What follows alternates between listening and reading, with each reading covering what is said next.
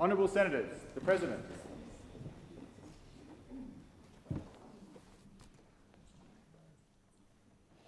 I acknowledge the Ngunnawal and Ngambri peoples who are the traditional custodians of the Canberra area and pay respect to the elders past and present of all Australia's Indigenous peoples. Senators, I invite you as I read the prayer to pray or reflect in your own way on your responsibilities to the people of Australia and to future generations. Almighty God, we humbly beseech thee to vouchsafe thy special blessing upon this Parliament, and that thou wouldst be pleased to direct and prosper the work of thy servants to the advancement of thy glory and to the true welfare of the people of Australia. Our Father, which art in heaven, hallowed be thy name. Thy kingdom come, thy will be done in earth as it is in heaven. Give us this day our daily bread, and forgive us our trespasses as we forgive them that trespass against us. And lead us not into temptation, but deliver us from evil. For thine is the kingdom and the power and the glory forever and ever. Amen. Are there any documents to be tabled by the clerk? Yes, President, I table documents pursuant to statute and returns to order as listed on the dynamic read. Are there any proposals for committees to meet during the sittings of the Senate? President, committees have lodged proposals as shown at item 3 of today's order of business. If there is no objection, the meetings are authorised. I call the clerk. Private Senators' Bills, ordered the day number 26. Members of Parliament Staff Amendment Providing Certainty and Improving Integrity Bill 2025, resumption of second reading debate. Senator Cash. Thank you, Deputy President. And this bill exists for one reason and one reason only, because the Prime Minister of Australia, Anthony Albanese, has used parliamentary staffing as a political weapon. And the Australian Senate has an opportunity to stop the Prime Minister of Australia from starving the Parliament of scrutiny, because that is exactly what he has done. The Australian people, they don't actually know often what goes on in this place. So it's up to us as senators in the non-government side to make sure they are aware on a daily basis on what the Albanese government is doing to undermine democracy. When you undermine democracy, you undermine the very fundamentals that the Australian people live and breathe on a daily basis. What Mr Albanese doesn't understand is this. Parliament isn't the Prime Minister's private office. It is the People's House. And those who are not on the government benches have an obligation to the Australian people to ensure that the actions of the government are properly scrutinised. So let us be very, very clear. Mr Albanese has treated parliamentary staffing like a political weapon. And all this bill does, it's a very simple bill, and that's why anybody on the non-government benches should be supporting it, is take that weapon out of the Prime Minister's hands. He's got to realise cutting opposition staff doesn't save money. It's a great catch-cry, though. It's a great catch-cry. What it does, though, is this. Quite deliberately, it buys less scrutiny of the government by the non-government parties on behalf of the Australian people. And quite frankly, those who are not in government need to ensure that the Australian people are served and are served well. So all we are doing with this bill is putting a floor. That's it, a minimum floor under staffing, so that the Prime Minister cannot starve the Parliament of the resources that it needs to properly hold him, his ministers and his government to account. This has got nothing to do with entitlements, nothing to do with entitlements at all. This is all about democracy, the undermining of democracy by the Albanese Labor government, and more than that, it is about integrity. Strong governments, as we know, they not only can withstand strong scrutiny, they welcome scrutiny because they are so committed to the decision that they are making that they are prepared to have that decision scrutinised. Well, not this government. Quite frankly, the Australian people need to understand what has happened to the Australian Parliament since May 2022. This place has become a shop floor. We are, quite frankly, resembling on the non-government side the textile union. The textile union who are bullied by the construction union who are now the government. The way you silence democracy is to make it look all pretty on the outside so the Australian people, they believe their parliament is functioning. Well, guess what, Australia? Under this government, they're undermining democracy. There is next to no scrutiny left in this place, let me assure you, courtesy of the Albanese government teaming up with the Greens to make as many changes as they can to ensure that scrutiny does not occur. And this place, quite frankly, is now resembling the union movement. You've got the big union, the government on one side, doing everything it can to silence the smaller union, and that'd be those on the non-government side. That is not healthy for democracy, but my goodness, that is actually now how the Australian Parliament functions. Why even bother calling us the Australian Senate? Because quite frankly, all we resemble now, because of the last, going into now their 4th year of a left-wing socialist government, is a shop floor. And any business out there who has dealt with a big union who seeks to bully, intimidate and silence knows exactly what I am talking about. This place is no longer the Australian Senate. This place is a shop floor, and God help Australia when the big union, aka the Albanese government, is in control, silencing, and every day it gets a little bit worse, the smaller union, which is now those of us in the non-government benches. Labor will vote against the bill, don't worry about that. As will, unfortunately, the Australian Greens, but we'll get to them shortly. They've got a brand new party room, almost $1 million worth, courtesy of the Australian people. They'll do a deal. They'll do a deal on anything. They'll do a deal later today on an estimate schedule. They talk about transparency. They talk about more scrutiny of this government. They get offered something, they backflip, and you'll watch that today. Later on today, there'll be a vote on adding a bit more scrutiny. We'll be supporting Senator David Pocock's very reasonable motion that he's putting forward to actually ensure that the smaller union actually has an opportunity to scrutinise the bigger union in the shop floor. Let's watch the Australian Greens and let's see what they do, because I can tell you right now they won't be siding with us, they'll be siding with the big union in the Australian government. Labor will vote against this bill, as I've said, and why will they vote against the bill? Because they're voting to keep a system where the Prime Minister of the day decides who gets to scrutinise him and who doesn't. So the Australian people are ultimately the ones that miss out. The way the current system works is this. Under the Member of Parliament Staff Act 1984, the Prime Minister of the day holds the absolute discretion over who gets personal staff and who doesn't.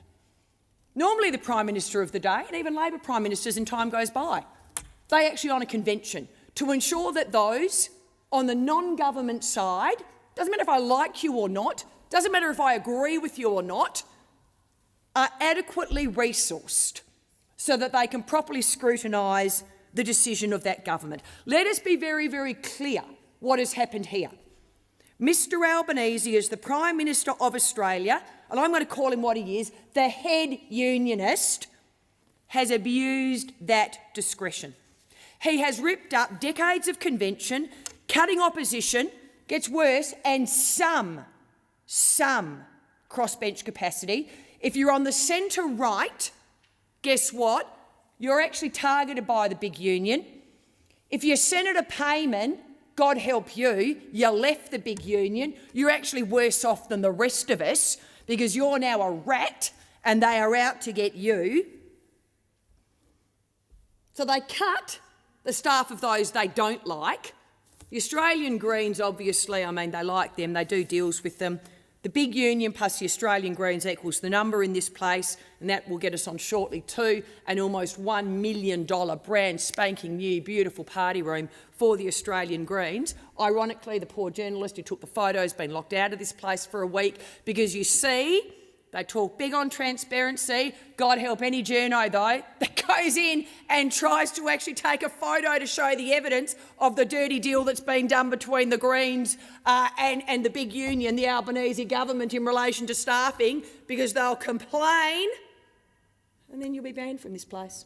Again, when you want to talk about the undermining of democracy, that is the undermining of democracy at its very best.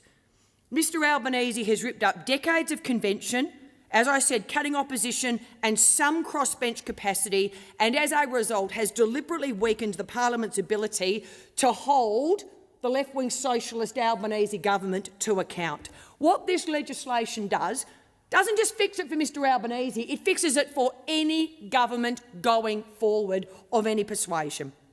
It's very simple. It restores balance, transparency and integrity to a system that the Prime Minister, Mr Albanese, has treated like a private fiefdom. Let us be clear about the problem. Right now, there are no minimum staffing levels for non-government parliamentarians. There are no transparent basis for how resources are distributed. There's no review and no appeal. The Prime Minister, as he has done, can reward his left-wing friends. He can punish his critics, even reduce an allocation to zero, as he has done. And there is no check or balance on that power. This isn't hypothetical. This is what occurred in 2022 and has again occurred in 2025.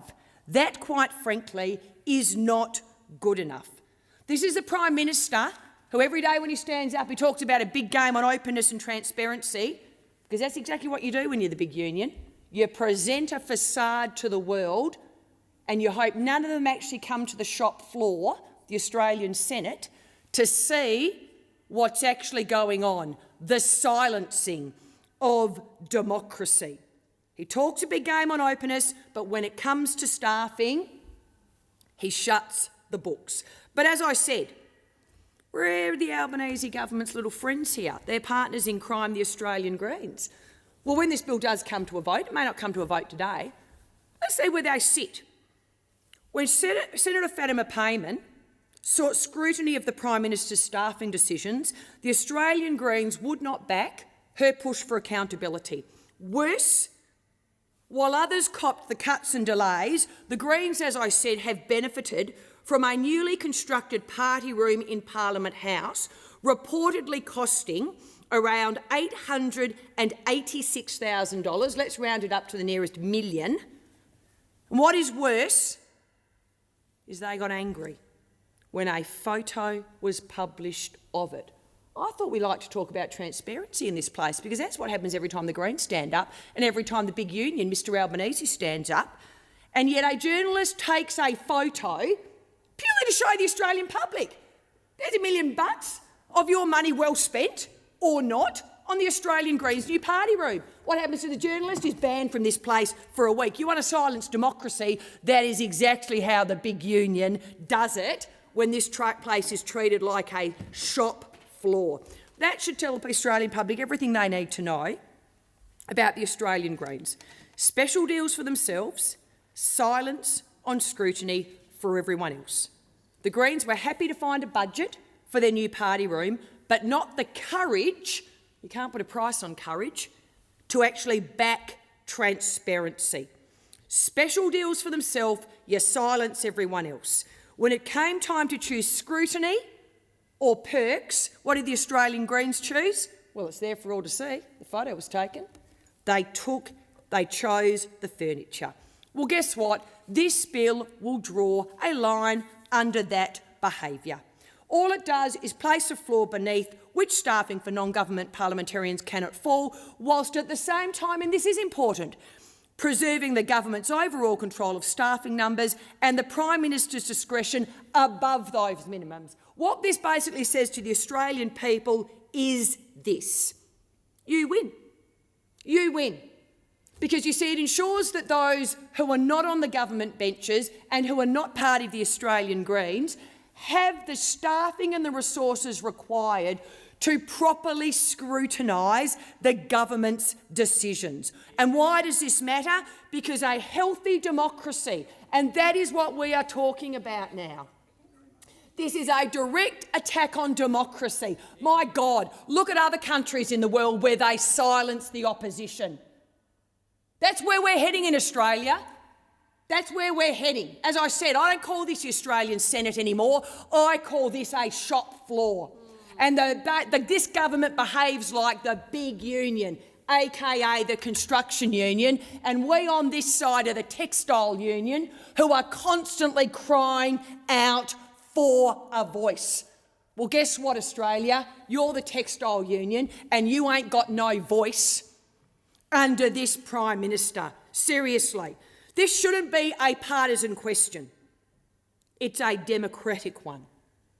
And if you respect democracy, if you respect what people died for us, the freedoms that we have today, so that we could be the great democratic nation that we are, I would have thought ensuring that democracy is preserved and the basic accountabilities of a government are enforced, this would be an easy decision for you.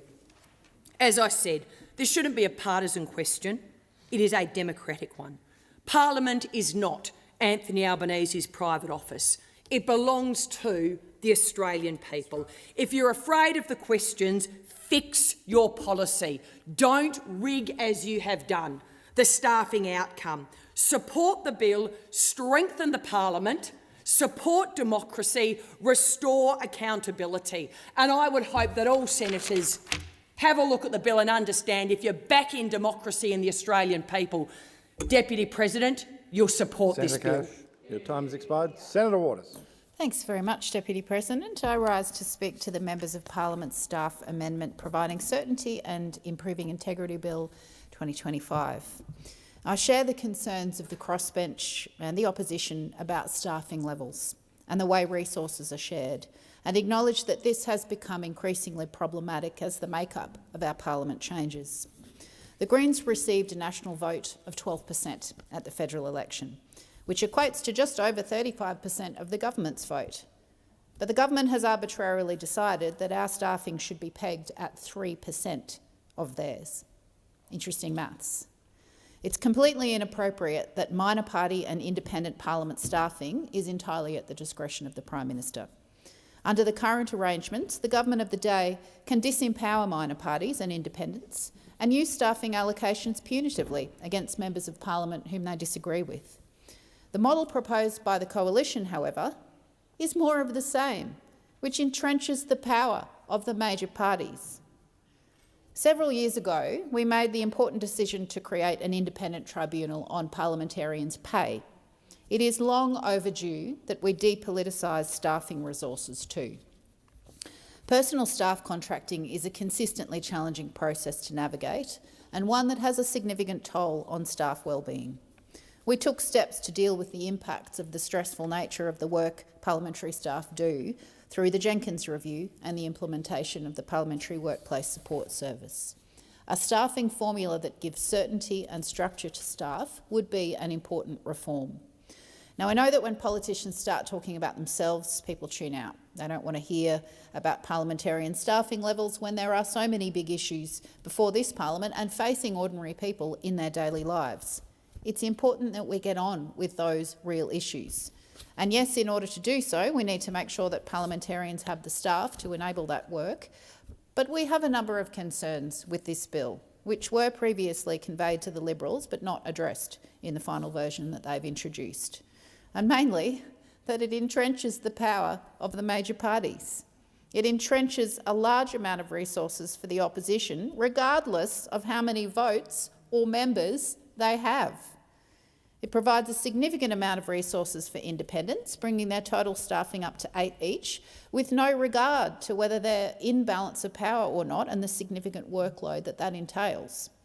It actually provides significant new incentives for MPs to leave parties and become independent, And ironically, it places further barriers on the Nationals' ability to split from the coalition.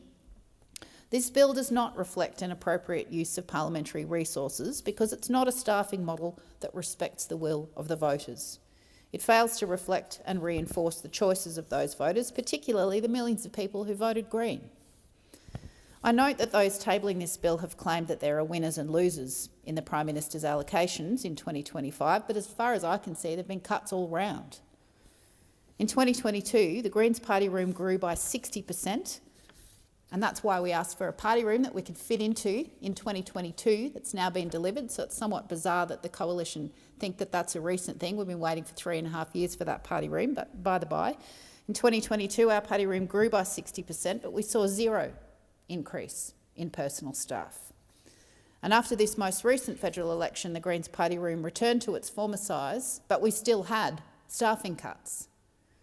So I share the frustrations of those who've put this bill forward, and with no rhyme or reason to the staffing levels, it is a difficult experience for both parliamentarians and primarily for staff. But the Coalition's failure to do the work required to develop a model that reflects the purpose of this place and respects the trust that voters have placed in their elected representatives means that we can't support the bill in this current form. I move the second reading amendment that's been circulated in my name, that the government work with all elected groups and individuals in the parliament to develop a fair and independent staffing model for allocating personal staff that reflects the diversity of representation as elected by the Australian people and staff wellbeing and the sustainability of staff workload. I want to address another matter regarding staff in this building that made the news again yesterday. Brittany Higgins was raped in this building, in her workplace. She experienced the worst of political life, but she made a selfless choice to tell her story. She fought to drag her story into the sunlight and forced everyone in this place to face the truth, that this workplace is not safe, that men in this workplace feel entitled to make women unsafe, and that bosses fail to hold them accountable. There are people who will go to sleep knowing that they did not do everything in their power to protect Brittany or help her tell her story, and those people's consciences are up to them. Senator Waters, resume your seat. Senator Hanson on a point of order. I've got a question. This is completely right off topic of what this is about, staffing allocations, not to do with Brittany Higgins. We always allow a fair degree of latitude in discussion of bills in second reading. Senator Waters, you have the call. Thank you, Deputy President. Yes, we are talking about staff. Thank you for that ruling. But on behalf of the Greens, I thank Brittany Higgins and all survivors for their courage. The Set the Standard report found that 1 in 3 parliamentary... Senator Waters, please resume your seat. Senator Henderson. Deputy President, thank you. A point of order on direct relevance. I understand your earlier ruling in relation to some latitude in these debates, but I really would urge you to bring Senator Waters back to the subject matter of this bill. Thank you. Senator Henderson, as I said earlier, we've always allowed a fair degree of latitude in second reading debates. Senator Waters has the call. Thank you, Deputy President.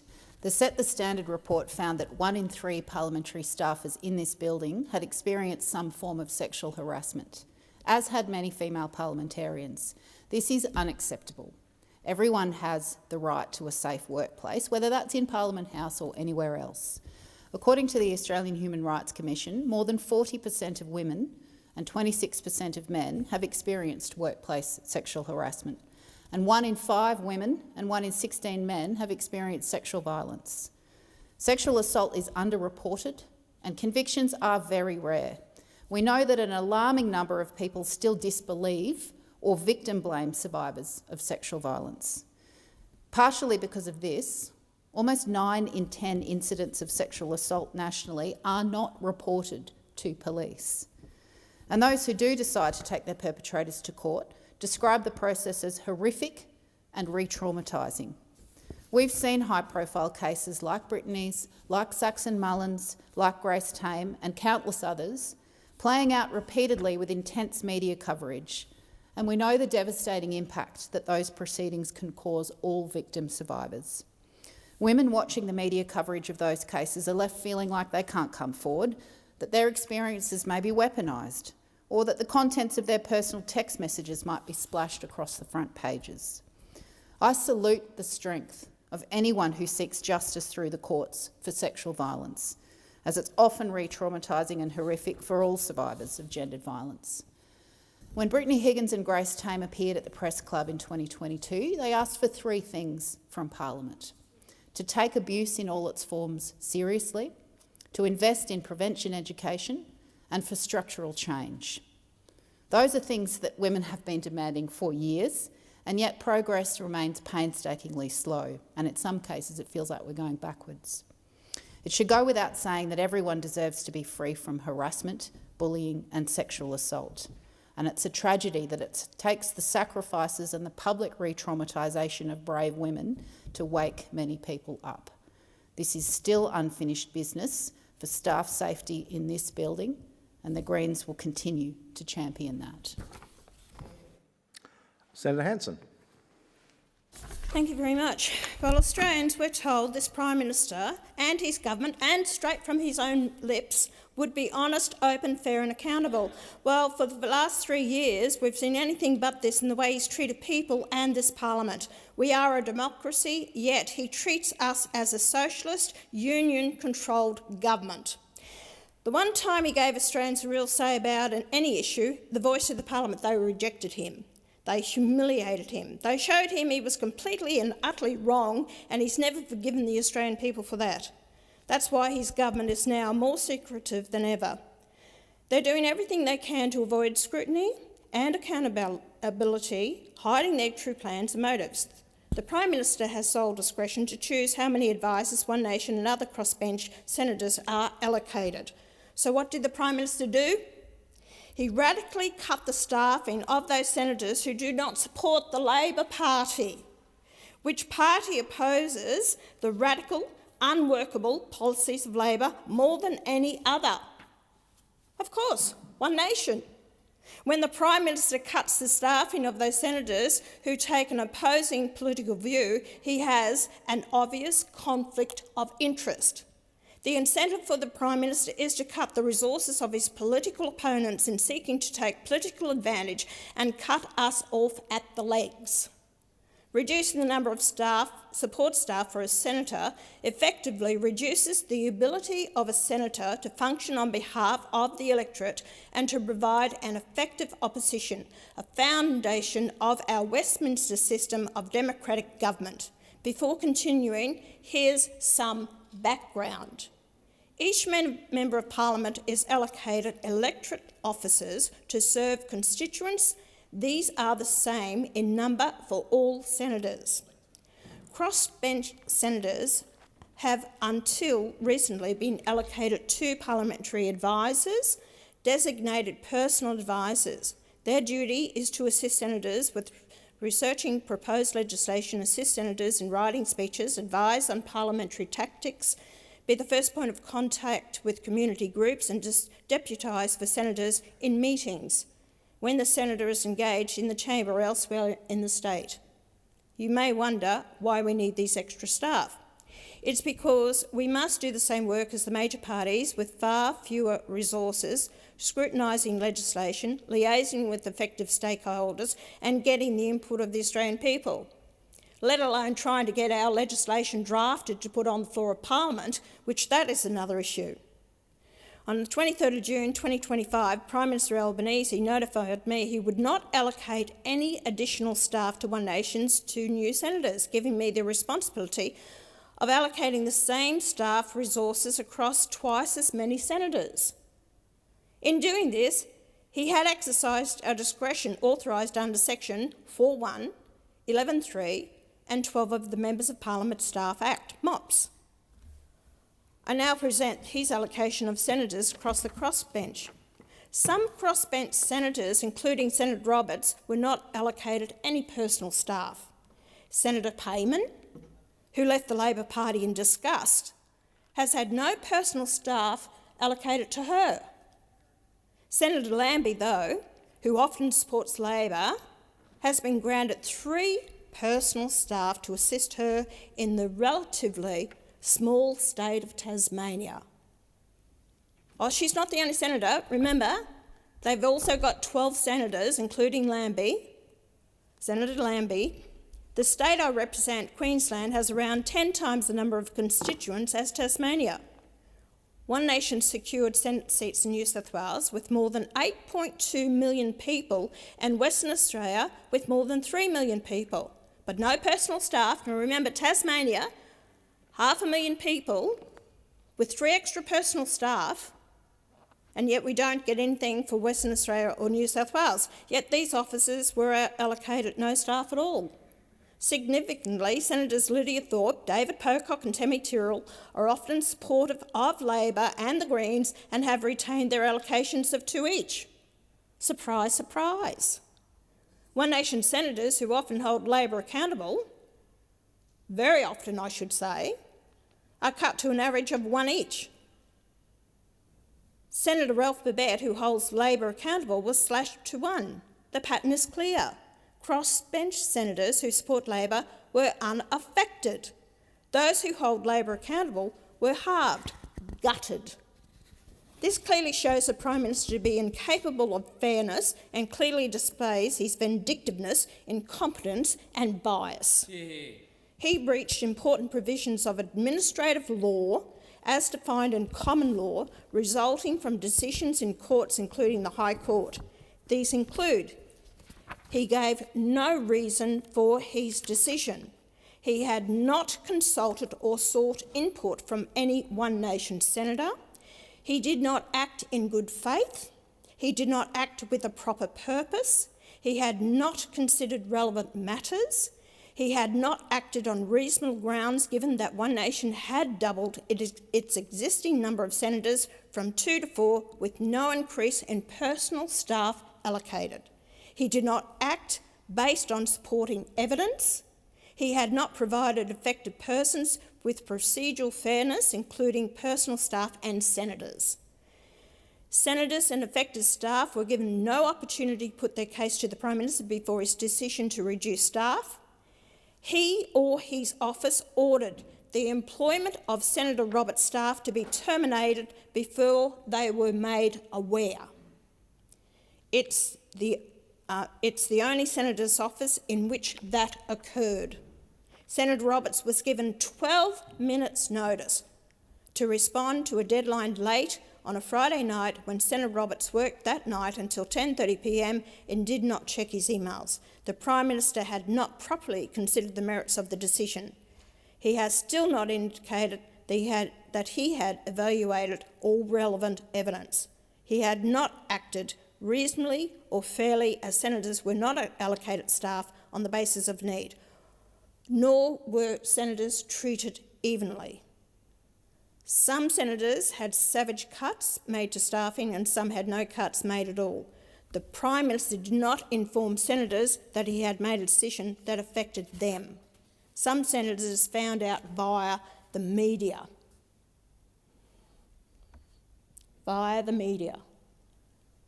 The respect that is not shown in this place. The decision flies in the face of the recent Department of Prime Minister and Cabinet review on health risks to parliamentary staffers from workplace stress and excessive work demands. This raises serious workplace health and safety issues.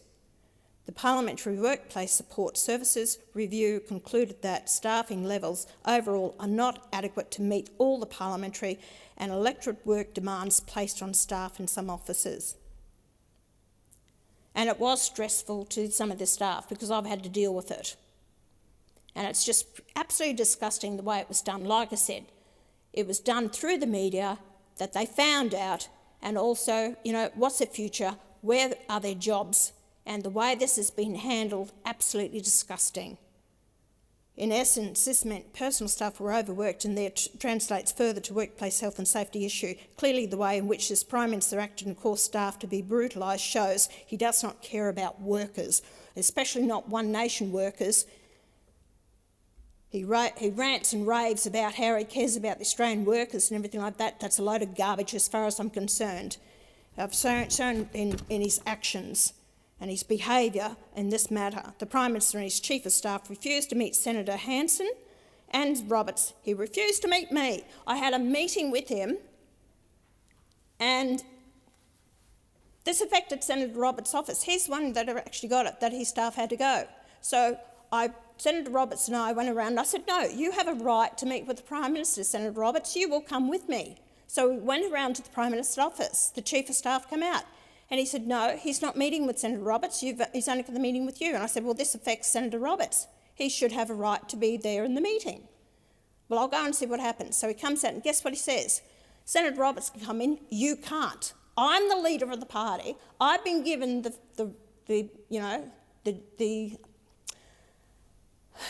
authority to disperse the staff to what I believe. I'm not a parliamentary party. I am an individual senator heading a political party. We are not a recognised parliamentary party, but he's telling me I have to authorise where the staff have to go. So therefore, I was denied the right also to go into the office. Couldn't face two of us. Couldn't face me. Didn't want to face me. Only Senator Roberts. So, you know, this Prime Minister is weak and he couldn't face the two of us to put his case across why he did what he did. So the Chief of Staff refused to meet with both of us. In his meeting with the Prime Minister, Senator Roberts raised three main issues: the unfairness of the Prime Minister's staff allocation, the Prime Minister's actions breached recognised process expected under administrative law provisions, and his partisan decision imposed needless stress on staff who were already working hard in the taxpayers' interest. Australian courts have clearly recognised that the exercise of administrative decisions, including the decision to reduce support for senators, must follow the procedural principles set out in Australian case law. The Prime Minister didn't follow any of these principles. If the Prime Minister supports a fully functioning Parliament, democracy and accountability, then he should ensure that members of the Senators are provided with reasonable resources, including qualified and professional advisers as personal staff. After securing re-election based on claims of transparency, the Prime Minister has abused his position, disrespected Australian law and courts and jeopardised democracy for his political advantage. And he's shown this incapable of fairness. Our staff have been treated unfairly. This stinks of corruption. That's why we've notified the National Anti-Corruption Commission, and it's why we'll be taking this matter to the Fair Work Commission. The Prime Minister's politically motivated decision will lead to lack of accountability, and without that, he will be prone to overstepping and bring himself down. He will be more able to hide behind reduced opposition and scrutiny, and that hurts Australia. It undermines democracy. This is clearly a further example of the Prime Minister seeking control over a democratic process, and remind everyone that always beneath control there is fear. Why is he afraid of democratic scrutiny? Why is he afraid of losing the control that he covets? Under the new bill, the government retains over 520 staff, while it also retains access to thousands of departmental staff. This bill provides fair allocation to government, opposition, Greens, other parties and crossbench independents. This bill is well considered, well written and fair. Its co-sponsors include the Liberals, Senator Payman, Senator Babet and One Nation, indicating broad support. The bill offers career progression from crossbench staff. It only nominates minimum standards. The Prime Minister can allocate more. We're all tired of partisan politics that threaten to destroy our country and destroy our democracy. The bill will ensure that support for senators in Australian democracy is not subject to the whims of a recalcitrant Prime Minister who puts his own personal agenda ahead of the effective operation of this chamber. Both preceding coalition Prime Ministers allocated equal numbers of personal advisers to each crossbench senator, showing they both saw merit and fairness in democracy. The Prime Minister Albanese hides from democracy, buries democracy, prevents democracy. So One Nation welcomes the spirit with which many diverse senators approached this issue, revolution in a united way. Look, I have my differences with a couple of the other crossbench senators here, but the fact is we've been treated unfairly, and I believe that Senator Payman's been treated unfairly too. She has not been given any staffing allocation, personal staffing at all. That clearly shows that he's never got over the fact that she's walked away and turned her back on the Labor Party with good reason. And that is not fair in this place. This is where it should be fair right across the board for everyone here, an allocation of staff.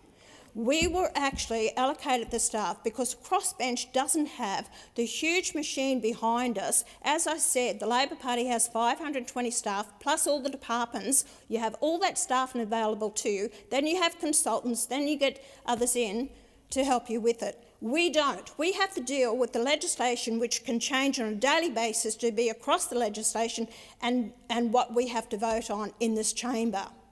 And you've cut our staff. It is disgusting what this Prime Minister has done. I will keep following up. Our staffing that have lost their jobs, they are going to take this to the Fair Work Commission. I will follow through with the National Crime Commission, and this is under the National Crime Commission. The way this handled is wrong. This is not the Prime Minister that we deserve. Senator McGrath.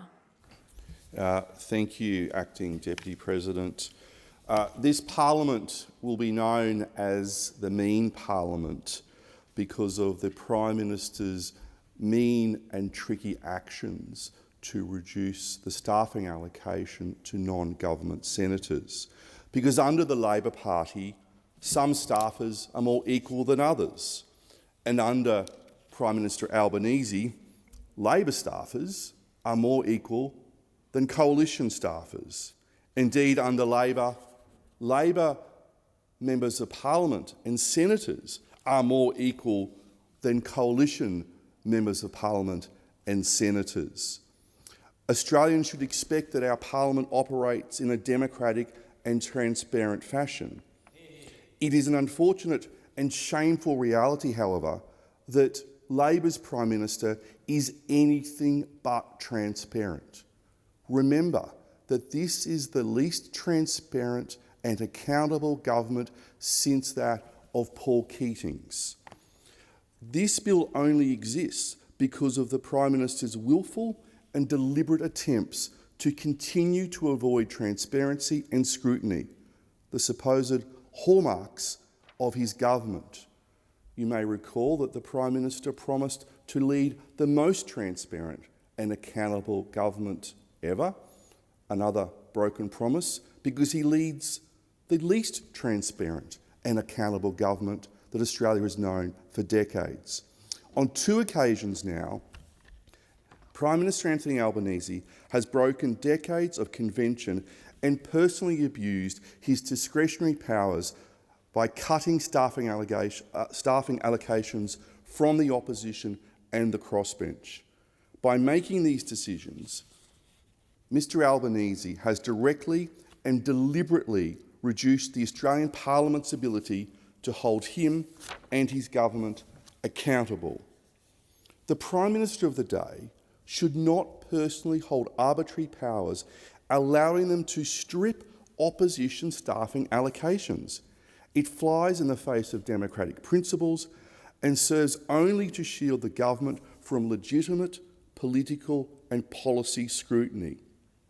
This bill makes simple changes to the Members of Parliament Staff Act 1984, commonly known as the MOPS Act, to create clear guidelines on staffing allocations for the opposition and crossbench. It sets up a fair, balanced and transparent system in the place of discretionary powers given over to the Prime Minister that are open to abuse. That is the current case under Mr Albanese. Currently, there are no minimum staffing levels for non-government parliamentarians. This system is opaque, confusing, and up until this point relied on convention and the goodwill of a Prime Minister who had the stomach to weather legitimate scrutiny in Parliament. But this Prime Minister, because of his mean and tricky actions, has shown that he has a glass jaw when it comes to legitimate questioning concerning the operations of this Labor government. This bill fixes these issues and in doing so provides clarity and scrutiny for parliamentarians and staff for all sides of politics. Now, the Green Senator Waters said earlier in her contribution, and I quote, that we have a number of concerns with this bill which were previously conveyed to the Liberals but not addressed in the final version they introduced. End of quote. Well, I can advise the Senate the reason the Coalition stopped working with the Greens on this bill is because the Greens, quell surprise here, did a deal with Labor in the first fortnight of this parliament to vote down Senator Payman's inquiry, despite previously indicating support. Senator Waters also said that the bill provides a significant amount of resources for independents, bringing their staffing up to 8 each. Well, that also is incorrect. The table within this bill sets the minimum at 3 for independents, or at a number higher than that which can be determined by the Prime Minister.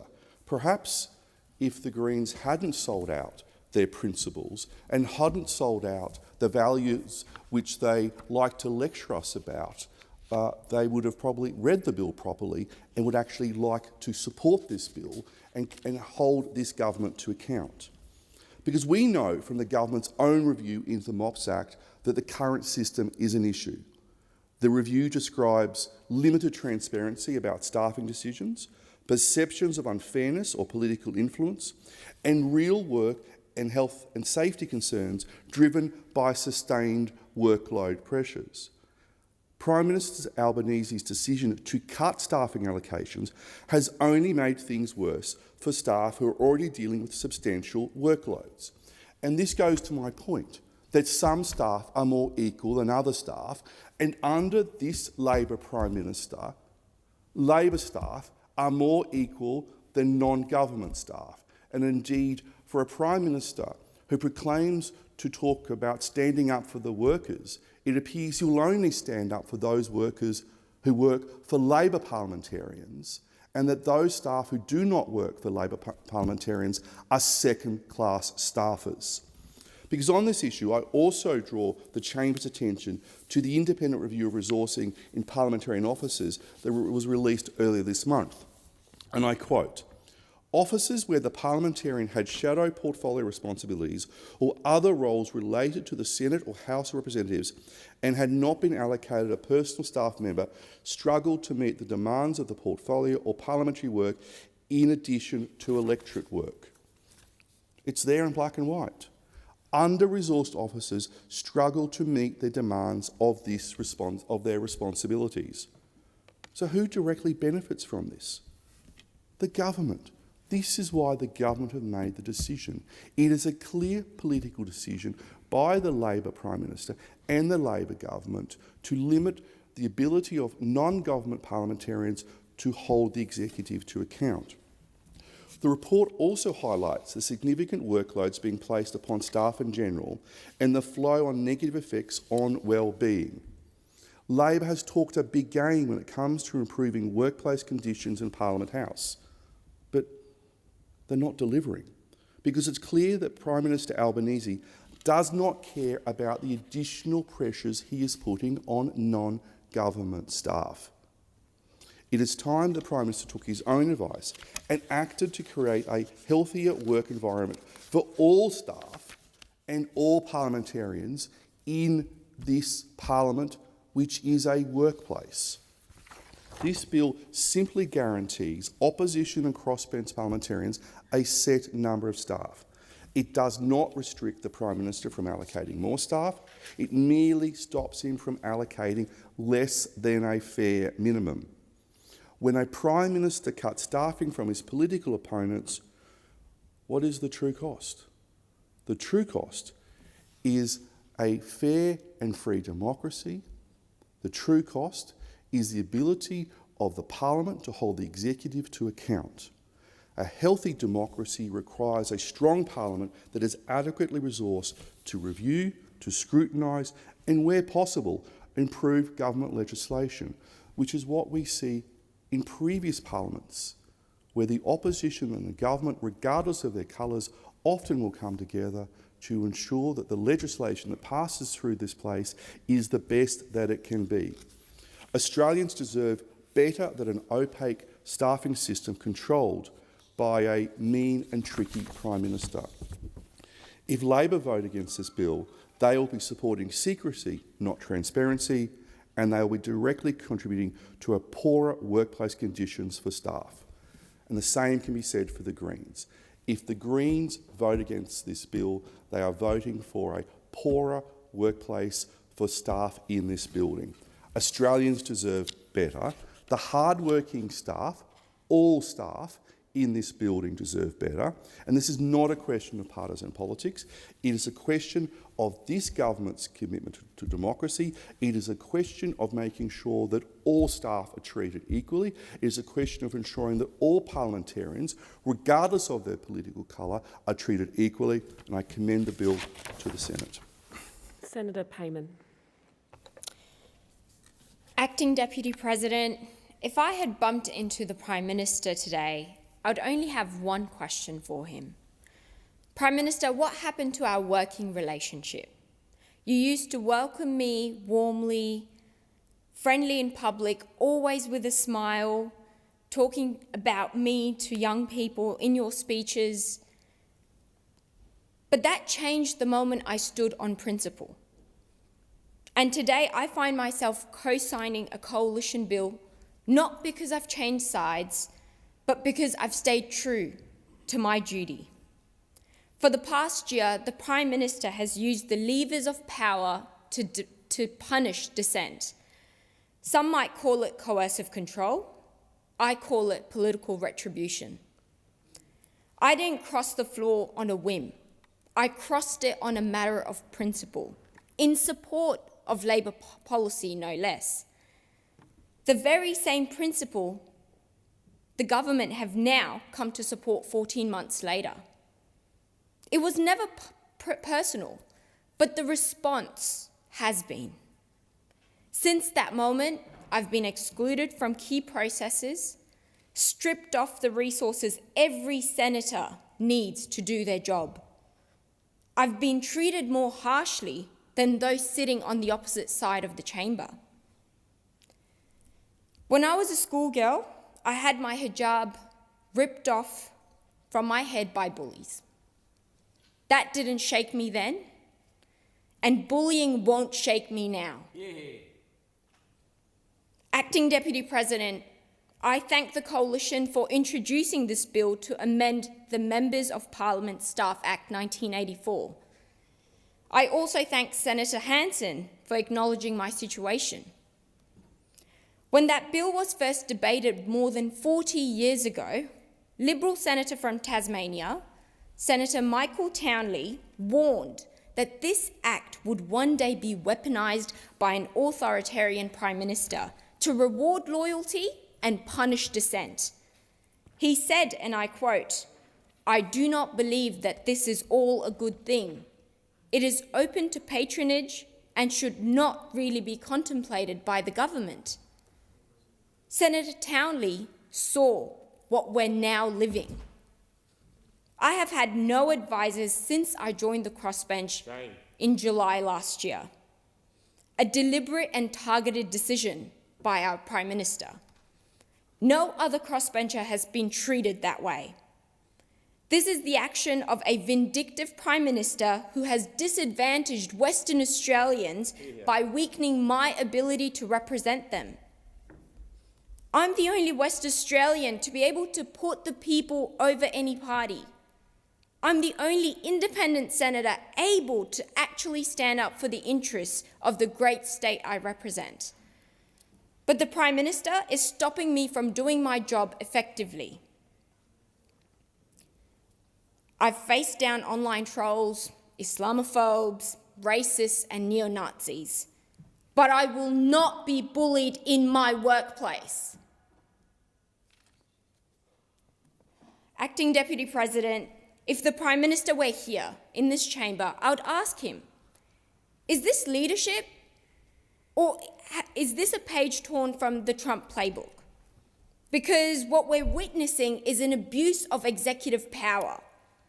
Denying senators the means to scrutinise legislation isn't just unfair. He's in breach of the spirit of our Constitution, undermining the very purpose of the Senate as a house of review. Does he understand how this looks? Petty, authoritarian, a political bully trying to coerce and control. I am a young Australian Muslim woman of colour. I've been bullied out of Afghanistan. I will not be bullied by this man. Senator Babet. Thank you, Acting Deputy President. Now, remember when the Prime Minister came to power, he said this would be something along the lines of this. It's going to be a kinder, gentler type of politics. Rubbish! Rubbish. What was this man talking about? That's not the case at all. That's not what happened.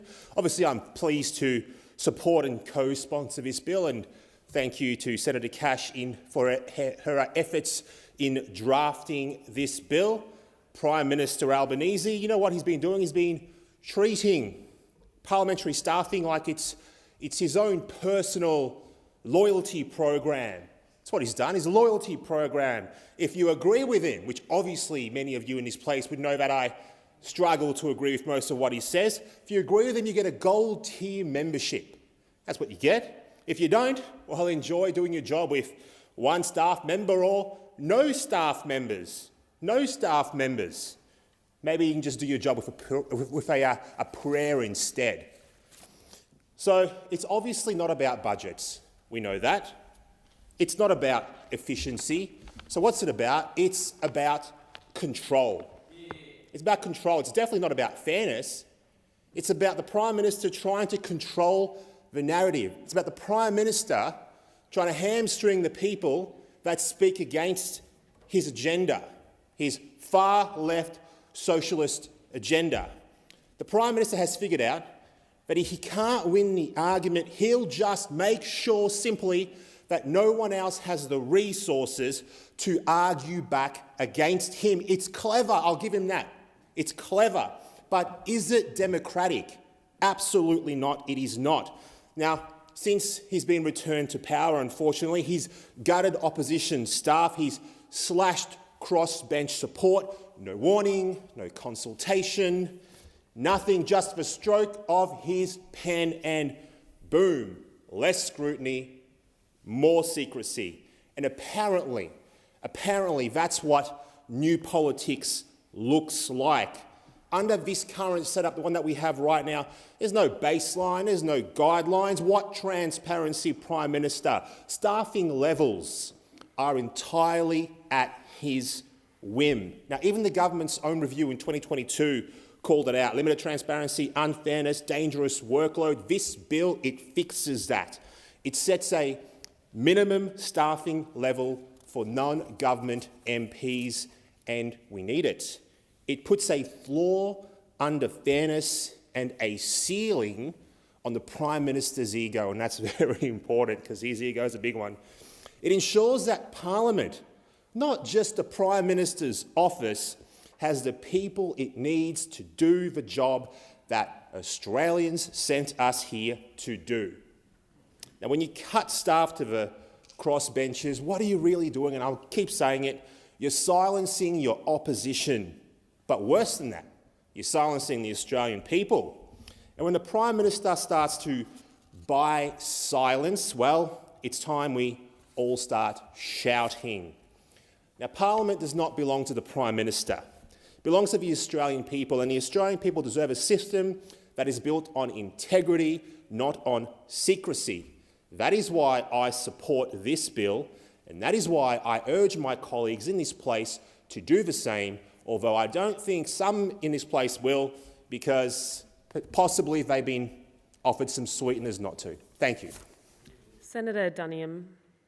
Thank you, Acting Deputy President. Well, it's rather disappointing, isn't it, that we actually have to have a debate of this nature in this parliament. I mean, as reflecting on the contributions of colleagues, this place is about a better future for the Australian people. We all come here wanting to do good things. But as has been highlighted by a number of speakers now, that becomes incredibly difficult when the resources you are normally afforded are taken away from you, making it harder to do just that. So here we are, instead of talking about a better education system, a better health system, a more robust transport system, talking about resources that should be made available to members of parliament to represent their constituents in this parliament. Now, I do want to reflect on the contribution, to start with, of Senator Payman. Now, I can tell this chamber and anyone who might be listening, I suspect Senator Payman and I disagree on many, many, many things. And you know what? Great. That is democracy at work. There are things we have regularly voted on opposite sides of the chamber on. And I say that's a wonderful thing, because in this free democratic country we can exercise our ability to do just that. But Senator Payman, who points out in what I am flabbergasted at, is an independent senator who has, unlike any other independent senator, been offered no additional support. That is not based on any methodology. That is not based on any formula. That is not based on any open and transparent mechanism where senators are given a certain amount of support in order to do the work that they do.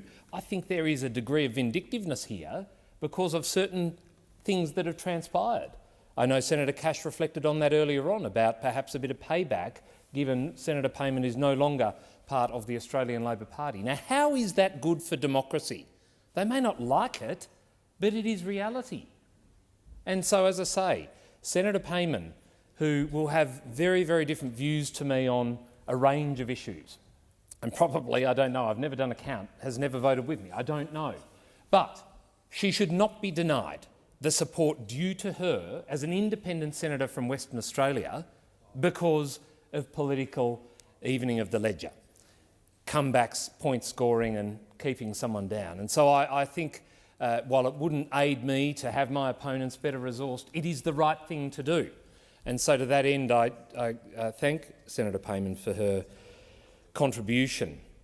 But again, the fact that we are having this debate around resourcing parliamentarians to do their job is a very, very disappointing turn of events. The fact that in a massive break from convention, the government, in its vindictive ways, has decided, hey, opposition, you've just lost the election, we're going to take a further 20 staff away from you.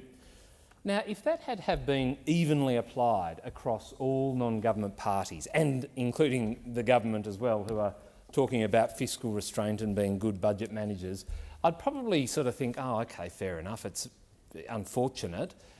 But it hasn't been applied that way. There was no formulaic approach to this. It was, well, you're the opposition, I don't like what you've got to say, and so therefore I'm going to take away a degree of support that you will rely on to do your job. Oh, and independent Senator X or independent Senator Y, we're going to treat you this way. There is one group in this chamber who have bizarrely avoided the scalpel that was applied to the rest of us, and it is the Australian Greens. As I understand it, I think they might have lost one staff member out of the contingent they went into the election with. Now, they did lose members of their team, but that doesn't seem to matter. It applied to us, it applied to others, but not the Greens. And indeed, as we know, not only did they seemingly escape the scalpel when it came to staff in this place, they were rewarded. This obscene expenditure on a room in this building to keep them in comfort while they meet and talk about how they're going to agree to the government's agenda and prop up this government in the Senate. $1 million of taxpayers' money put into a room in this building, not into doctors in regional Australia, not into better roads in communities across Western Australia or Tasmania even, but into a room for senators to sit in. And we have seen images.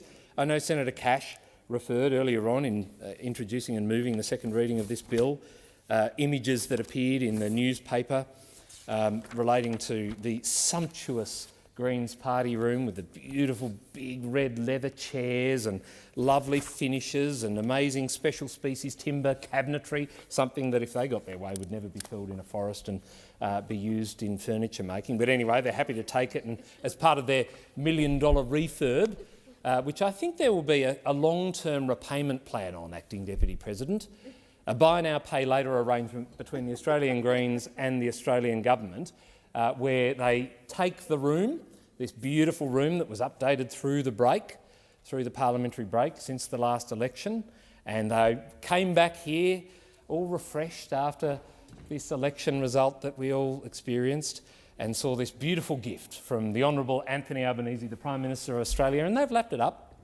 But as I say, it is a buy now, pay later arrangement where they take the room and over the course of time they will be able to do things to pay down the debt they owe the Labor Party, supporting various bills and agreeing to certain arrangements. And we'll see it again today. We'll see it again today, I expect, because this issue of transparency, which we were promised 4 years ago was going to come to a new high. More transparency in this parliament for the Australian people. They deserve it. But when the Centre for Public Integrity tells us that this government is the most secretive in a very long time, if not ever, can I tell you, I am very alarmed at anyone who would get into bed with this mob and support their agenda, including, can I say, Acting Deputy President, their approach to Senate estimates. Now, there was a motion on the books yesterday to extend the estimate schedule by an extra week. And you know what, to the people who are here in the gallery today and perhaps listening online, Senate estimates is an opportunity to go through the government's books, see how they're spending taxpayers' money on their behalf. Now, there was a week set aside for estimates. Senator David Pocock, another independent senator who no doubt has been dealt with in a vindictive way by having staff taken away from him, proposed an extra week of Senate estimates, an extra week, because this year we've missed out on a number of opportunities given the election and other matters. But between the Greens and the Labor Party, they don't want to borrow that. They do not want that extra week of Senate estimates. They do not want that extra week of scrutiny. They would prefer to hide away from prying eyes. They'd like to cover over whatever it is they're doing. And we saw it again yesterday with the Housing Australia Future Fund, where they refused to tell us exactly how they've spent $277 million of taxpayers' money. But this side of the chamber over here, between the Australian Labor Party and the Australian Greens, refused to open the books, refused to agree to extra sittings of the Senate for the purposes of Senate estimates.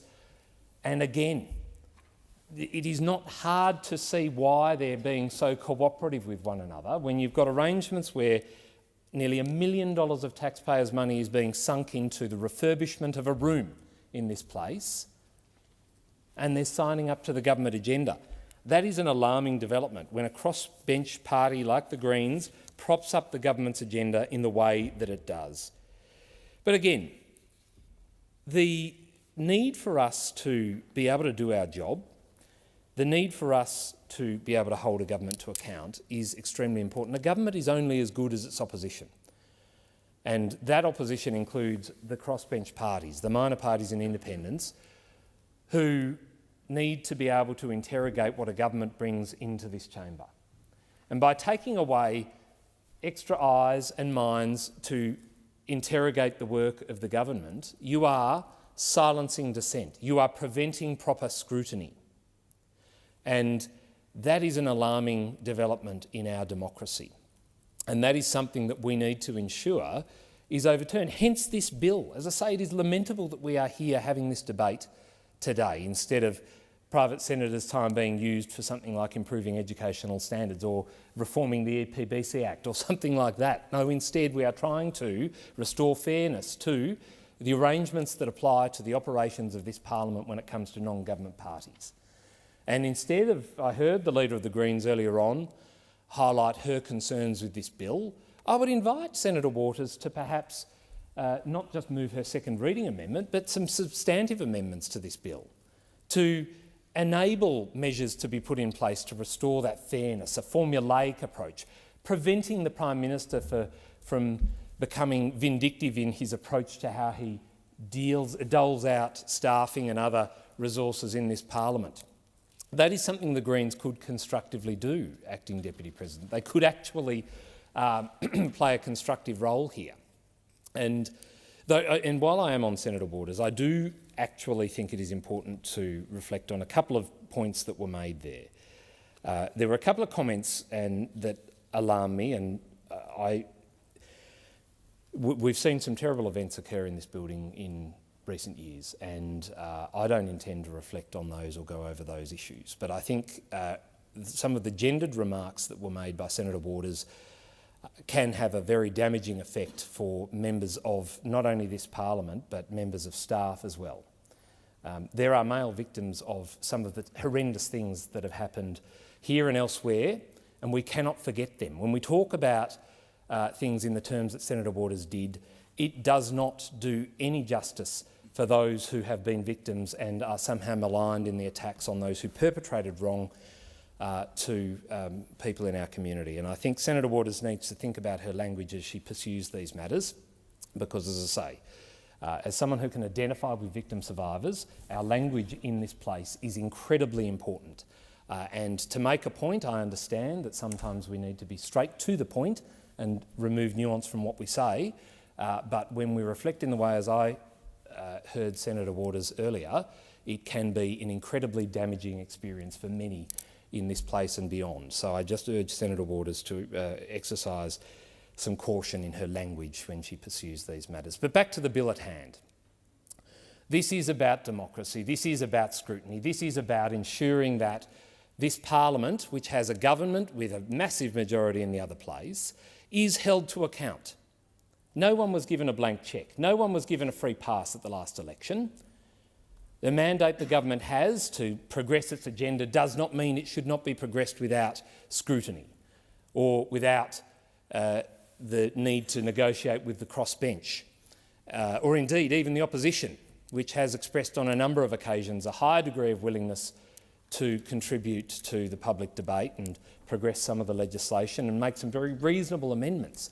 But again, when you take away those resources that we all do depend on, when you've got complex legislation, which can go into the hundreds of pages when you include an explanatory memorandum and all of the other attached documents and appendices, it is incredibly important that we have people with us on behalf of the people of Australia, the people we represent in this place, assisting in making sure we are getting it right. And I would invite the Greens to reconsider their position on this legislation. As I say, I heard Senator Waters outline a range of concerns she has with the legislation as it stands, and I saw the second reading amendment, but I would invite the Greens to perhaps consider substantive amendments. It being 10:12, time for this debate on the bill has been interrupted. The Senate, I call the clerk. We now move into consideration of government business. Government business. Orders of the day number 1. Fair Work Amendment Protecting Penalty and Overtime Rates Bill 2025. Resumption of consideration of the bill in committee.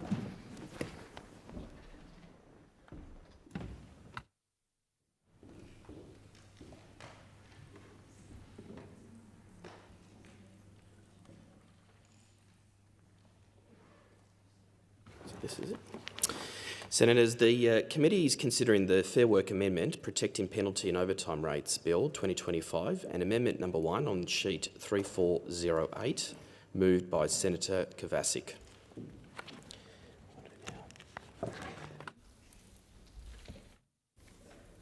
Senator Kovacic, you have the call.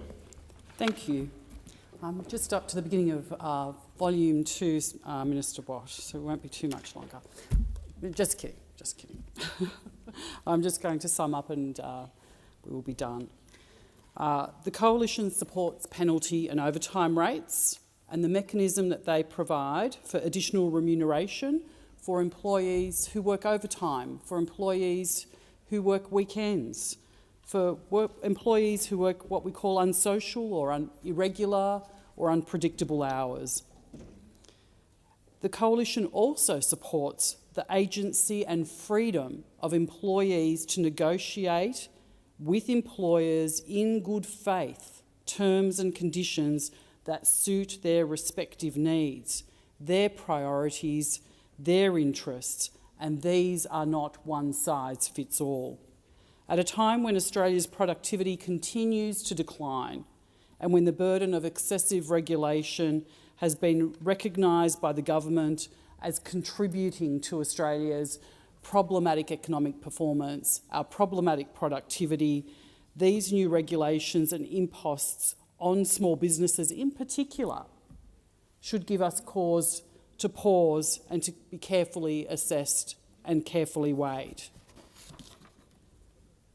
Following the Senate inquiry into this legislation, the evidence provided a clear divide.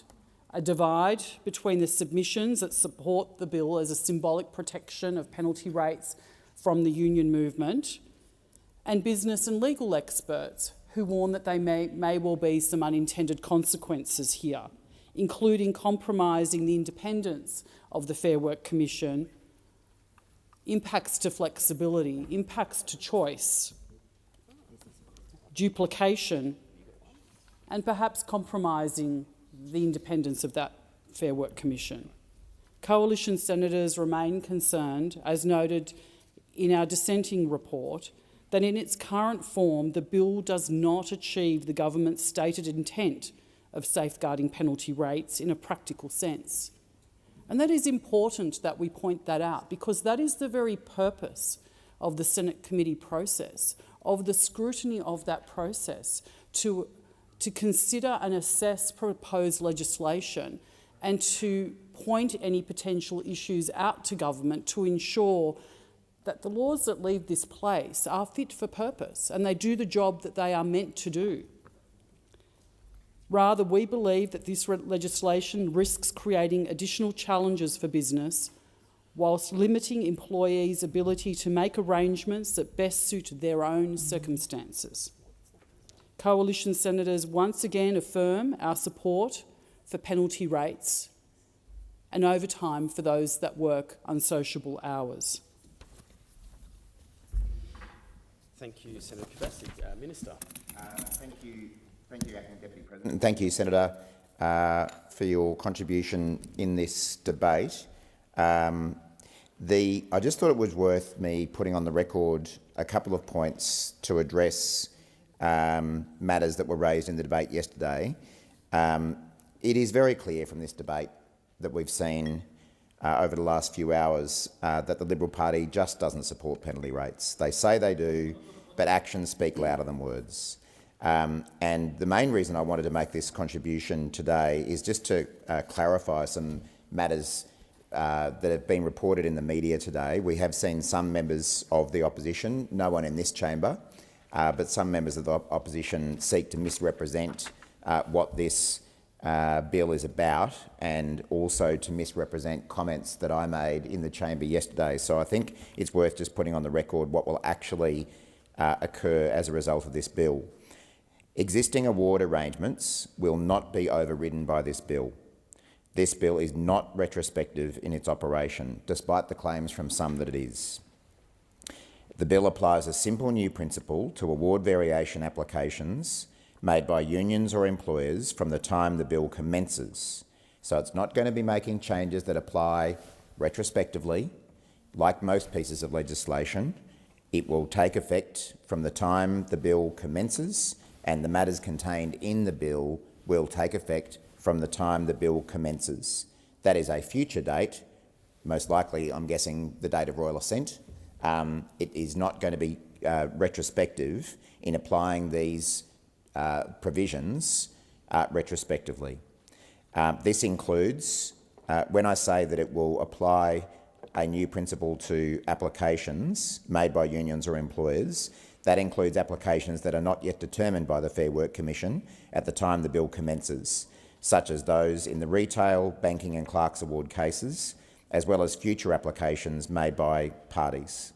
This new principle will, very simply, prevent the reduction of a penalty rate, for example, from 200% of the base rate of pay to 150% of the base rate of pay.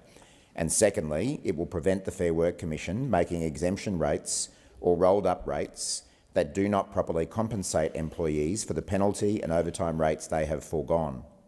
The new principle applies to awards only, not individual flexibility agreements or enterprise bargaining agreements.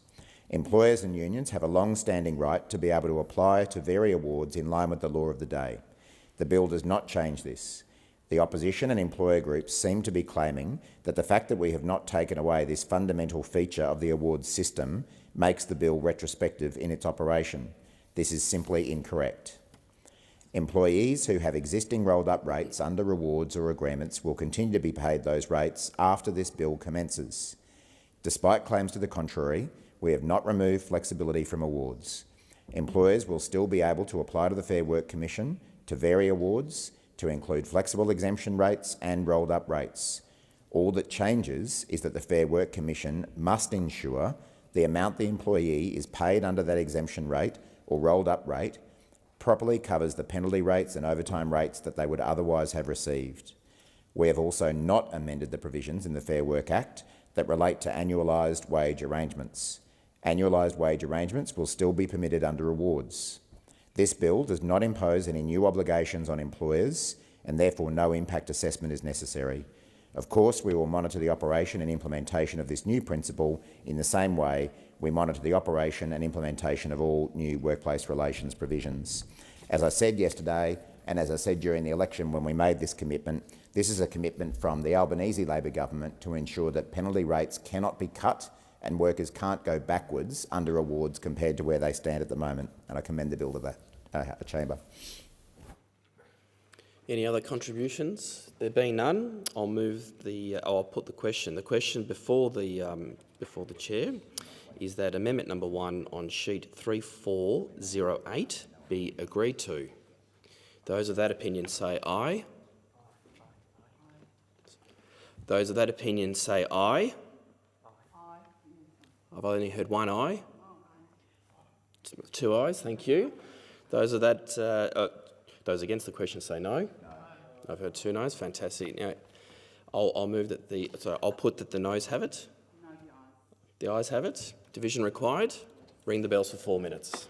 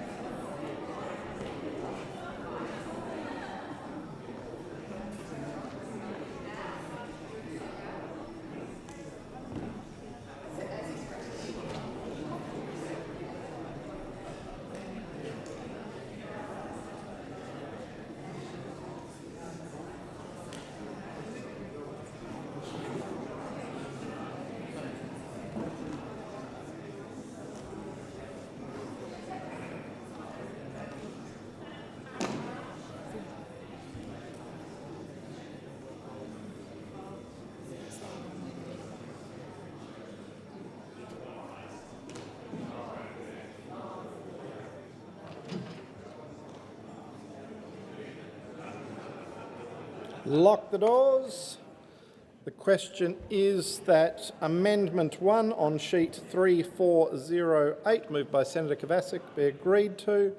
Ayes will pass to the right of the chair, noes to the left. I appoint Senator Blythe teller for the ayes and Senator Grogan teller for the noes.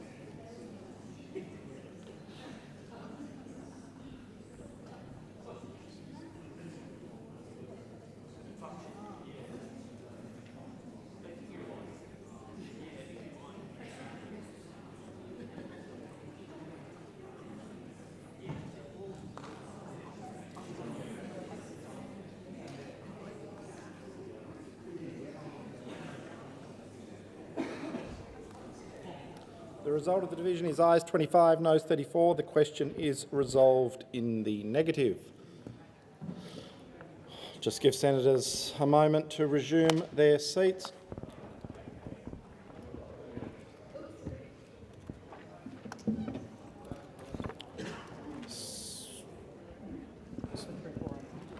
Senator Kovacic, you're seeking the call? I am. I move the amendment standing in my name on sheet 3409. You're seeking to move sheets numbers 1 and 2 together by leave? Yes. Is leave granted? There being no objection, leave is granted. Is there any further contributions? Otherwise, I'll put the amendment. Question is that amendments 1 and 2 on sheet 3409 be agreed to. Those of that opinion say aye. Aye. Against say no. No. I believe the noes have it. The ayes have it. Division required. Ring the bells for 1 minute. 4 minutes.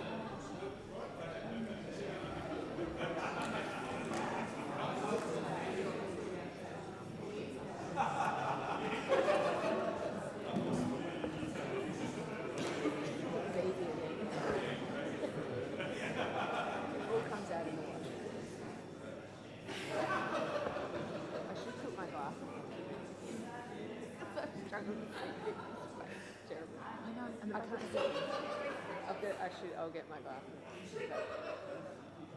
It's easier when it's counting half.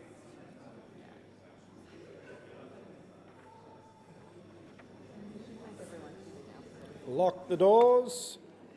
Question is that amendments 1 and 2 on sheet 3409 be agreed to. Ayes will pass to the right of the chair, noes to the left. I appoint Senator Blythe, teller for the ayes, and Senator Grogan, teller for the noes.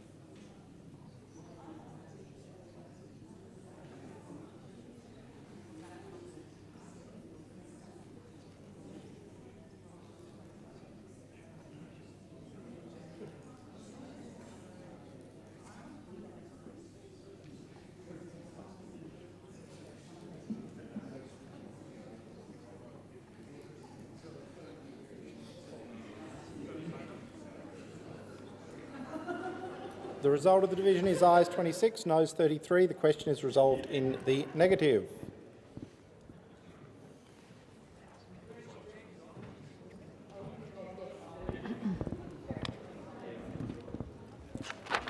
Senator Kovacic. Thank you, Deputy President. I move amendments standing in my name on sheet 3410. Question is that amendments 3410 be agreed to. Those of that opinion say aye. Against say no. The noes have it. Division required. Ring the bells for 1 minute. 1 minute? 1 minute.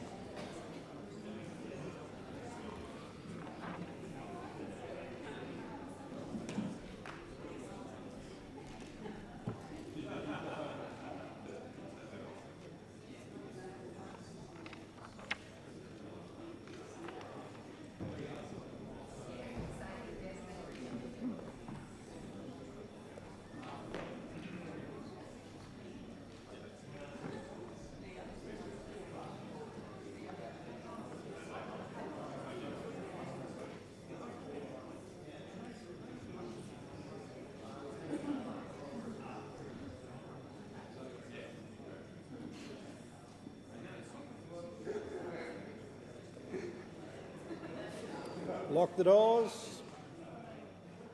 Question is that Amendment 1 on sheet 3410 be agreed to. Ayes will pass to the right of the chair, noes to the left.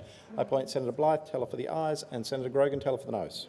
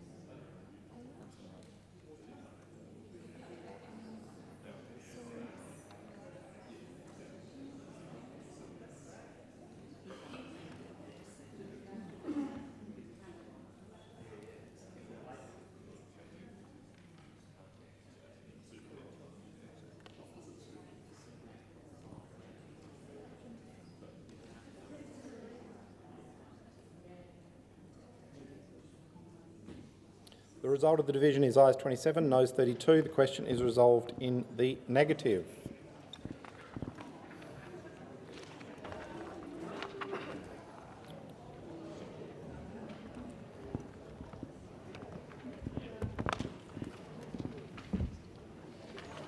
Senator Barbara Pocock, are you seeking the call? Thank you. Thank you, Acting Deputy Chair. I seek leave to move Amendments 1 and 2 standing in my name on sheet 3390 together. There being no objection, leave is granted. The amendments. This bill, as it stands, is defensive. It defends something really important, penalty and overtime rates. And we know that millions of Australian workers depend on these to put food on their table, and they deserve these rates. And the Greens will never stand in the way of workers' rights and increases in their pay. But work is changing. The worker is changing, the workplace is changing, and what we do at work is changing and where we do it. And that means we need some ambition in our workplace laws to deal with these changes. And we need more ambition from Labor. Yesterday, Labor voted down a reasonable right to request work from home for up to 2 days a week. We know from polls in the last 2 weeks that 75% of Labor voters support a right to work from home, and 51% of coalition voters support a right to work from home. 2/3 of all Australians want this right. They know they need it and they want to see it in their workplaces. The Victorian Premier is doing it, and the PM has backed her in. This week, workers in small businesses joined other workers across our country in a right to disconnect. Now, all workers across the nation have an important new right, a sensible right, a right to step away from the intrusive effects of an employer who wants them on the phone on a Sunday morning. It makes their lives better, and the sky has not fallen with a right to disconnect. And that came about because the Select Committee on Work and Care recommended that right, with a lot of agreement across this chamber, and we pushed a private member's bill and kept pushing, and with the support of Tony Burke, we got a right to disconnect up. It was legislated. It's a great success, and a success, as we know, we've heard it many times in this chamber, has many parents. Everyone wants to claim it. But the point here is that a good thing for workers was achieved by this chamber putting workers first. Yesterday, when Labor voted down a right to work from home, they put politics ahead of workers.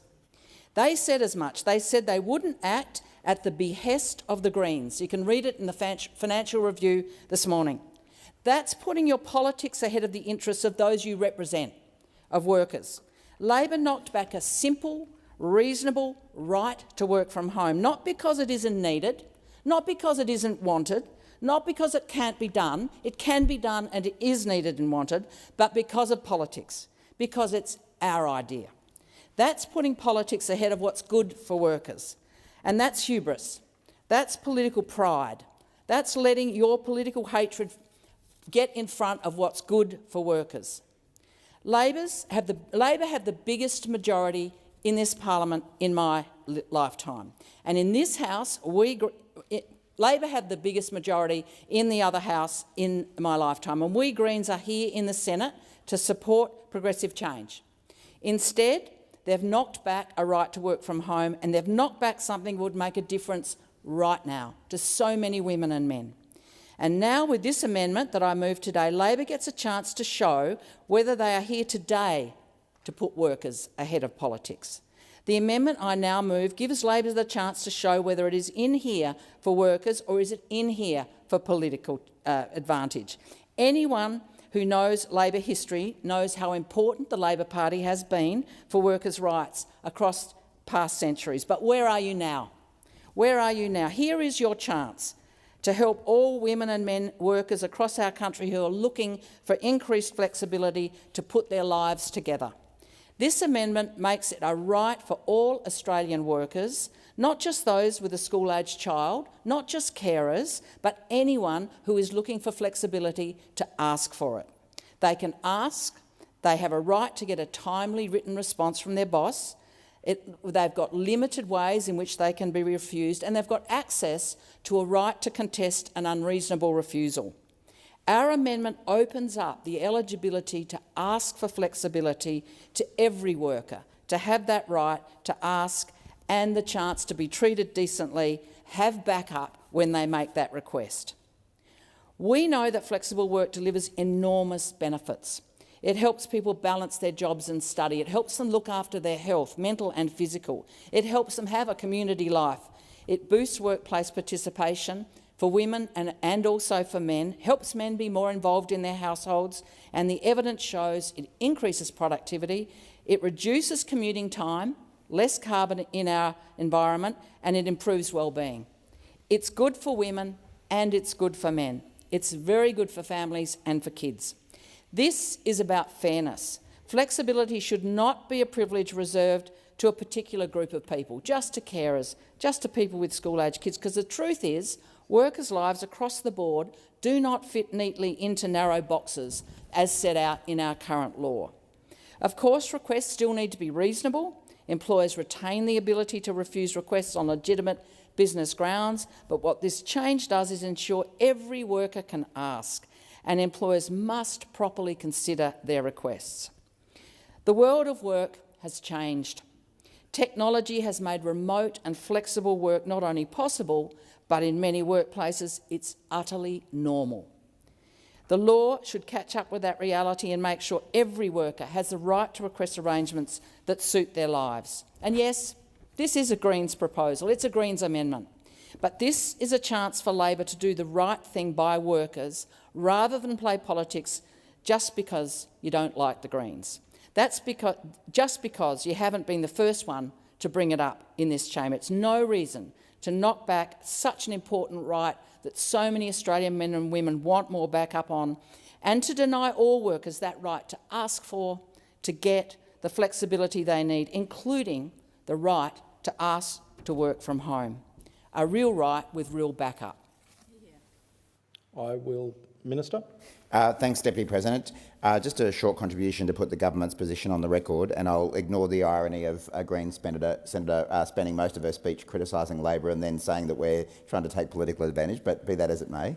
The government recognises the importance of flexible work for many workers, including work from home. Our priority is to deliver on our clear election commitment to protect penalty and overtime rates in modern awards, and this bill will implement that commitment. The government will be opposing this amendment because this bill is about protecting penalty and overtime rates.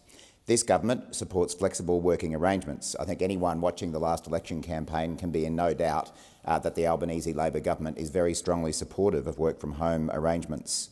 The Fair Work Act already provides a clear right to request flexible working arrangements, including working from home, which our Secure Jobs Better Pay Act further strengthened.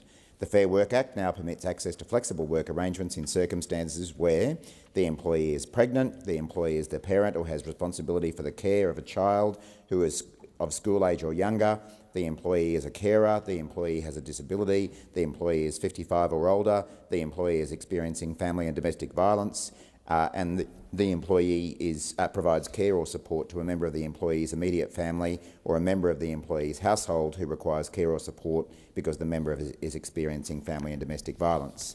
Our Secure Jobs Better Pay amendments require an employer to discuss a request with a worker, consider other changes in working arrangements that could be made, and provide reasons in writing for any refusal. Our amendments have also strengthened the Commission's powers, including allowing arbitration of a dispute about flexible work. The Fair Work Act also enables other groups of workers to negotiate outcomes on an industry, workplace or individual level. The government supports employers, workers and their unions agreeing to flexible working arrangements that suit them, including through enterprise bargaining, where employees and employers can negotiate and agree on flexible working arrangements that suit their particular workplace. The Fair Work Commission is also currently considering work-from-home arrangements for those covered by the Clerks Award, which may become a model term for other awards and sectors. So in summary, the actions of the Albanese Labor government have already secured the flexible work rights that these amendments seek to replicate, and on that basis we'll be opposing the amendment while of course supporting the bill's intent, which is to protect penalty rates. Senator Pocock. Thank you, Acting Deputy President. A question for the Minister. Minister, you point to the enormous attention this issue garnered in the recent election, and you point to the level of support that's out there and the support you and your government have for flexibility and for the right to work from home. In light of all of that evidence, all of that support and what the polls tell us, why are you opposing an amendment which would actually improve flexibility rights for Australian workers? Minister. I refer to the contribution I've already made. There being no further contribution. Senator Pocock. I think my question deserves a better answer than that, Minister. I'm asking on behalf of many workers who are watching this, who want to know why they don't have the right to seek flexibility. This amendment, as you'll be aware, enlarges a right to request flexibility. It doesn't create a right to get it. It says more workers should have the chance to ask. Why are you opposing that right for those workers? Well, as I say, I just made a contribution which set out the government's reason for opposing this amendment. Senator Waters. Yes, Chair. Well, with respect, it was an inadequate response to Senator Barbara Pocock's question. This is a clear amendment that simply extends out who can ask to work from home. Now, I thought that was meant to be Labor policy. You've now got a chance to vote for it, and you're saying, oh, that's not what this bill does. Well, this bill could do that if you vote for this amendment. So why aren't you? Minister. Well, for the third time, I've already set out the government's position and why we're opposing this amendment. I don't really see the benefit in repeating that. Senator Waters. Well, Minister, with respect, it sounds like your heart's not really in it. Do you want to have another go? Minister. No. All right, I'm going to put the question. Question is that Amendments 1 and 2 on sheet 3390 be agreed to. Those of that opinion say aye. Against say no. The noes have it. Division required. Ring the bells for 4 minutes.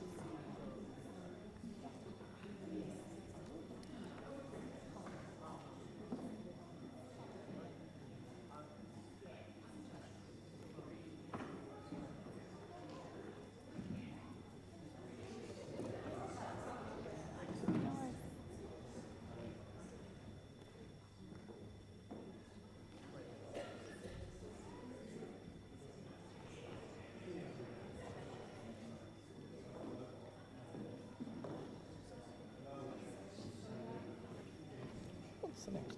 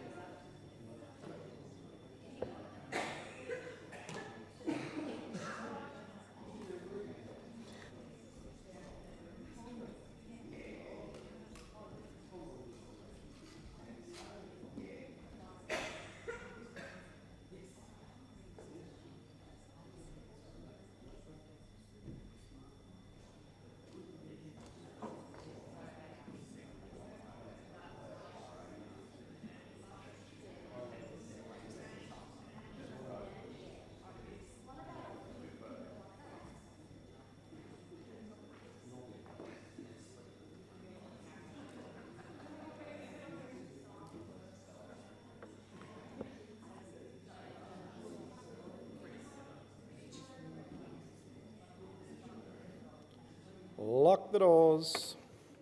Question is that amendments 1 and 2 on sheet 3390 be agreed to. Ayes will pass to the right of the chair, noes to the left. I appoint Senator McKim, teller for the ayes, and Senator Grogan, teller for the noes.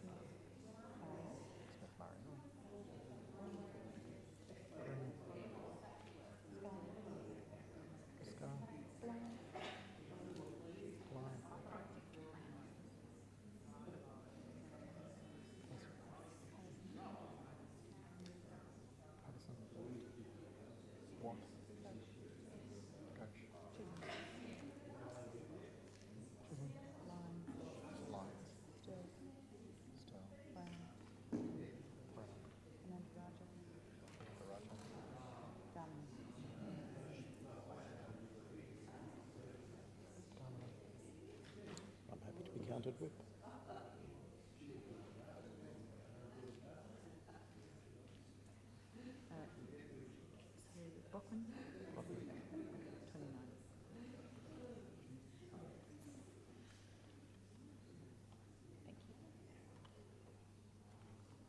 The result of the division is ayes 12, noes 29. The question is resolved in the negative.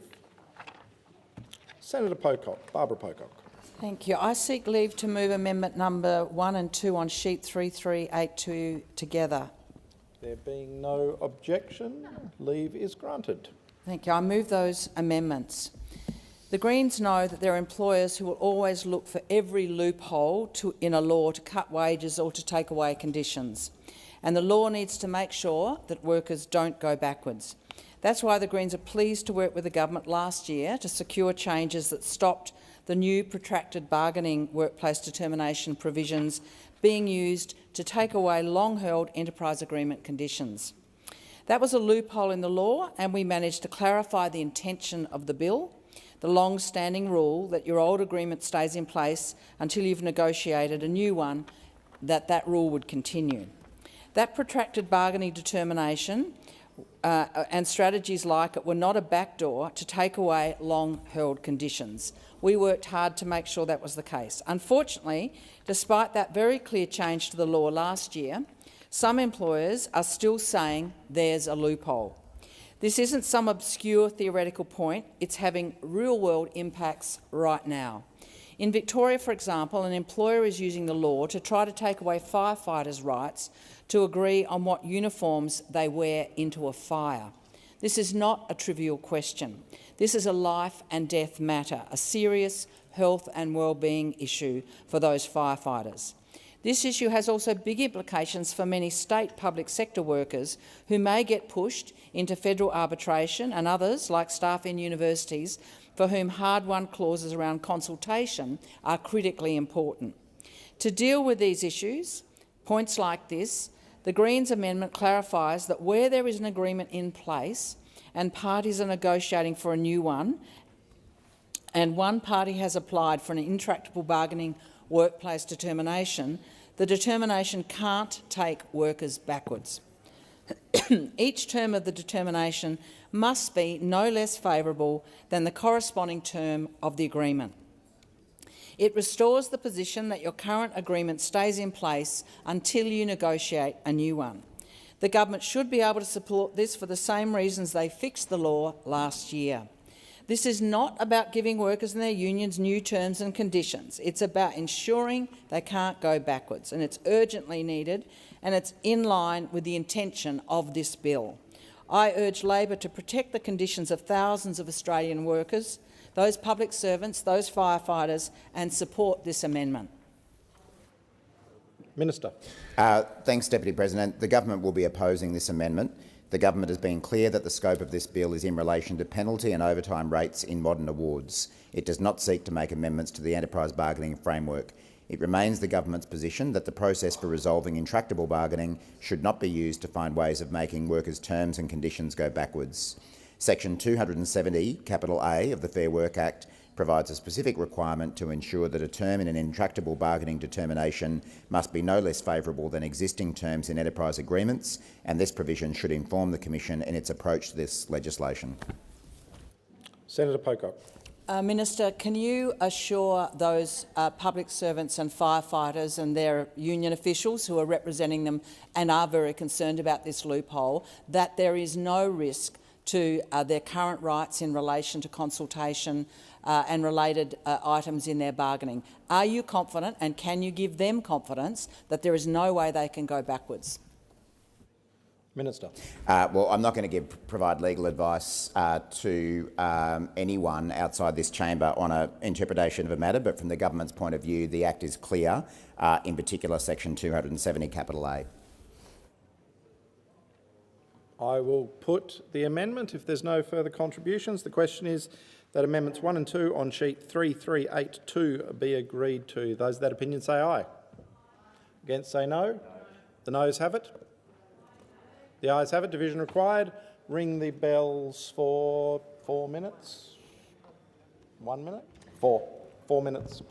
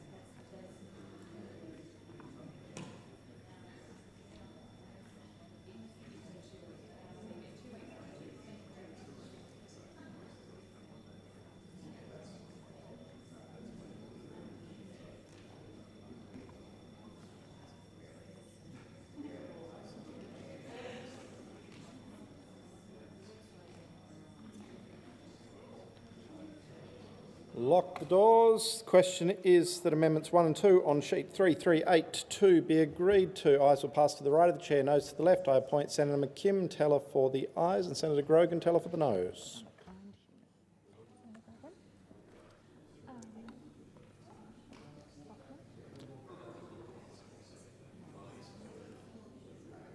Senator McKim, you have been appointed.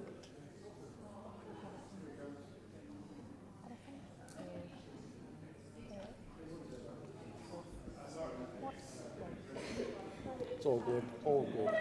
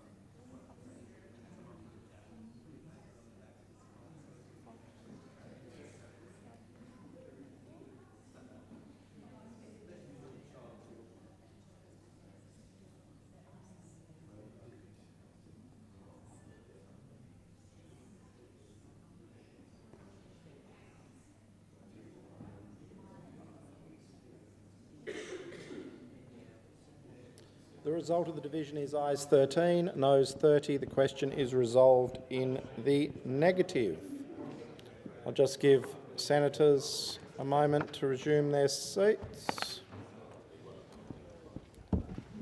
The question is now that the bill stand as printed. Those of that opinion say aye. Aye. Against say no. The ayes have it. The question is now that the bill be reported. Those of that opinion say aye. Against say no. The ayes have it.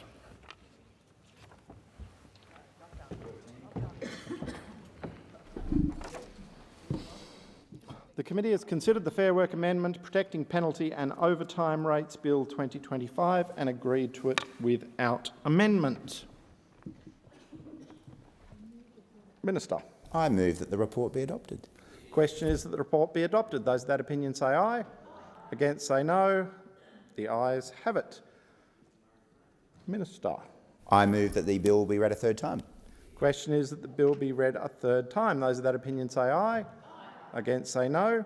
The ayes have it. Clerk.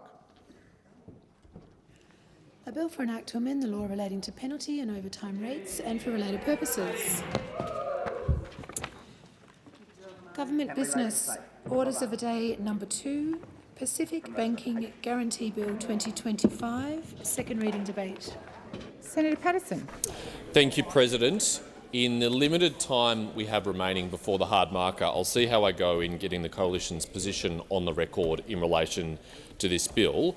Up front, I want to say that the Coalition will be providing bipartisan support for the passage of this bill because we understand the strategic context in which it arises.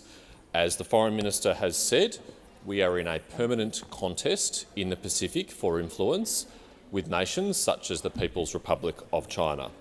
And it is in Australia's national interest to ensure that the people of the Pacific have choice about the banking services that they use, and that among those choices they are able to choose trusted, high-quality Australian banking services. And it has become apparent in recent years that without government assistance, it is likely that Australian banking services in the Pacific would no longer become available. We do have some reservations about some aspects of this bill, which I'll place on the record on behalf of my colleagues in a moment, but those reservations are not so serious that they would stand in the way of us supporting this bill or indeed moving amendments, because we have received assurances from the government in relation to those issues. It is very clear that this bill is necessary in the strategic environment that we find ourselves in. One of the issues identified through the inquiry process is the fact that the bill provides for an uncapped appropriation with no maximum dollar limit and no end date. It was argued by government that this flexibility was necessary. However, an uncapped appropriation does inevitably reduce parliamentary oversight of future spending and increases potential liabilities from future guarantees. Ultimately, these guarantees are contingent liabilities for the Australian taxpayer, and we did not think that unlimited appropriations should be provided without a very strong justification, especially given ANZ is the largest operator in the region and has already been offered a $2 billion 10-year guarantee. However, we do accept the evidence from Treasury that the risk to Australian taxpayers from these guarantees is very low, and for this reason we will not oppose the bill. In addition, the Bank of South Pacific is the largest and most widespread bank in the South Pacific, and it is unfortunate that it appears they were not properly consulted before this bill came forward. The Coalition would encourage Treasury to reconsider whether there is more information about the guarantee that could be made publicly available to reassure them about their concerns. There appear to be parts of the agreement that are considered confidential that we believe do not necessarily need to be, and releasing this information could help alleviate the Bank of South Pacific's concerns and increase public confidence in the process. We're very proud of the Coalition's record in the Pacific, which I will not detail given the limited time that we have today, and I do want to reiterate the Coalition's strong bipartisan support for this legislation in the strategic environment that we find ourselves in. We have a very important partnership with our friends and family in the Pacific, and we must stand with them in ensuring that they have access to high-quality, trusted, reliable Australian banking services so that they have choice and are not reliant on others. You'll be in continuation. We're now at the hard marker. Are there any notices of motion to be given for another day? Nope. Is there a report from the Selection of Bills Committee? Senator Grogan? I present the fifth report of the 2025 of the Selection of Bills Committee, and I seek leave to have the report incorporated into Hansard. Is leave granted? Leave is granted. I move that the report be adopted. Thank you. Senator Chisholm. I move the following amendment. At the end of the motion add, and the Telecommunications and Other Legislation Amendment Bill 2025 not be referred to a committee. So the question, Senator Shoebridge. Oh, thanks, President. I move the amendment circulated by my colleague Senator McKim to the motion. President, in what was a chaotic day with so much other news around, we saw the government, the Albanese Labor government, try to sneak through yet another vicious attack on the rights of refugees, on the rights of people seeking asylum, and they tried to do it on the quiet and sneak it through. And again, what we're seeing is this government desperately keen to avoid transparency, to avoid scrutiny. In this case, on one of the nastiest, meanest attacks on multicultural Australia and on the basic set of decency and rights that we should be giving to people who come here to seek our protection.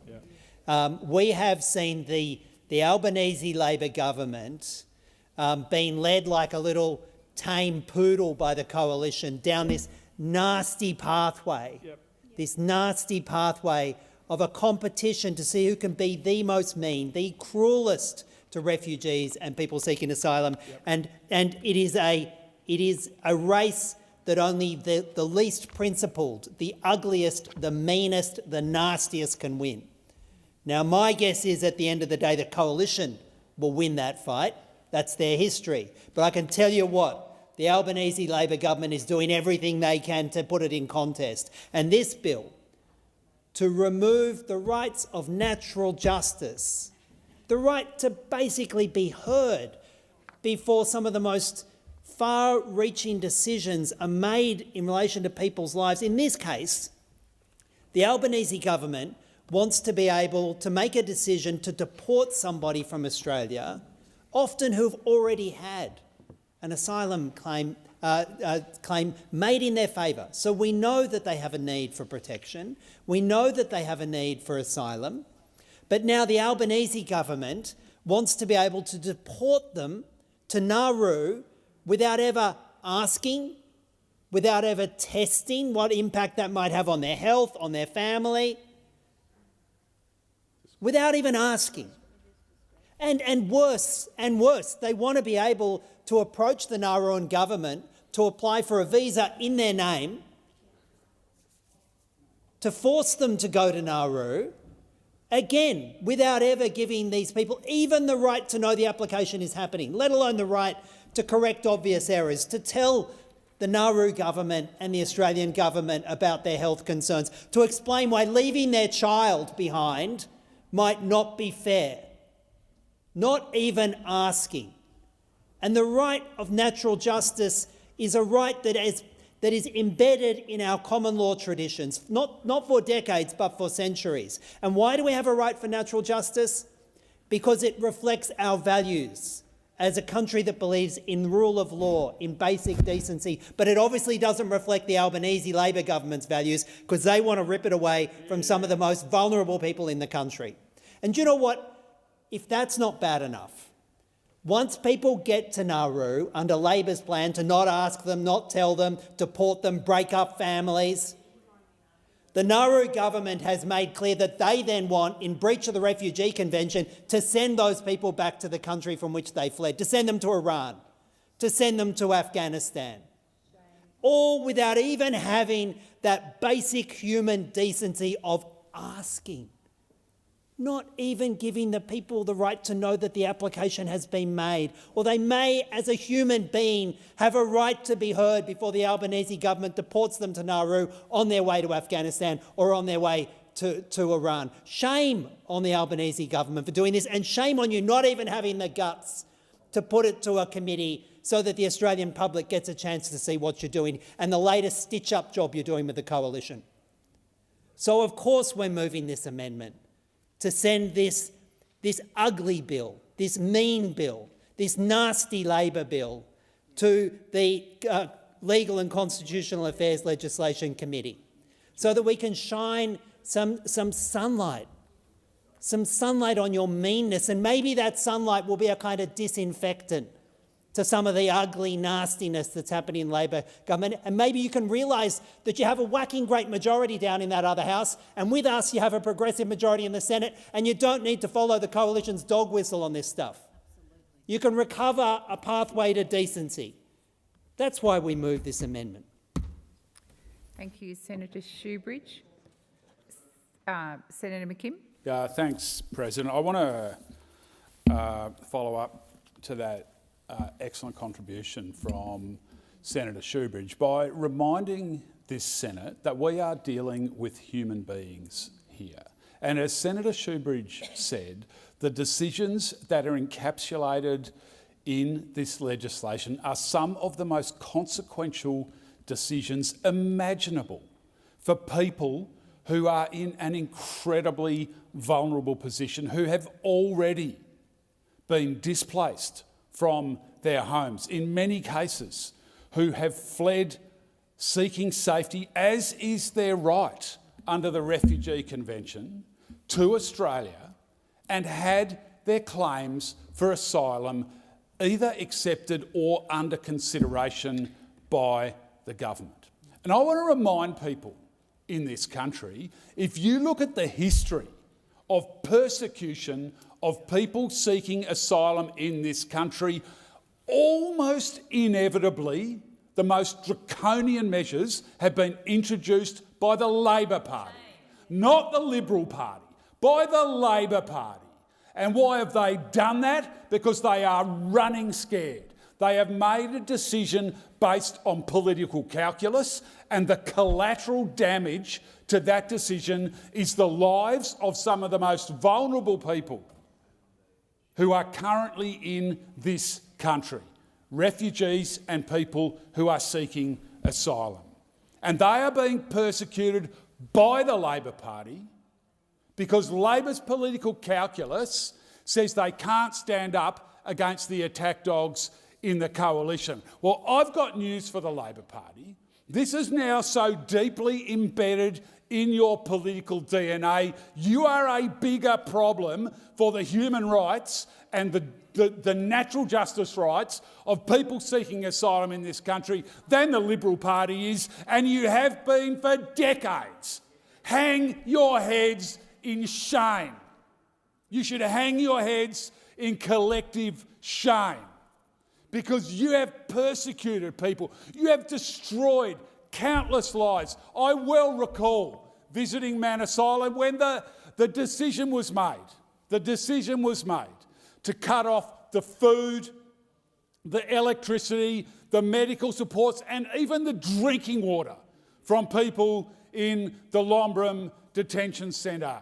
I well recall that decision being made, and I well recall the enthusiastic support of the Labor Party for that decision. I well recall back in the days of when actually mandatory immigration detention wasn't a thing in Australia, and I well recall who introduced it. The Australian Labor Party introduced it. There is a historic current of racism that underpins the way the Australian Labor Party operates. And we are seeing that today because we know that overwhelmingly, perhaps even exclusively, the people that are going to be impacted by this legislation do not have white skins. They do not have white skins. They are people of colour. And we all know that that is the case. We all know that that is the case. And we have all watched the shameful history of the Australian Labor Party as they are prepared to trample all over the rule of law, as they are prepared to trample all over natural justice, as they are prepared to trample all over procedural fairness. And I say to the Labor Party, we see through you. We see you and we see through you. We understand that you are historically worse for people who are seeking asylum in this country than is the Coalition, and that almost all of the most egregious breaches of people's legal and human rights and almost all of the most draconian laws that have been introduced that discriminate disgracefully against people who are seeking asylum in this country have been introduced by Labor governments. We see you, we know what you're like, and we will fight you every step of the way, and we will continue to fight for justice, for procedural fairness and for the legal rights of people seeking asylum. Thank you, Senator McKim. So I am going to suggest to the chamber that we deal with Senator McKim's amendment first, and then we'll deal with Senator Chisholm's amendment, if that suits the chamber. So the question is that the amendment moved, it was actually moved by Senator Shoebridge, but it's standing in the name of Senator McKim, be agreed to. Those of that opinion say aye. Against? No. I believe the noes have it. Division required. Ring the bells for 4 minutes.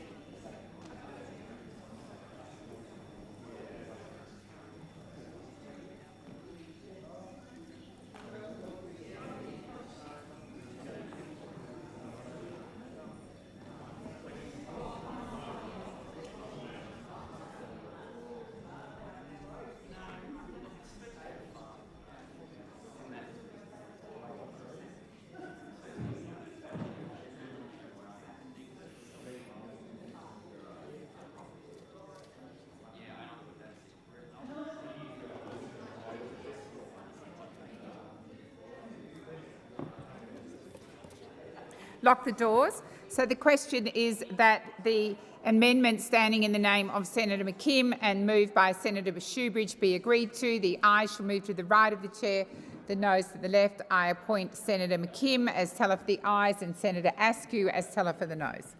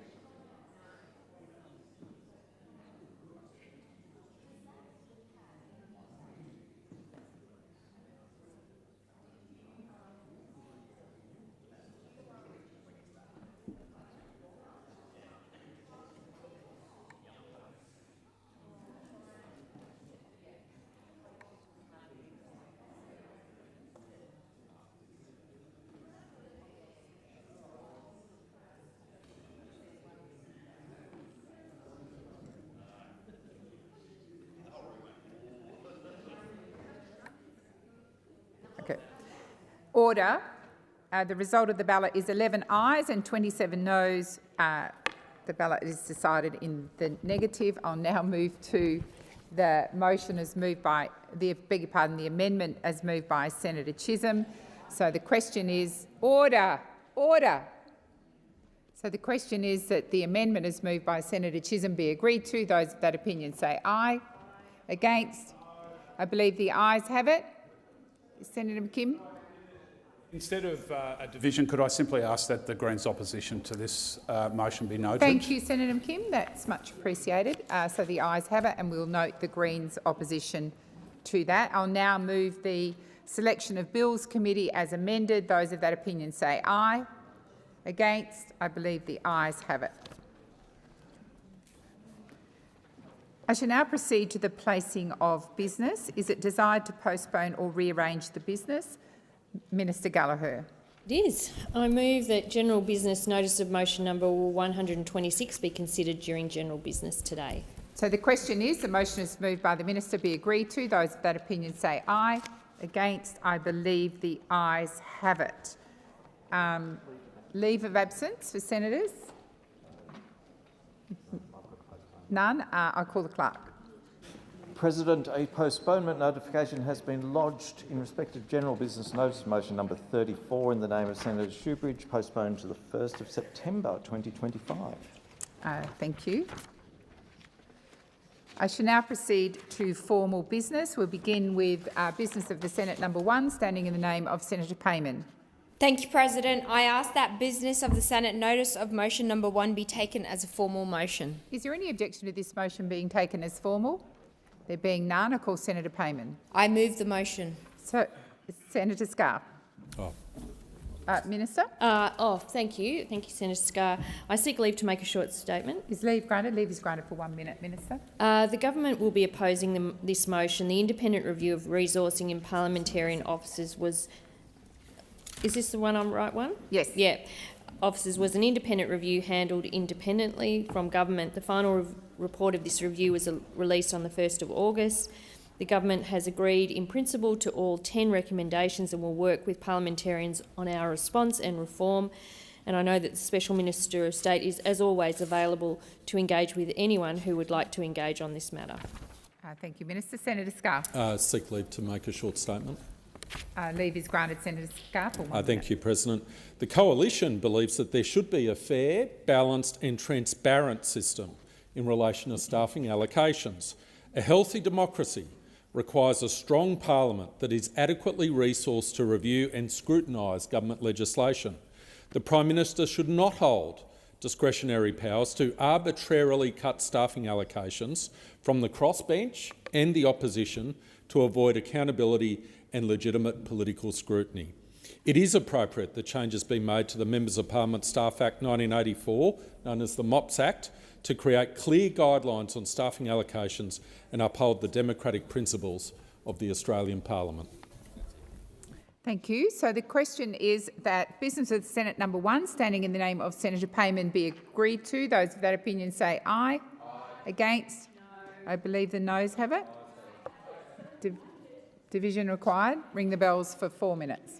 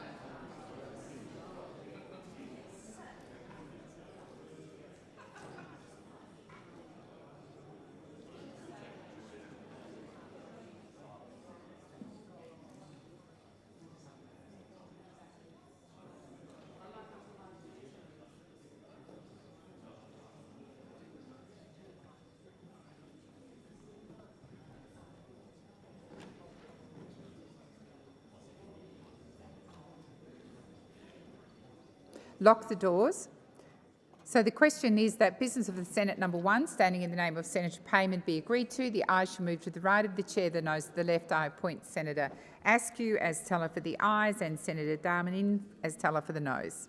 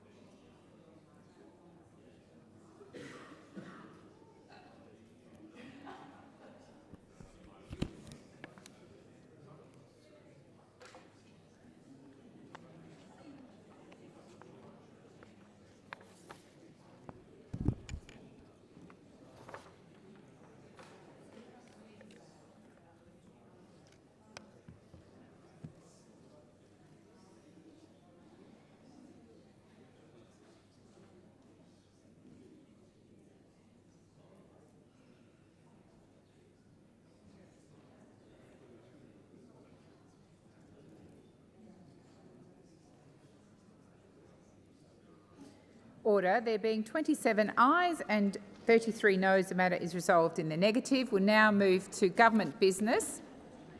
Number 1, standing in the name of Senator Chisholm.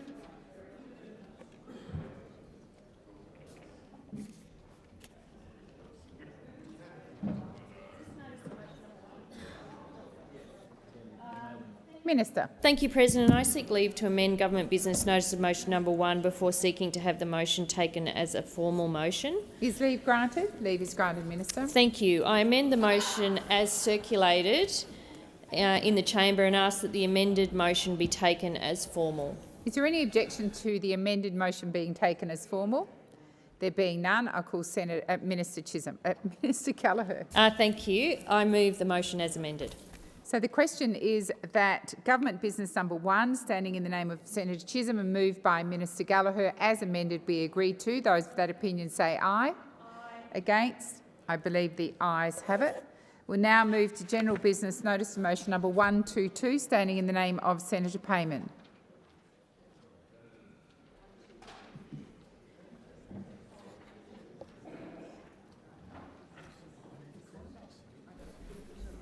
Thank you, President. I ask that General Business Notice of Motion number 122 be taken as a formal motion. Is there any objection to this motion being taken as formal? There being none, I call Senator Payman. I move the motion. So the question is that General Business Notice of Motion number 122, standing in the name of Senator Payman, be agreed to. Those of that opinion say aye. Aye. Against? I believe the ayes have it. We'll now move to General Business 123, standing in the name of Senator Payman. Thank you, President. I ask that General Business Notice of Motion number 123 be taken as a formal motion. So the question is there any objection to this motion being taken as formal? There being none, I'll call Senator Payman. I move the motion. So the question is that General Business Notice of Motion number 123, standing in the name of Senator Payman, be agreed to. Those of that opinion say aye. Aye. Against? I believe the ayes have it. Division required. Ring the bells for 1 minute.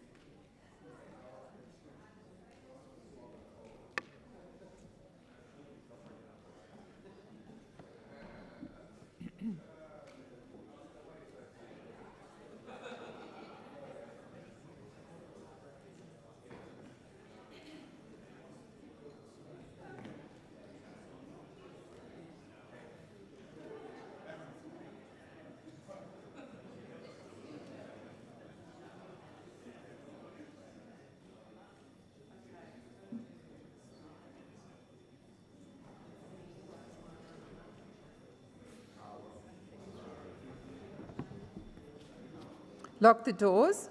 So the question is that General Business Notice of Motion number 123, standing in the name of Senator Payman, be agreed to. The ayes shall move to the right of the chair, the noes to the left. I appoint Senator Askew as teller for the ayes and Senator Darmanin as teller for the noes.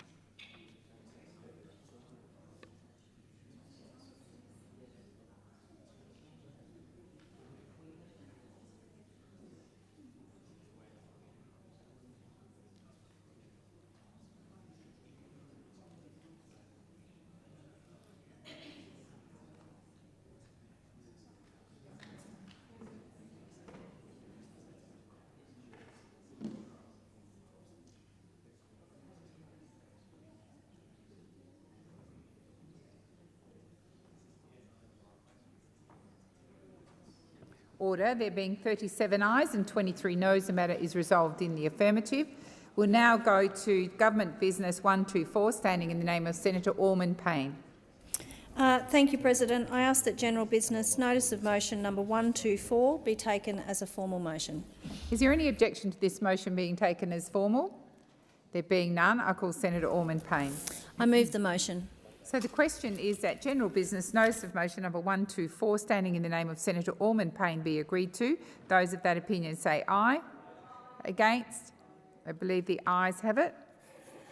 We'll now move to general business notice of motion number 125, standing in the name of Senators Cash and Chandler.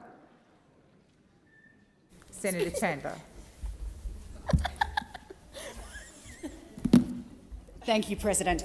On behalf of myself and Senator Cash, I ask that general business notice of motion number 125 be taken as a formal motion. Is there any objection to this motion being taken as formal? There being none, I call Senator Chandler. Thank you, President. I move the motion. So the question is that general business notice of motion number 125, standing in the name of Senators Cash and Chandler, be agreed to. Those of that opinion say aye. Against? I believe the ayes have it. I now move to general business notice of motion number 127, standing in the name of Senator Dean Smith. Senator Askew. On behalf of Senator Dean Smith, I ask that general business notice of motion number 127 be taken as a formal motion. Is there any objection to this motion being taken as formal? There being none, I call Senator Askew. I move the motion. So the question is that general business notice of motion number 127, standing in the name of Senator Dean Smith and moved by Senator Askew, be agreed to. Those of that opinion say aye. Against? I believe the ayes have it. I'll now move to general business notice of motion number 128, standing in the name of Senator Antic. Senator Askew.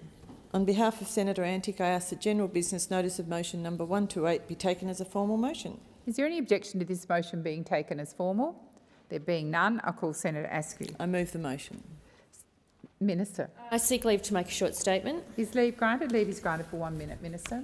Thank you. The government does not support this motion from Senator Antic. It's another trawling expedition from an anti-vaccination senator.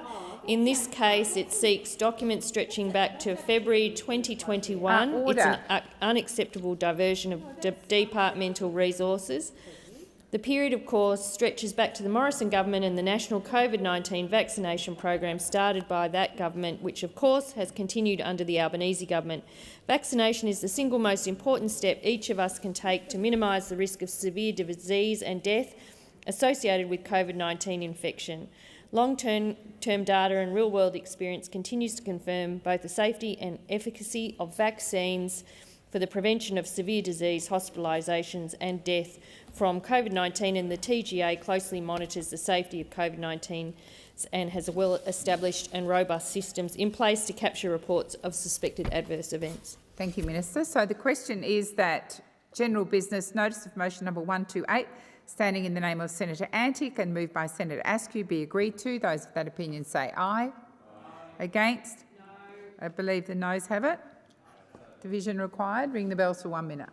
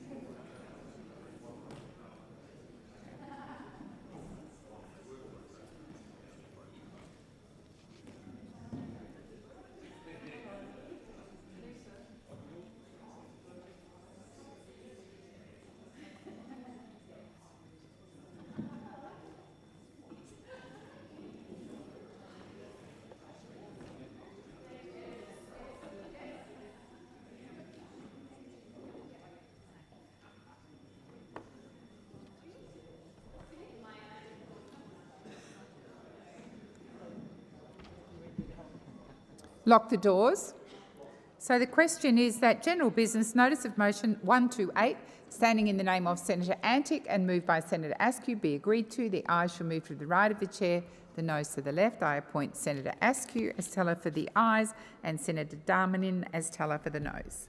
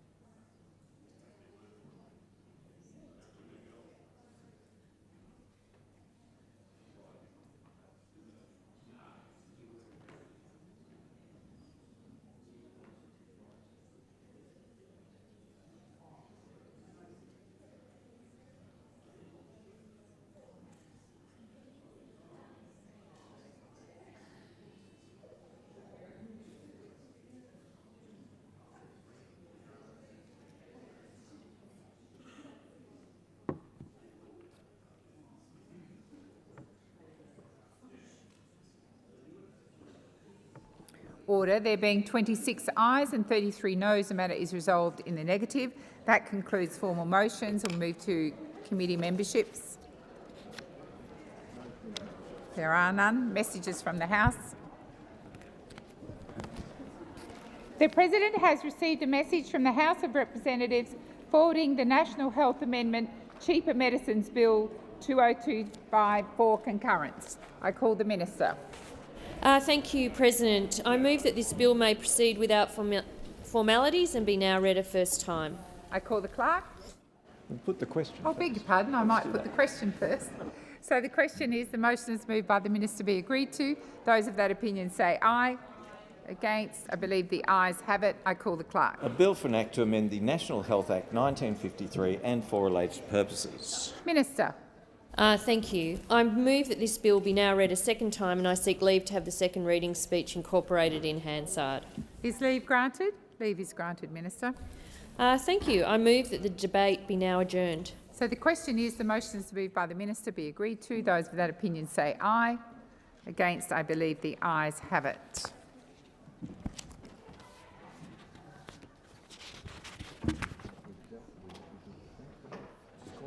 And I'll call the Clerk. Government Business, Order of the Day number 2, Pacific Banking Guarantee Bill 2025, resumption of second reading debate. We did have Senator Patterson in continuation. I believe Senator Patterson was in continuation. I'm not quite sure whether he concluded his remarks. I'm led to believe he did or didn't. Yeah. Who's next? Senator Whittaker. Thank you, President. I rise to speak on the Pacific Banking Guarantee Bill 2025. While this bill may look like a simple technical banking measure, really it's about something much larger. It's about keeping the Pacific connected to the world, safeguarding prosperity and reaffirming our role as a strong partner in the region. Across the Pacific, access to banking services are under real pressure. Over the past decade, around 80% of correspondent banking links have disappeared. This means it's become harder for people to send money home, harder for businesses to trade, harder for locals to access banking, and harder for governments to deliver aid programs and financial flows. ANZ had already closed 10 branches in the region in just 5 years. Westpac has limited their services. Commonwealth Bank has withdrawn from Nauru, and smaller institutions have exited the region altogether. These withdrawals affect families, small businesses and entire communities that rely on banking services. They are changes really felt by Pacific towns and villages when the only bank branch shuts its doors.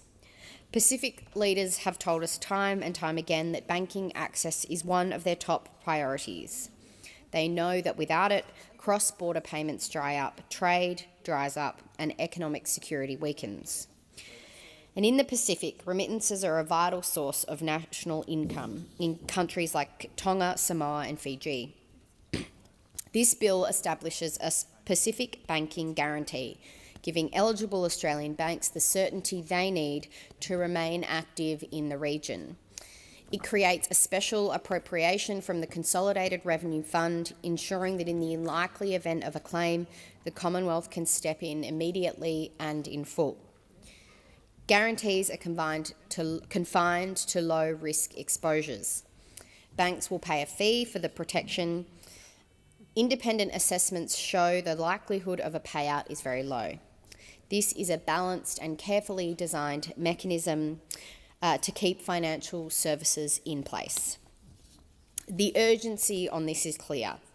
The Commonwealth has already reached a landmark agreement with ANZ, the bank with the largest Pacific footprint covering 9 nations, the Cook Islands, Fiji, Kiribati, Papua New Guinea, Samoa, Solomon Islands, Timor-Leste, Tonga and Vanuatu. This 10-year, $2 billion guarantee secures ANZ's presence in those countries. And ANZ has made strong commitments in return, investing a further $50 million in modernising its Pacific banking systems, continuing to facilitate around a quarter of all transactions into the region, sustaining the correspondent banking limits that allow funds to flow through the region reliably and transparently, and maintain fee-free remittance services through its retail digital channels for the full life of the guarantee, meaning it won't cost a cent to send money where it's needed. These commitments go directly to the needs of people in the region, lowering costs, improving access, and keeping the financial system open, honest, and connected. Keeping Australian institutions engaged means keeping Pacific nations connected to banks regulated to the highest of standards, accountable to independent authorities, and embedded in the values of openness and fairness. This message was echoed just last week in Nauru when my colleague, Assistant Minister Senator Nita Green, opened the Commonwealth Bank of Australia. She underlined that losing banking access has serious consequences for families, communities, and governments alike. This was a milestone in our shared journey of partnership, resilience, and regional cooperation, as well as a significant achievement under the Nauru-Australia Treaty. That's why Australia is working with banks and Pacific governments to maintain these services. For our Pacific friends, it is about building a safer, more stable, and more prosperous region. It's about ensuring that Pacific workers in Australia can send money home to support their families. It's about enabling governments and businesses to trade, invest, and grow. And it's about protecting our region from economic volatility. Foreign Minister Senator Wong has often said that Australia's role in the Pacific is to listen and to respond to the priorities of our neighbours. And access to banking is one of their priorities. By supporting this guarantee, we are acting on what Pacific leaders have asked for. It's practical, targeted support to keep their economies resilient. The banking guarantee is just one part of our government's wider engagement with the Pacific. It complements the new Nakamal Agreement with Vanuatu, which responds to Pacific priorities such as climate change and mobility. It sits alongside the $125 million Renew Pacific program, which is delivering renewable energy projects, improving energy security and creating jobs. And it is consistent with our defence cooperation, including Exercise Pacific Partnership 2025 and joint work on disaster relief and humanitarian support. All of these initiatives reinforce the same objective: strengthening resilience, stability, and prosperity of the Pacific region. The Pacific Guarantee Bill 2025 is a careful and practical measure. It underpins the financial stability of the region, supports continued access to banking services, and strengthens our role as a reliable partner to Pacific nations. For families and businesses in the Pacific, access to banking is essential. It means being able to save for education, send money to relatives, or secure credit to keep a business running. This bill ensures that Australian banks can keep providing those services in a way that is sustainable and consistent with our national interest. Thank you. Senator McKim. Thank you very much, Acting Deputy President. The Greens will be supporting this legislation. And we'll be doing so as we do recognise there is a need to ensure access to adequate banking and financial services in the Pacific, including for Australians visiting the Pacific, also including for Australian businesses operating in the region, but also for local folks in the Pacific region. But we do have some reservations about this bill, and I just want to place on the record some of our concerns. Firstly, we are concerned that the guarantees in this bill only apply to banks headquartered in Australia. This, of course, gives banks headquartered in Australia an unfair competitive advantage over local banks operating in Pacific countries. Now, we've already got a major bank oligopoly in this country, and the last thing that Australia should be doing is seeking to export our oligopoly to other countries. The oligopoly in the banking sector in this country does not serve Australians well, and it reflects an economy-wide concentration of market power that has been underway in this country actually for many decades. So that's the first concern we've got. Secondly, we're concerned that the bill doesn't cap the amount of money that can be made available under any guarantees. Now, Treasury has provided an assurance that there is a low risk of a guarantee being utilised, but it remains the fact that it is simply not good practice for the public to have to bear the risk for a potentially unlimited liability in the private sector. I mean, the neoliberal brainworms have consumed this country for the last 50 years, and they are showing no signs of slowing down in terms of our policy development process. Another concern we have is the lack of requirements in the legislation for transparency in relation to the terms and conditions of any guarantee made under this legislation. The term commercial in confidence has been deliberately used to stymie the public's right to know in a range of circumstances and contexts over many decades in this country. And here we go again. Here we go again. Commercial in confidence is often claimed by corporations in a way that they are not required to justify, and in a way that is simply slavishly accepted by the major parties in this place who are so cosy with those big corporations for two major reasons. Firstly, because those big corporations donate so massively to the Labor Party and to the Liberal Party and to the National Party, and secondly, because many people, even those who currently sit in this place, know that they'll be able to roll out of a career in politics into a post-politics career in the boardrooms of those very same corporations. It's the old, you scratch my back, I'll scratch yours. You scratch their back while you're in this place by accepting their commercial in confidence claims, and they will scratch your back once you get out by whacking you onto a couple of corporate boards.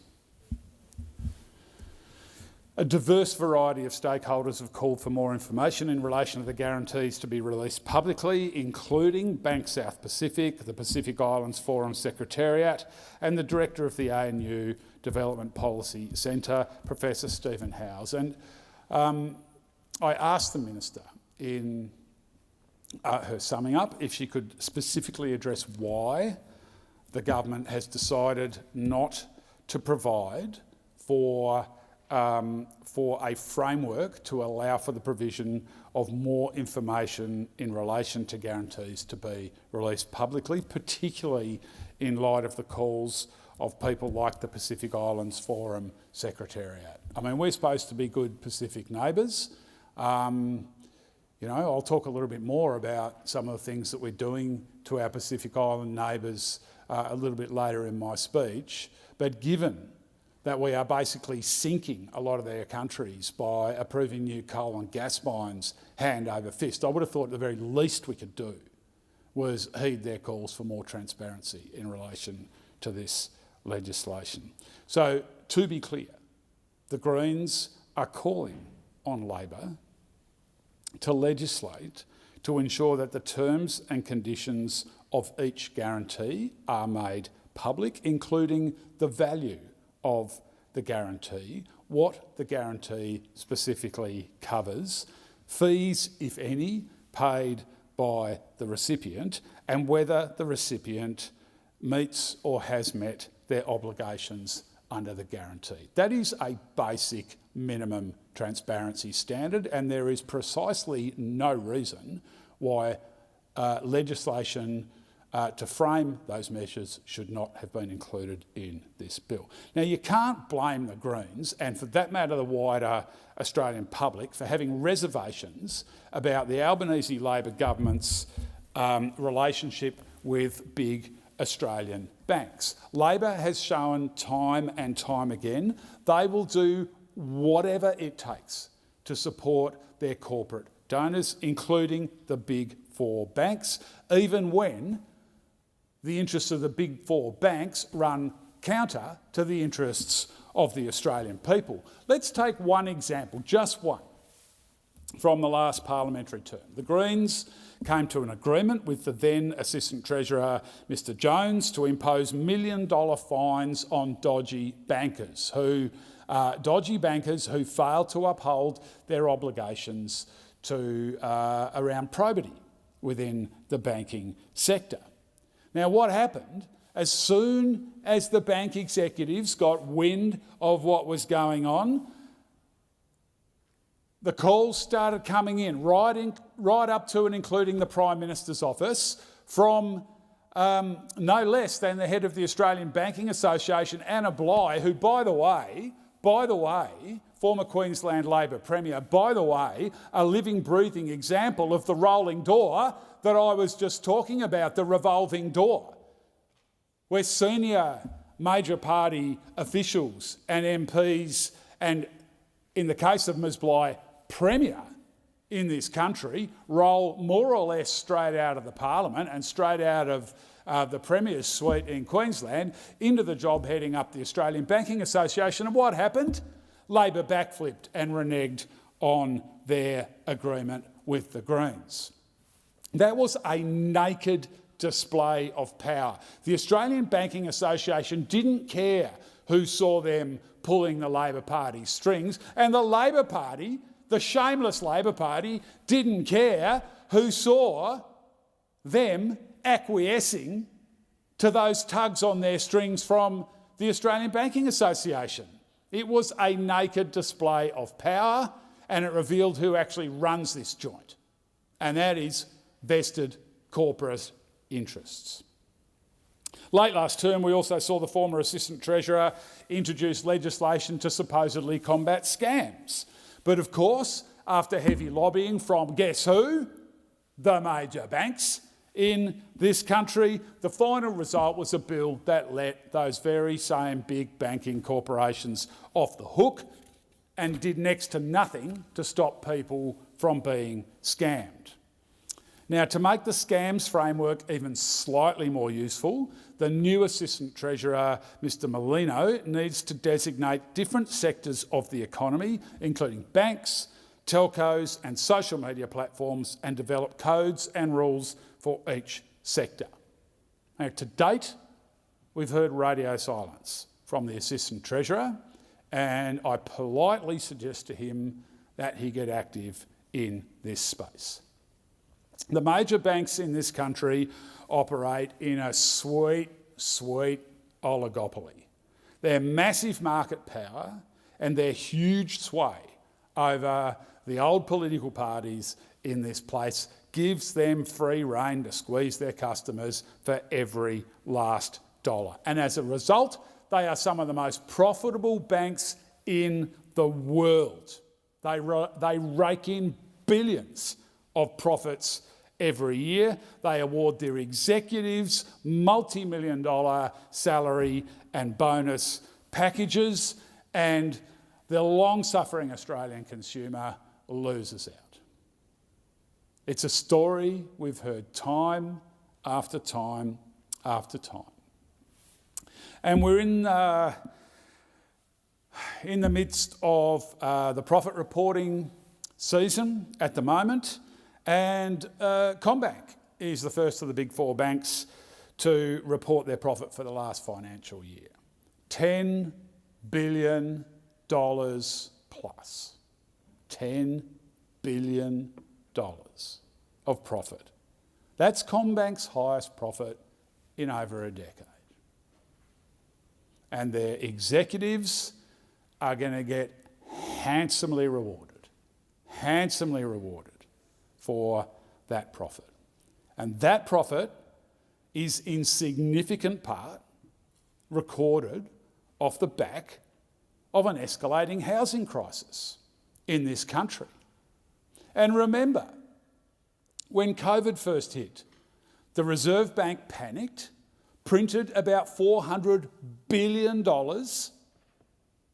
handed it over to the banks at extremely favourable terms, and the banks turn around because the RBA did not direct the flow of that credit, which they have the power to do under the Banking Act, and that power remains, I might add, thanks to the Greens in the face of Labor's attempt to get rid of that power in the last term. The RBA did not direct the flow of that credit, which they have the power to do. So the banks, of course, turned around and lent it into their highest margin products, home loans. And what happened? We saw yet another housing price bubble, pricing yet more young Australians out of the housing market. Well, the RBA has admitted on the record, and I've got to give Mr Lowe credit here, the RBA have admitted on the record, former director of the RBA has admitted on the record that that they printed too much money. By the way, the CommBank is the same bank that just weeks ago refused to refund low-income customers after ASIC found the bank pocketed hundreds of millions of dollars by charging low-income customers excessive account fees. And the reason the major banks operate with utter disregard for ethics is because they know they're protected from adverse consequences by the political oligopoly in this place, the Labor Liberal National Party. Now, I want to talk briefly about climate change. It is, of course, expensive and financially risky to establish banking infrastructure in the Pacific. Now, the risk is only increasing as the region is battered by more frequent and severe extreme weather events driven by the climate crisis. In the Pacific region, cyclones, flooding, storm surges and sea level rises are making life more precarious for business communities and, in the context of this legislation, the economy of the Pacific. But let's be clear, these extreme weather events are not natural. They are not natural. They are delivered by human-induced climate change. And what is the Labor Party's response to this? A Labor Party that says, including right up to the level of the Minister for Foreign Affairs, Senator Wong, that we should be good neighbours to the Pacific region. What is the Labor Party doing? They are continuing to log our native forests, emitting massive amounts of carbon. They are continuing to permit unrestrained land clearing, particularly in Queensland, releasing massive amounts of carbon, and they are continuing to approve new coal and gas projects hand over fist. The Labor Party is culpable for the extreme weather events that are destabilising the economy and destabilising societies and putting lives at risk in the Pacific region. And if Labor wants to be a good neighbour to the Pacific, the most important thing they could do and the way they could demonstrate that to the greatest degree possible is stop approving new coal and gas projects, stop publicly funding the burning of fossil fuels and stop publicly funding the logging of our precious native forests. Senator Collins. Acting Deputy President, I rise to speak on the Pacific Banking Guarantee Bill 2025.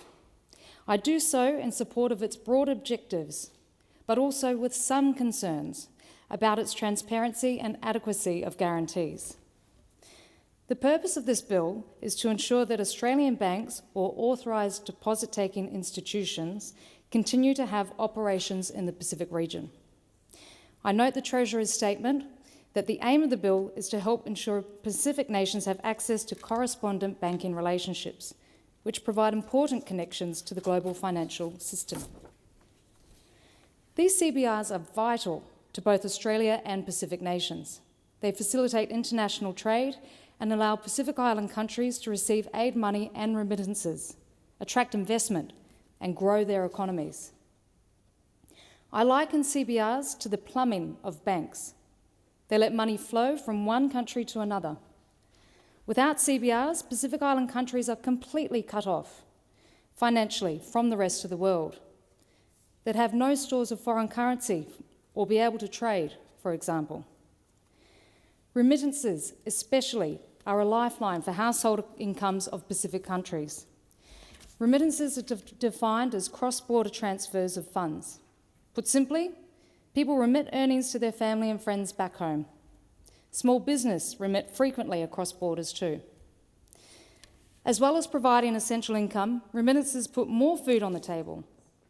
They alleviate poverty, improve nutritional outcomes, and are associated with higher school enrolment rates for children in disadvantaged households. So the decline of CBRs is not just a financial issue, but a socio-economic one too. Australian banks are the critical conduit through which the remittances of Pacific Island workers are processed. Their sustained presence in the homelands of these workers is a must. Over the past decade, financial institutions have dropped a significant proportion of their CBRs in the Pacific. For every 5 banks exiting the Pacific, 4 are Western, that is, those providing services in US dollars. So 80% of the CBRs withdrawing are carrying the currencies that Pacific Island countries need. The process is known as de-risking. And banks are withdrawing CBRs from the region because of small and shallow markets, low profits, high cost of compliance, and increasing risk all contribute to banks deciding the business case of operating in the Pacific does not stack up. Smaller Pacific nations with little capacity to combat financial crime are particularly impacted by this alarming loss of banking relationships. Moreover, increasingly stringent regulation on anti-money laundering and combating the financing of terrorism has driven the de-risking of Western banks further. Pacific Island nations are close friends of Australia, and now is the time for our government to step up and ensure the provision of adequate banking services in the region. Our banks must remain the trusted go-to for our Pacific family. Because if Australian and American banks continue their retreat from the Pacific, this will leave a wider vacuum for banks of other nations to fill. Banks with lower standards on financial crime taking the place of Australian banks will only increase the risk of doing business there, pushing more good banks out of the region. I welcome the objective of this bill to counter the risk of Australian banks leaving the Pacific by making conditions more favourable for Australian banks to operate in the region. The bill seeks to do this through 2 key measures. First, by allowing the Commonwealth to enter legally binding guarantees with banks that could act as a safety net for their operations in the Pacific. Second, by ensuring that the money from the Consolidated Revenue Fund can be used to pay out funds to Australian banks under the terms of a Pacific banking guarantee. The bill sees these 2 measures as allowing Australian banks to mitigate the expected risks and constraints of operating in the smaller markets typical of Pacific Island economies. Because remember this, risky markets make it hard for banks to sell the business case to shareholders.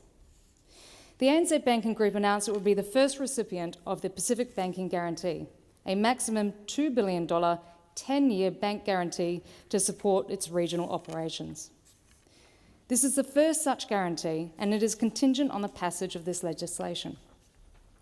I am fully on board with the intention of this bill to support Australian banks in the Pacific and to counter the risks of banking withdrawals. These are worthy goals. I do, however, have concerns about the lack of clarity with some of the bill's provisions. First, I'm concerned about the transparency on how taxpayers are made aware of when a guarantee is triggered. There's also no specificity on how much gets paid out, on what the red line will be. The bill in its present form provides for an uncapped appropriation with no dollar limit and no end date. I'm not convinced taxpayers will be informed well, if at all. There also needs to be transparency on why this guarantee is needed, when the risk of needing the guarantee is deemed by Treasury to be low.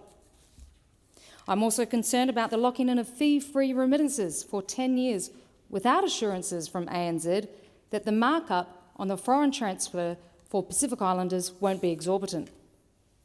Will the government scrutinise this commitment to fee-free remittances under its annual review and get assurances that Pacific workers aren't getting ripped off? I recognise that this is a commercial venture, but we still need to protect workers from excessive markups on the foreign exchange. The absolute lack of transparency on the total cost of remittances, not just the fee, and the lack of competition makes the Australian Pacific remittance corridor one of the most expensive in the world.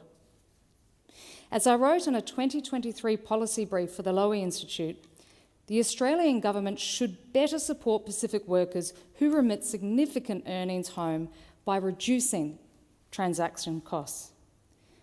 The government must get assurances from our banks that their markups on international money transfers for Pacific workers will be made transparent, so they can choose if that is the right transfer provider for them. Transparency is key to competition and fairness. Keeping foreign exchange markups down will mean Pacific Island workers can pocket more of their hard-earned cash. My other concern is that the bill provides limited specificity about the nature of any future banking guarantees. As my colleagues in the other place have argued, there is limited detail about how these guarantees will be managed by the Commonwealth. The bill offers no explicit mechanisms for parliamentary oversight or regulatory reviews of the guarantees and their impacts. Again, taxpayers are left in the dark, this time about what is actually being guaranteed.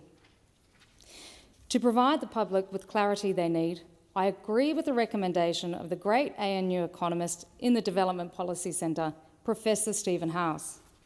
In his submission to the Senate Standing Committee on Economics regarding the Pacific Banking Guarantee, Professor House recommended that, and I quote, "The bill should have transparency requirements written into it, similar to those those associated with the community service obligations.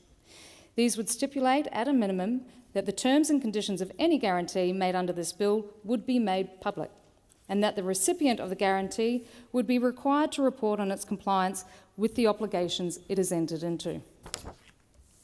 Adopting this recommendation will give taxpayers the assurance that their money is being handled with transparency and accountability by the Commonwealth.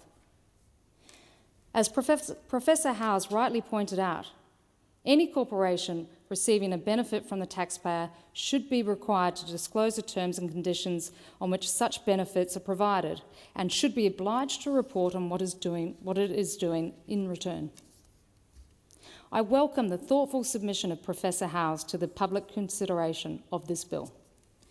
I appreciate the long-standing contributions he has made to Australia's foreign aid policy through the Development Policy Centre, AusAid, and the many other bodies of which he has served as chair or advisor.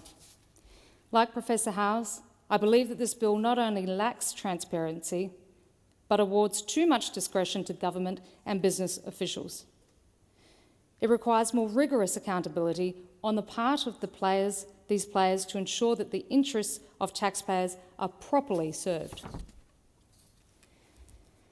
In short, I fully support legislation that maintains Australia's banking presence in the Pacific, yet does so in a way that is fiscally responsible, transparent and fair to Australian taxpayers.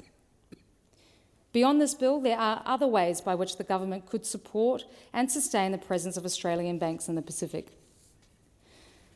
Professor Howes has proposed an interesting measure that this government could consider, which reflects one I made in my 2023 policy brief on remittance costs.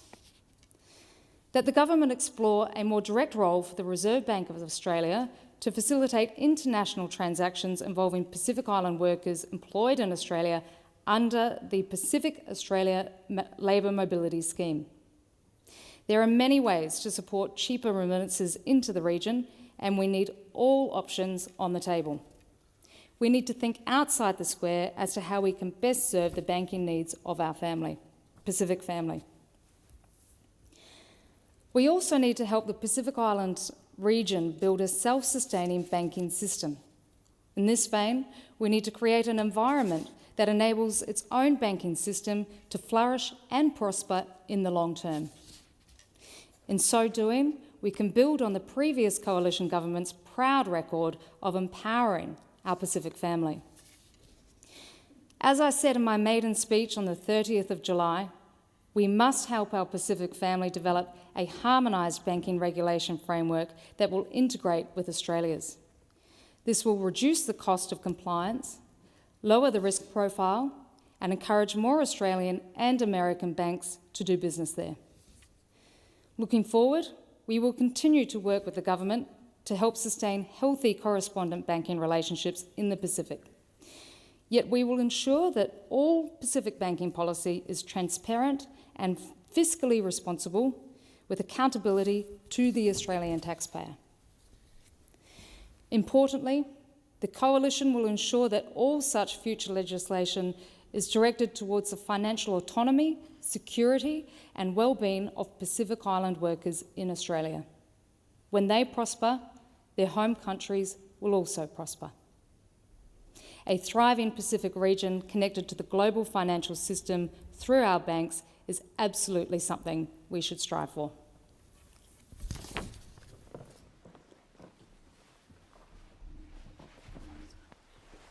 Senator Darling. Thank you, Acting Deputy President. I rise today in firm support of the Pacific Banking Guarantee Bill 2025. It's a critical piece of legislation that not only underpins Australia's economic and diplomatic presence in the Pacific, but also echoes the Albanese Labor government's enduring commitment to equitable access to financial services, both at home and across our region. For those of us in this chamber who represent regional communities, as I proudly do, this bill should resonate deeply. The decline of banking services is not just a local issue in rural and regional Australia, it's also being felt in our Pacific family. In places like Tonga, Vanuatu, the Solomon Islands, where every day people are increasingly cut off from the global financial system. Whether it's a sugarcane grower in Mackay or a market vendor in Suva, people need a functioning banking system to build a life. This bill addresses that challenge head-on. The Pacific Banking Guarantee enables the Commonwealth to step in where risk aversion from major financial institutions threatens to leave whole communities behind. Under this legislation, the government can issue guarantees to Australian-based authorised deposit-taking institutions operating in the Pacific, allowing them to maintain services that are commercially marginal but socially and strategically essential. The Pacific is our neighbourhood. Since coming to office, the Albanese Labor government has been working hard to restore trust, rebuild relationships and be the partner of choice in the Pacific region. Within our first 12 months in office, ministers from the Albanese government visited every Pacific Islands Forum member country to renew our Pacific partnerships, to listen to Pacific priorities and to deliver on our collective interests. Indeed, we are the region's largest development partner, but let's be clear, this bill is not about benevolence. It's about sovereignty, it is about stability, and it is about keeping Australia present, visible and trusted in our immediate region. And just as we wouldn't tolerate rural towns in our own backyard being financially abandoned, nor should we allow friendly Pacific nations to be left to the whims of foreign state-backed lenders and opaque financial actors. In recent years, we've seen correspondent banking relationships, the backbone of cross-border financial activity, evaporate across the Pacific. According to the IMF, the Pacific region has experienced one of the sharpest declines in such relationships globally. In fact, the Pacific is losing correspondent banking services at twice the rate of the global average. This is not just a banking problem, it's a national security issue, an economic sovereignty issue and a long-term diplomatic risk for Australia. With this bill, we are making it clear that Australia is in the Pacific to stay, through our banks, our institutions and our principles. To illustrate the practical application of this bill, I want to draw attention to the arrangement struck with ANZ, Australia's largest financial institution in the Pacific. The Commonwealth and the ANZ have entered into a 10-year guarantee agreement underpinned by this very legislation. The guarantee, up to $2 billion, will allow ANZ to remain operational in key Pacific markets where economics might not justify a continued presence, but the national interest certainly does. This is not a free handout, though. ANZ will pay a commercial fee to the government for the guarantee, and in return, it will continue providing services that no other institution is willing or able to offer. And significantly, ANZ will invest a further $50 million into improving digital infrastructure and expanding fee-free remittance options into the Pacific. Putting money back into the pockets of Pacific workers and their families, this is exactly the kind of outcome we want from public-private collaboration. Government backs stability, the private sector delivers the service. Some on the other side of this chamber might argue that this kind of intervention distorts the market, that it's too risky, that it's government overreach. To that I say, look at our track record. We already back the Australian banks through the financial claims scheme. We guarantee deposits and we provide wholesale funding support. During the global financial crisis, we underwrote interbank lending. And during the pandemic, we coordinated liquidity to the Reserve Bank. This legislation is a continuation of that tradition, limited, targeted and in the national interest. And crucially, it's not open-ended. Each guarantee will be assessed individually under Section 60 of the Public Governance, Performance and Accountability Act. The government will retain discretion, enforce transparency and collect commercial fees. So let's not pretend it's a blank cheque. It's a smart investment in resilience and influence. What we're doing here is also an investment in regional economic stability. When banks exit fragile markets, what fills the vacuum? Informal lenders, unregulated remittance operators, foreign state-owned institutions with opaque mandates. In short, instability. Financial exclusion fuels corruption, tax avoidance and crime. It breaks down the trust between people and institutions. It limits the ability of governments to collect revenue to fund schools, hospitals and infrastructure.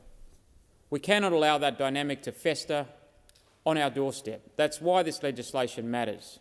That's why it complements almost $3.3 billion commitment we've made to the Indo-Pacific development in development assistance, supporting financial literacy, digital identity systems and anti-money laundering capabilities. You can't have development without banking, and you can't have banking without a system to support it. That's what this bill provides. I also touched briefly on what this means for working people, especially those of Pacific heritage living here in Australia. Every year, hundreds of millions of dollars are sent in remittances from workers in our country to families across the Pacific. These are not luxury transfers. These are school fees, medical bills, housing support. They are acts of love and solidarity. When banks pull out of the Pacific, these families are the first to feel the pain. Transaction costs skyrockets. Fraud becomes a greater risk. And too often, the money simply can't get through. By ensuring that established, regulated banks remain present and functional, we're not just backing institutions, we're backing people. This is a win for Pacific families, a win for multicultural Australia, and a win for every worker trying to support loved ones across borders. Colleagues, this bill is part of a larger story. Since coming to government, the Albanese Labor government has tackled head-on the challenges facing Australia's financial system, particularly in the regions. We've pushed back against branch closures. We've stood up to customers hit by junk fees. We've restored trust in financial regulators, and we're levelling the playing field for smaller banks, making sure competition remains alive and well. This legislation sits comfortably within that agenda. It's about fairness, security and doing what works. And let me say, it reflects Labor values: practical, not ideological; cooperative, not combative; regional, not just metropolitan. Internationalist, but grounded in the national interest. It's the kind of policy that only a Labor government can deliver, and I'm proud to support it. In conclusion, Acting Deputy President, I encourage all senators across parties to support this legislation, because the truth is the Pacific is not just a peripheral concern.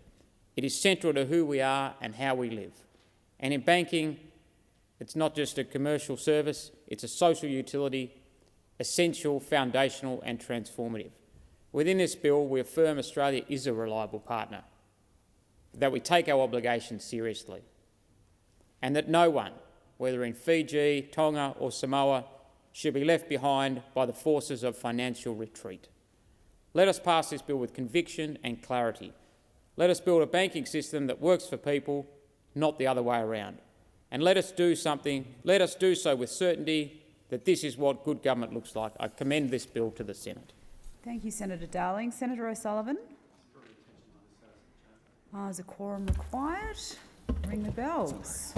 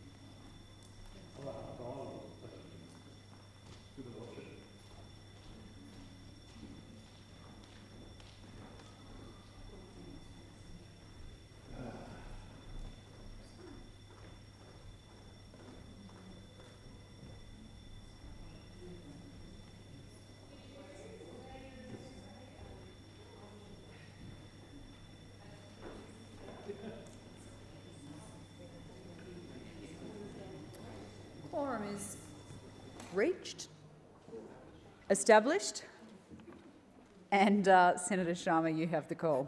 Thank you, Acting Deputy President. Thanks to my colleagues for making quorum as well.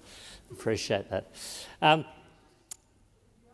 Australia's interests in the Pacific are vital, and this is something I know personally. My earlier career before coming to this place was as an Australian diplomat, and in fact my first overseas posting was in Bougainville, a province of Papua New Guinea, where we maintained a peace monitoring group, a peacekeeping force, a regional peacekeeping force to help put an end to the Bougainville Civil War of the 1990s. And my second diplomatic posting was in Port Moresby in Papua New Guinea, and I was very heavily involved in our regional assistance mission to the Solomon Islands, which deployed there to again quell civil unrest and the risk of a civil war in the early 2000s. So making sure that Australia retains strong links to the Pacific and making sure the Pacific becomes more stable and prosperous and secure over time, I think are important national interest objectives, but important objectives that I'm personally committed to. And as a coalition, when last in government,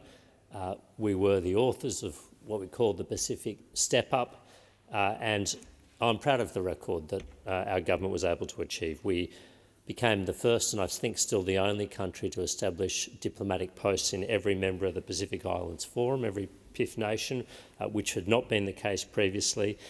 We expanded regional security through the $2 billion Pacific Maritime Security Program, which included the delivery of Guardian-class patrol boats, allowing Pacific Islanders and Pacific Island nations to better protect their fisheries and to better enforce maritime security.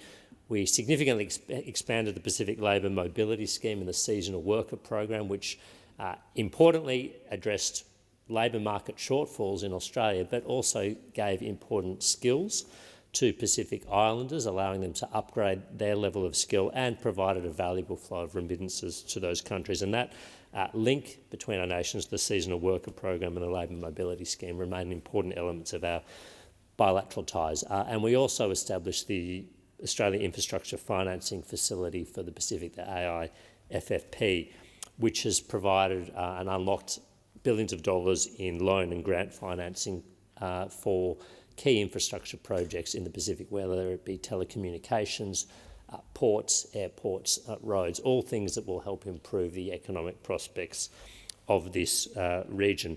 Of course, we were intimately involved in the COVID response to the Pacific, helping Pacific Island nations secure, first of all,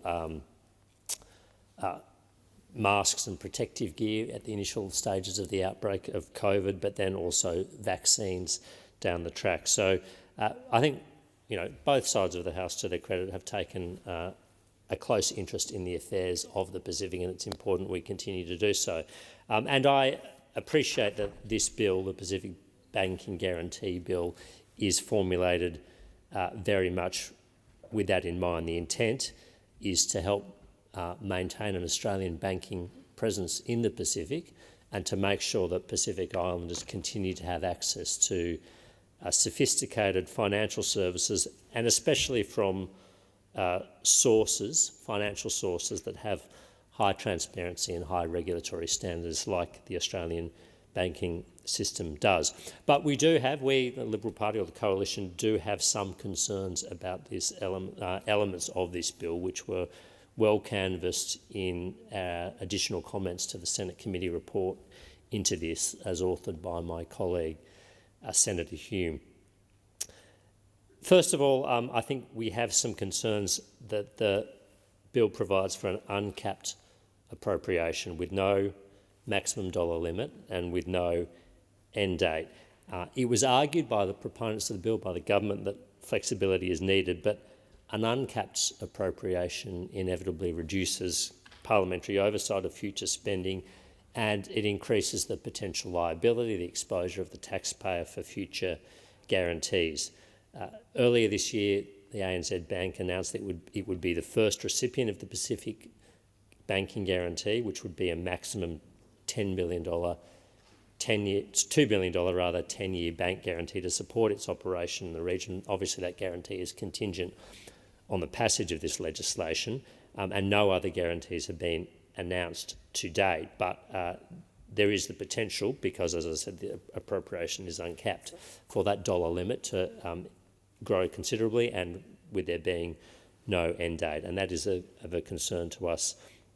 ANZ has reportedly paid an undisclosed annual fee to the government for the guarantee, but the exact details have not been made public due to commercial confidentiality. Now, obviously, I accept at face value the utility of this mechanism in allowing ANZ and other banks to continue to maintain the viability, if you like, the commercial viability of their presence and operations in the Pacific.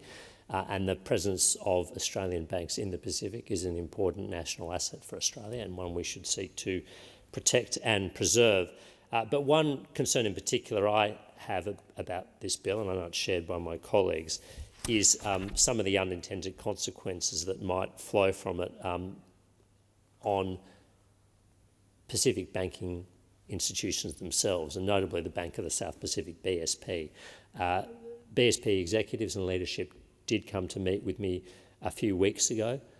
The Bank of the South Pacific, or BSP, as some of you might know, it's the largest and the most widespread bank in the South Pacific. It provides banking and financial services, both retail and commercial, to large numbers of Pacific Islanders citizens, but also Pacific Island businesses.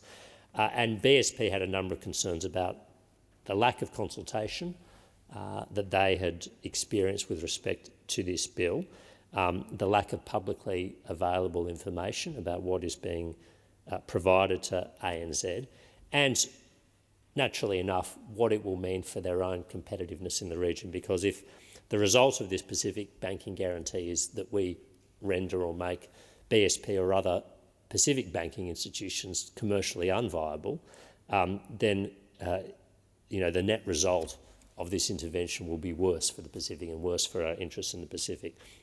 So in that vein, and as my colleague Senator Hume put in her additional comments, we would encourage the Treasury in particular to reconsider whether there is more information about the guarantee that could be made publicly available. We would encourage Treasury and relevant Treasury ministers in the government to consult and meet with executives from the Bank of the South Pacific to provide as much information and detail as they can, and importantly, I think, to provide reassurance, because I don't believe this is the intent, provide reassurance that this guarantee is not intended to commercially undercut BSP or render them unviable. We think it's important that, particularly going forward, some of those reassurances are provided. Now, as I said, we do have some concerns about the risk to Australian taxpayers from an uncapped liability and with no maximum dollar amount and no end date, but we did hear evidence from Treasury during the committee inquiry that the risk to Australian taxpayers for these guarantees is low. And for those reasons, we do not propose to oppose this bill, but in not opposing the bill and engaging constructively with the government on it, we would urge it, as I said earlier, to make sure that there are no unintended consequences from this bill, that the Bank of the South Pacific and other Pacific banks are better briefed and provided and furnished with as much information as possible, and particularly once provided this bill passes and once it is passed and enacted and becomes operational, that the commercial and competitive impacts on the banking industry in the South Pacific are closely monitored to, as I said, make sure that we are not rendering sovereign Pacific banking and financial institutions unviable as a result of this well-meaning intervention. Thank you, Deputy President. Thank you, Senator Sharma. Senator Darmanin. Thank you, Acting Deputy President. I'll keep this brief. As many of the previous government speakers have said, I think, what needs to be said. With the Albanese government, we are making it clear. You can bank on Australia to keep the Pacific connected to the global financial system. And we're serious about maintaining banking services in the Pacific because we are serious about the safety, security and economic development of our region. Without this action, large parts of the Pacific risk being cut off from the global financial system. This bill will assist eligible Australian banks to maintain their Pacific operations by providing a guarantee which transfers risks of default on low-risk exposures to the Commonwealth. Essentially what it does is it provides the foundations so that Australian banks can stay engaged in the Pacific, and we know that Australian banks play an extremely vital role providing critical services across the region. It amounts to a guarantee that transfers the risk of default on certain and specific low-risk exposures to the Commonwealth. And it is worth remembering that Australian banks operate under strict prudential standards as set out by APRA, including requirements to hold substantial capital reserves. These high regulatory obligations mean that without a government guarantee in place, banks would be far less willing to continue providing services in the Pacific.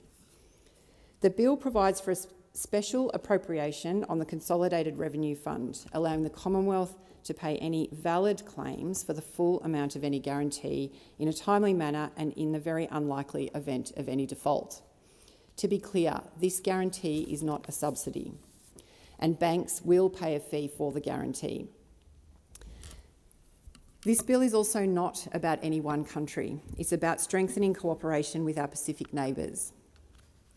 Having chaired the inquiry into this bill, I want to take the opportunity to thank the submitters and the witnesses who contributed to the inquiry.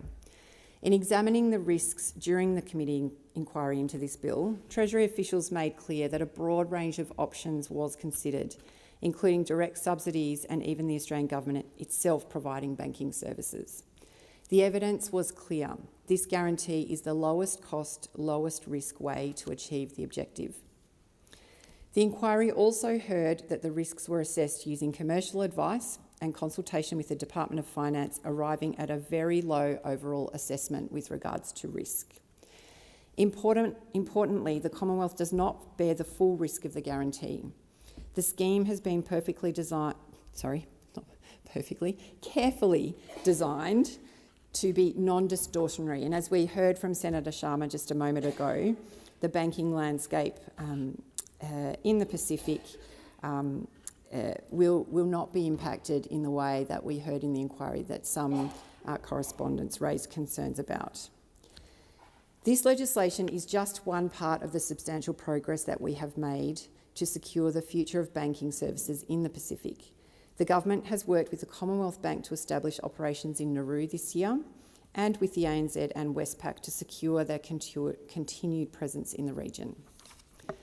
Through the multi-year Pacific Partnership with New Zealand and the International Finance Corporation, we've also helped to roll out national payment systems infrastructure across Fiji, Papua New Guinea, Samoa, Solomon Islands and Vanuatu. This means that these countries now have access to electronic payment systems that connect commercial banks with central banks and each other, enabling transfers and settlement of government bonds. Alongside this bill, the Albanese government is also investing in practical measures to address the root causes of debanking and strengthen financial systems across the Pacific, including $2.9 million to the World Bank to support inclusive and secure digital identity infrastructure across Pacific Island countries, $1.7 million to the Asian Development Bank to enhance regional compliance with anti-money laundering and counter-terrorism financing standards, and $1.7 million for the Attorney General's Department to assist with criminal justice and law enforcement capacity in the region.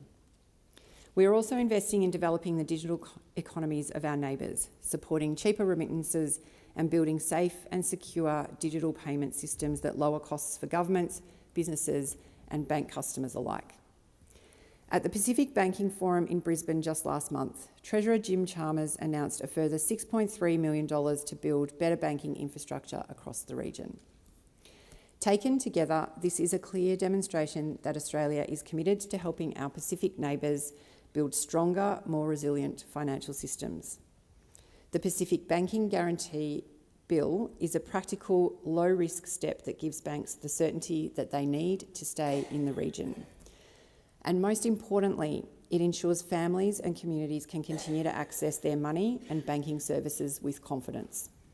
It supports Pacific communities here in Australia and across the Pacific itself, and it strengthens the deep partnerships that underpin our shared stability and prosperity. Thank you.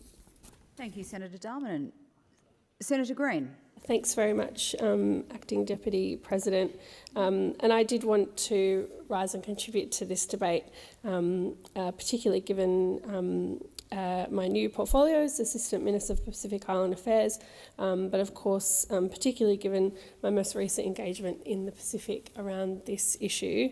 And I want to begin by thanking the committee and the Chair for the good work on the report and that engagement in stakeholders. This is an important bill and it's important for Australia and for the Pacific. 3 years ago, when the Albanese Labor government was elected, we made a promise to our Pacific family. A promise that we would listen, that we would learn, and that we would act to ensure that we would work hand in hand. Together, we are working to foster a safe and stable global financial system. And we are doing this by supporting the services that underpin economic growth, whether that be critical infrastructure, aviation, or banking measures that we will discuss today. The Albanese government is dedicated to revitalising our Pacific partnership after that decade of neglect that we saw from those opposite. We are ambitious in our support for the Pacific because this is what good neighbours do. We share an ocean, we are a region that shares a future, and together we have shared interests and priorities that make us collectively stronger when we work side by side. And it's important now, more than ever, that the prosperity of our region, that we are economically and financially connected. That is why I am so proud to support the Pacific Banking Guarantee Bill 2025. Last week, I had the honour of visiting Nauru, and I was there to launch the opening of operations of the Commonwealth Bank of Australia with President David Adiang. During this visit, it was clear that the launch of the Commonwealth Bank agency in Nauru was so much more than the opening of a bank branch. The event marked an important milestone for our Nauru-Australian Treaty, a treaty which speaks to securing Nauru's long-term economic resilience and security. And it was significant because it was a significant milestone towards our shared journey of partnership and regional cooperation. Nauru, like many other nations in the Pacific, faced the possibility of being left without a bank, and with it, losing access to the global economy. Think about what that would mean for you or your community to be cut off overnight, to sleep with cash under your pillow because there's nowhere else to store it. This was a reality for the nation of Nauru, and it should never be again. This could have been the story going forward. The Pacific has been disproportionately affected by the global trend of financial institutions reducing and withdrawing banking services. This decline, occurring at twice the rate of global average, impacts whole of countries to access, importantly, cross-border payment services, connection to the global financial system, and the ability for Pacific communities, and particularly Pacific workers in Australia, to send remittances home. These banking services are crucial for economic growth, inclusion and stability. Nationally, they ensure that government and businesses can engage with international trade, grow local infrastructure, protect essential services, and grow their communities. On a local level, banking services allow people to start and maintain businesses, to ensure that workers can send money home, to support their communities and their families. It is a real source of pride for every single person who had their new CommBank card issued. And it's a real source of pride for the leadership of His Excellency and the Cabinet in Nauru that we've reached this important step. Australia and our Pacific partners want to avoid the situation where Pacific nations are debanked and lose access to crucial cross-border payments and banking services. And we know that right now, the Pacific's ability to engage with the world remains at stake if we do not enact legislation such as this. This bill will enable the Commonwealth to guarantee an Australian bank's business in the Pacific against the unlikely possibility of a default in the region, which may force them to shut their operations. Though it is unlikely to be needed, Australian banks who are eligible will pay a fee to the Commonwealth for the guarantee. The bill allows for a special appropriation from the Consolidated Revenue Fund for the purpose of meeting any liabilities that the Commonwealth may incur under the Pacific Banking Guarantee. This will aim to incentivise banks to continue their operation in the Pacific by reducing risk and guarantees. This legislation goes hand in hand with the Australian Government's commitment to enable Pacific governments, businesses and communities to trade, invest and grow. The Albanese government has proudly signed landmark treaties with countries such as Nauru and Vanuatu. These treaties create a safer region and advance our position as a security partner of choice in the Pacific. We've strengthened cooperation with Papua New Guinea through our bilateral security agreement and our landmark National Rugby League deal. These are both underpinned by strategic trust. We're also getting our relationship with the Solomon Islands on better footing by building its police force. We've committed to listening to and working together with our Pacific neighbours on issues that matter to both of us. The Pacific and Australia have had more than 40 years of tariff-free access to ensure the smooth flow of goods and services across the Pacific. Australia's trade with Pacific Island countries in 2024 was 23% more than in 2019, with the rate of increase even higher in countries that are partners in the PACER Plus treaty. Families, businesses and tourists are connected thanks to new and upgraded airports, seaports and roads, as well as more flight routes, including the Palau Paradise Express and the Australian North Pacific Connector. In 2023, over 600,000 Australians visited Pacific Island countries. Pacific Islanders have better pathways to live, work and study in Australia and across the region through Australian scholarships and skills training, the Pacific Australia Labour Mobility Scheme. These pathways have seen more than 20,000 Pacific people graduating with full Australian qualifications, 13,000 Pacific students with Australian awards scholarships, and more than 30,000 Pacific workers employed under the PALM scheme. Under our government, digital services are also expanding in the Pacific, with every country being connected to undersea cables by the end of 2025 to ensure faster and more reliable access in the Pacific. And of course, as we discussed today here in this chamber, essential banking services are available through the guaranteed presence of Australian banks in 9 countries. These are services that people rely on every single day. And they are services that the Albanese government want to protect within our Pacific region. As a Queensland senator who lives in Cairns, whose home is closer to Port Moresby than it is to Brisbane, I cannot express how important it is that we protect Pacific communities' access to the global financial system. Our region is stronger when we work together and when we face regional challenges as partners. The Pacific Banking Guarantee Bill ensures that we are fostering a stable and safe region with our Pacific family. I commend this work and the bill and wholeheartedly support it. Minister, will you sum up the debate? Thanks, Acting Deputy President. Firstly, I'd like to thank those senators who have contributed to this debate. Australia is responding to concerns of Pacific and Timor-Leste governments by introducing the ability for the Commonwealth to provide guarantees to eligible Australian banks to maintain their Pacific operations and enduring presence in the region, because we know secure access to the global financial system and banking services is critical for economic growth, financial inclusion and overall stability.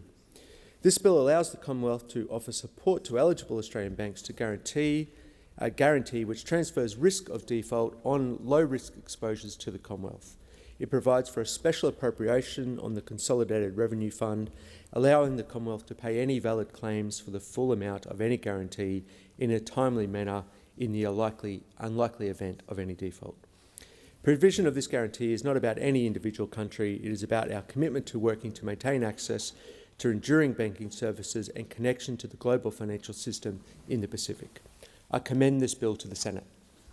The question is that the bill be now read a second time. All those that opinion say aye. Those against say no. The ayes have it. No amendments have been circulated. Beg pardon, Clerk.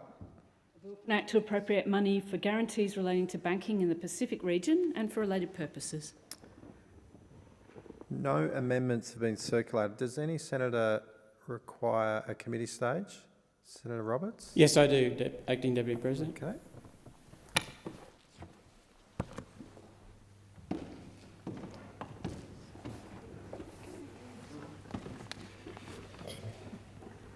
Is it the wish of the committee that the bill be taken as a whole?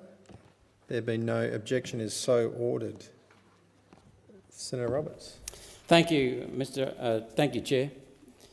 Minister, the Scrutiny of Bills Committee requested a justification for why this bill includes a standing appropriation rather than being included in the annual appropriation bill, which would give the Senate oversight. Please explain why a standing appropriation is required.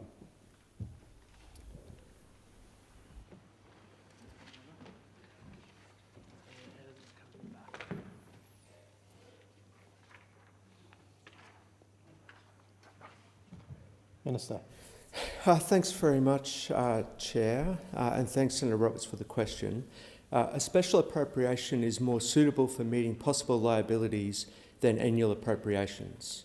While the likelihood of the Commonwealth will need to make us payment is very low, we may be urgently required at any time to meet liabilities arising under a guarantee, which may fall outside the usual budget cycle, meaning the annual appropriation process may not be available within the timeframe any liability falls due. Without a special appropriation, it is possible Parliament would be recalled to pass an urgent appropriation, or the Commonwealth could risk defaulting on its liabilities. The special appropriation is not proposed to have a direct dollar limit, as this provides the Commonwealth with flexibility to ensure it achieves a significant national interest objective, securing an Australian banking presence in the Pacific over the long term. The Commonwealth would not provide an unlimited guarantee. However, there may be circumstances where the maximum amount guaranteed under the appropriation could change.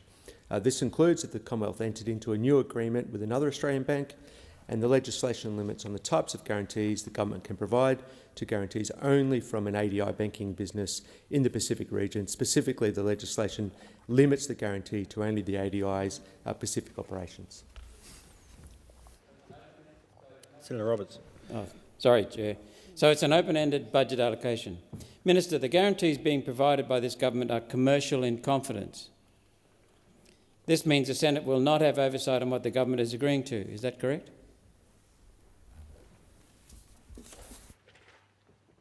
Minister. Thanks, Chair. Thanks, Senator Roberts. In terms of reporting obligations, any Pacific banking guarantee, including the ANZ agreement, will contain mechanisms to ensure a bank's compliance with its obligations. This includes regular reporting on the total amount guaranteed liabilities and the compliance with bank commitments as well. Senator Roberts. Thank you, Chair. The duration of the ANZ guarantee is 10 years, meaning this government is binding future governments. Can the federal government withdraw from a guarantee at any time in those 10 years? And if so, is there any sunset clause or time limit to the guarantees?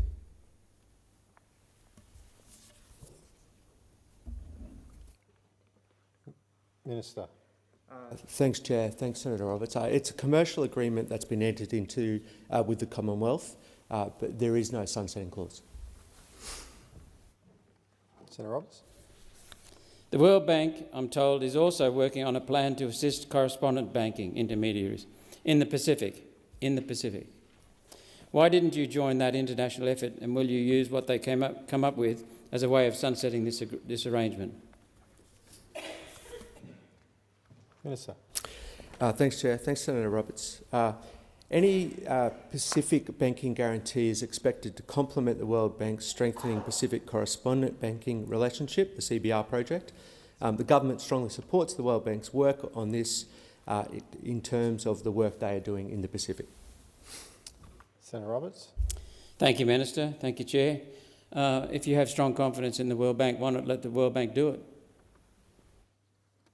Minister. Thanks, Chair. So, Phase 1 of the World Bank project will establish a correspondent banking relationship provider of last resort, which countries can call upon should they lose their financial correspondent banking relationship in a particular currency. It is intended to be a fallback when there is no other commercially viable option. Senator Roberts. Thank you, Minister. This bill does not specify what is being guaranteed, so let me ask. Does the guarantee extend to the Australian government guaranteeing loans by Australian banks to the governments of Pacific nations? Minister. Senator Roberts, we've just had a small changeover. I'd be delighted if you could assist me by asking that question again. Thank you. Minister, this bill does not specify what is being guaranteed, so let me ask. Does the guarantee extend to the Australian government guaranteeing loans by Australian banks to the governments of Pacific nations.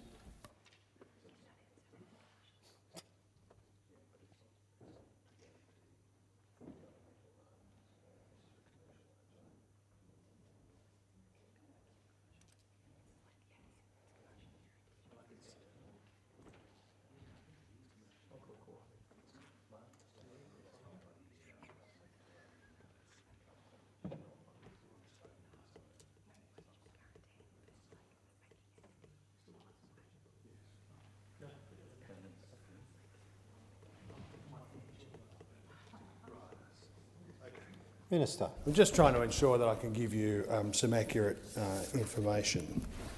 The Commonwealth provides a limited guarantee under this legislation to ANZ in connection with banking operations in 9 markets across the Pacific and Timor-Leste. Those markets are Cook Islands, Fiji, Kiribati, Papua New Guinea, Samoa, Solomon Islands, Timor-Leste, Tonga and Vanuatu.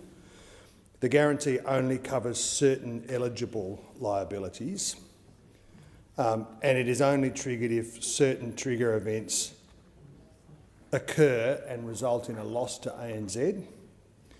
The Commonwealth has only provided a guarantee for certain eligible liabilities in order to minimise the risks and potential costs of any Pacific banking guarantee to the Commonwealth, and to mitigate any potential competition or market distortion risks in Pacific financial markets and the Pacific banking sector. To preserve the non-distortionary mechanisms in the guarantee, the government will not be disclosing the specific terms of the guarantee, including the types of exposures that are covered. The government, if it assists Senator Roberts, the government, of course, was provided extensive commercial advice on the guarantee, including around the risks, and commercial risk assessments found the likelihood of a default to be very low. Senator Roberts. So I appreciate your statement that you'd like to give me accurate information, but you didn't answer the question. So I take it that you can't answer whether or not the Australian government is guaranteeing loans by Australian banks to the governments of Pacific nations.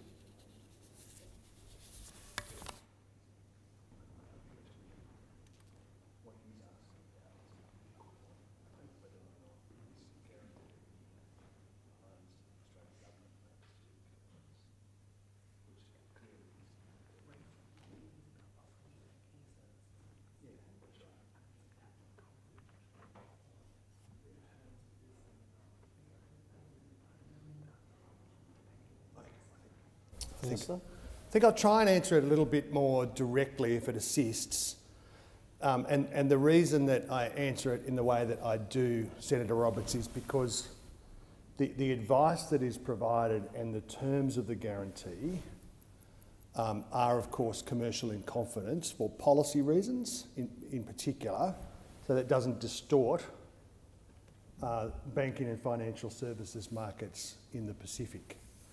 I don't think it would be right, and I'll get the team here behind me to correct me if I've answered this incorrectly. The question about the support that the Australian government provides to Pacific Island countries is quite different to this set of arrangements, which is about ensuring that banking services are provided and that there is trade and the free movement of goods and investment and all of the things that go with having banking services provided with the facilitation and support of the Australian government. I hope that assists. I'm not sure that it will, and if you've got further questions, I'll endeavour to answer them. Before I give the call back to you, Senator Roberts, just a reminder that 1:30 is the hard marker. To you, Senator Roberts. Thank you, Minister. It doesn't answer the question, but I'll come back to it later.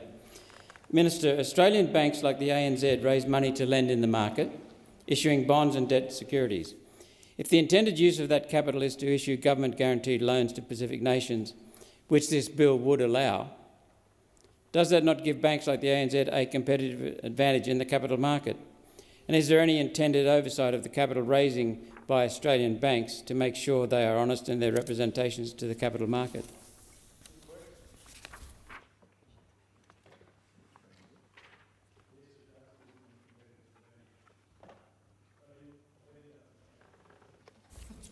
Minister. Well, any banking guarantee in the Pacific, including this agreement, will contain mechanisms to ensure that a bank's compliance with its obligations, which includes regular reporting on the total amount of guaranteed liabilities and compliance with bank commitments. So there are measures undertaken in order to deal with that. At present, I would argue theoretical concern. I hope that the financial markets in this area lift to the point where there's, that is consistent with the kind of development and growth, investment and trade that the Australian government is working with our Pacific partners to facilitate. That is in their interest and in our interest for that to occur. And the kind of measures that you're talking about to ensure that this guarantee has a I'll put that backwards, does not have a distortionary effect on capital markets or on financial markets. There is extensive work that sits behind this that has been directed towards achieving that outcome. ANZ has made a number of commitments to its Pacific operations in the Cook Islands, Fiji, Kiribati, Papua New Guinea, Timor-Leste, Tonga, Samoa, Solomon Islands and Vanuatu in exchange for this guarantee. That does include maintaining face-to-face banking services and enhancing the ANZ Bank services, including digital services.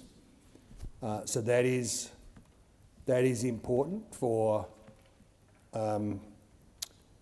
people and businesses and economic growth and investment in each of those states.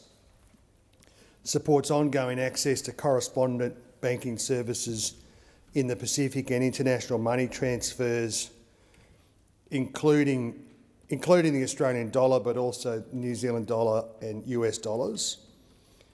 It will also maintain fee-free remittances for ANZ customers. That is important for facilitating more trade and more transactions, and will involve investing an additional $50 million to enhance the ANZ's digital banking offering in the Pacific, excluding in Papua New Guinea. Again, mobilised by some of the issues about making sure that the effect here is to support providing banking services where they are at risk.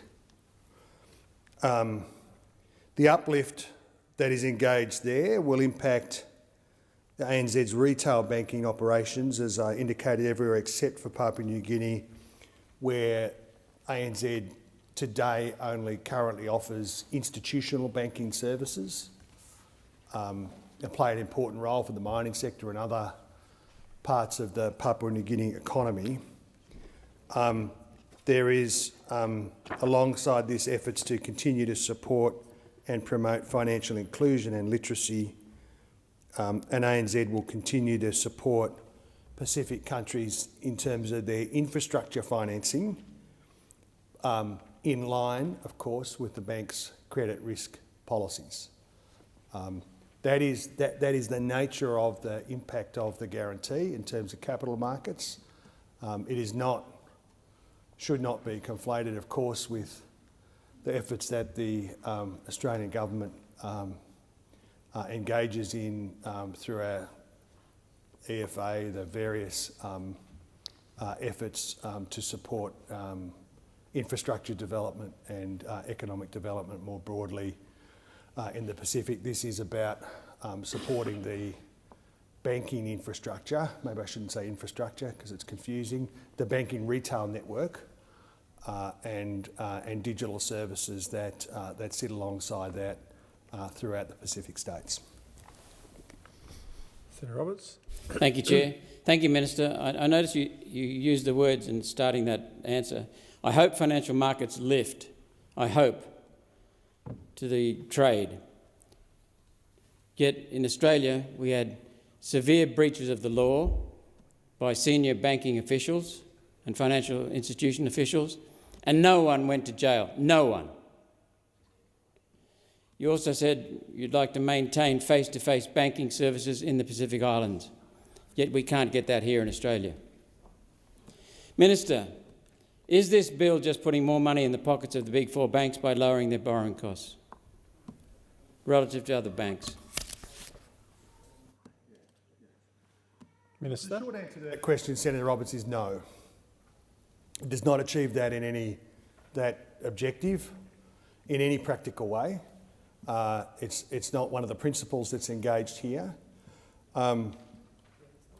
Australia does have a very well regulated banking sector, and that is a national asset for Australia. That is important for our capacity to deliver investment and growth and financial transactions and security for borrowers and lenders and projects. That's when, in times of financial stress, our well-regulated banking sector is a fundamental part of Australia's economic resilience in what is a pretty challenging world that we live in. That is not related to what is being provided for here. There of course will always be, as you've alluded to, in any system, bad actors, bad things happening, malfeasance, errors, omissions, whatever. No argument with that. That is what the regulatory sector is designed to deal with. This situation is about extending banking services that might not otherwise be extended to a part of the world that needs banking services, and it is in Australia's interest for those to be provided. And this ensures, through arrangements supported by this legislation, but also by the kind of commercial and non-distortionary measures, that it's provided in a way which, to which there is no disadvantage to the Australian, when I say banking sector, what I mean is the kind of services that customers and businesses would need and expect from the Australian banking sector. The ANZ, quite the contrary to the final suggestion, I think, in your question, this is not a matter of the government paying an amount to the ANZ.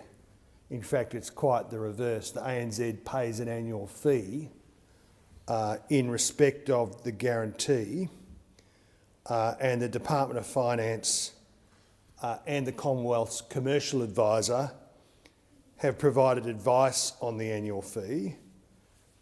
That fee amount, of course, for some of the reasons that in some of your previous questions that you've alluded to, in order to ensure that it doesn't have a distortionary effect, that fee is, of course, commercial in confidence and cannot be disclosed publicly. The guarantee isn't a subsidy, it's not a bailout, and the government will not be providing any direct funding to Australian banks for their Pacific operations. Senator Roberts. Thank you, Chair. Thank you, Minister. So that sounds like a protection fee. Let's get this straight. Banks have no risk. They have a guarantee if they have any losses. So banks cannot lose. When will regional Australians get... Well, banks cannot lose, so it sounds like a protection fee. Minister, who drafted your bill for you? The banks?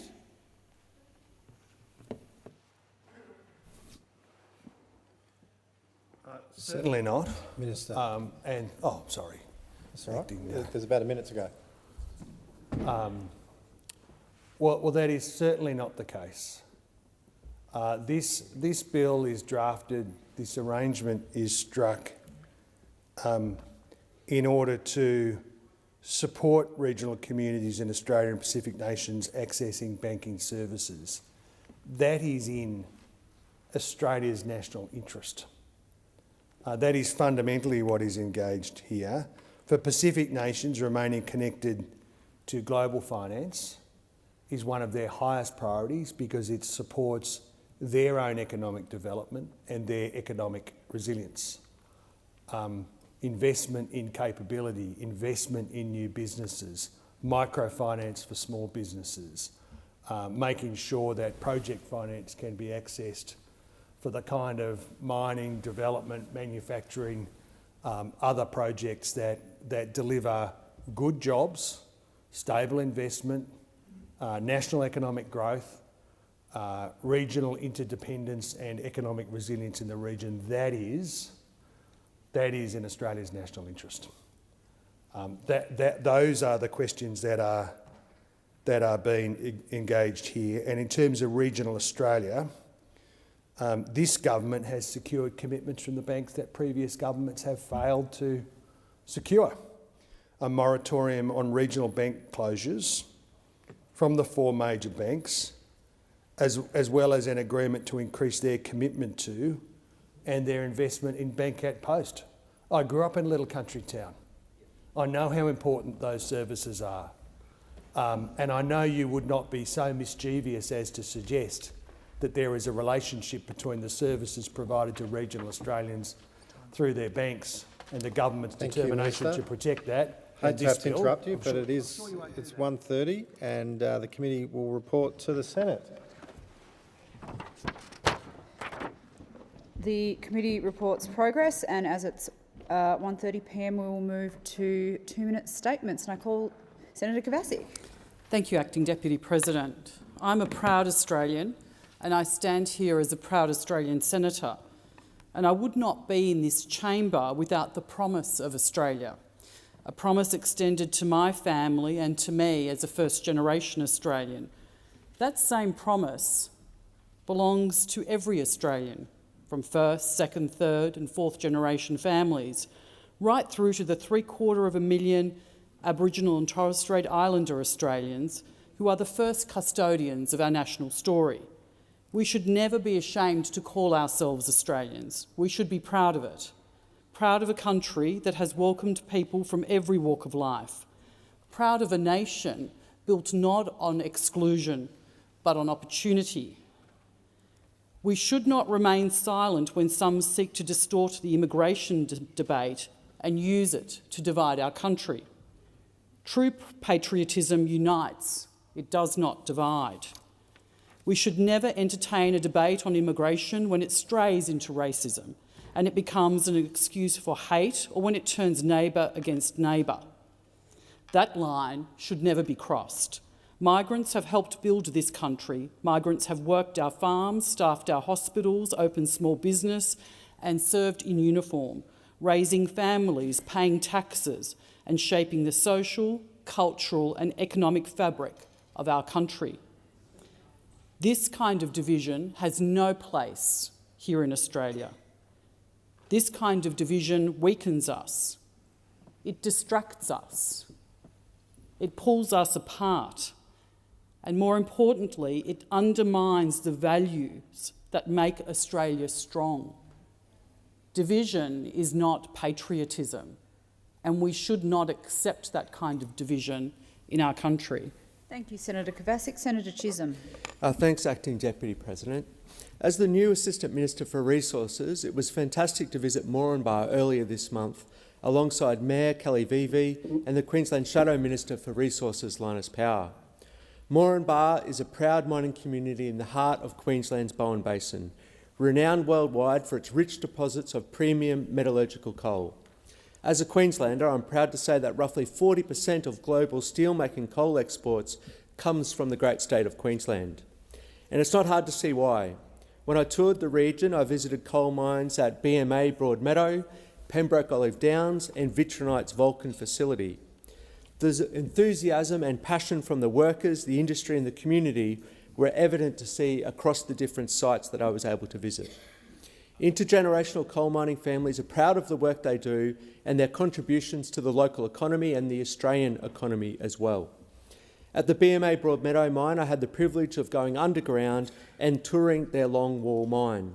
It was incredible to see the scale of the machinery involved to develop longwall tunnels for shearing and transporting of coal for processing. I'd like to especially thank the team and workers for providing us with the access to see this firsthand. The skill and expertise of the workforce was evident, and the stringent safety requirements as well.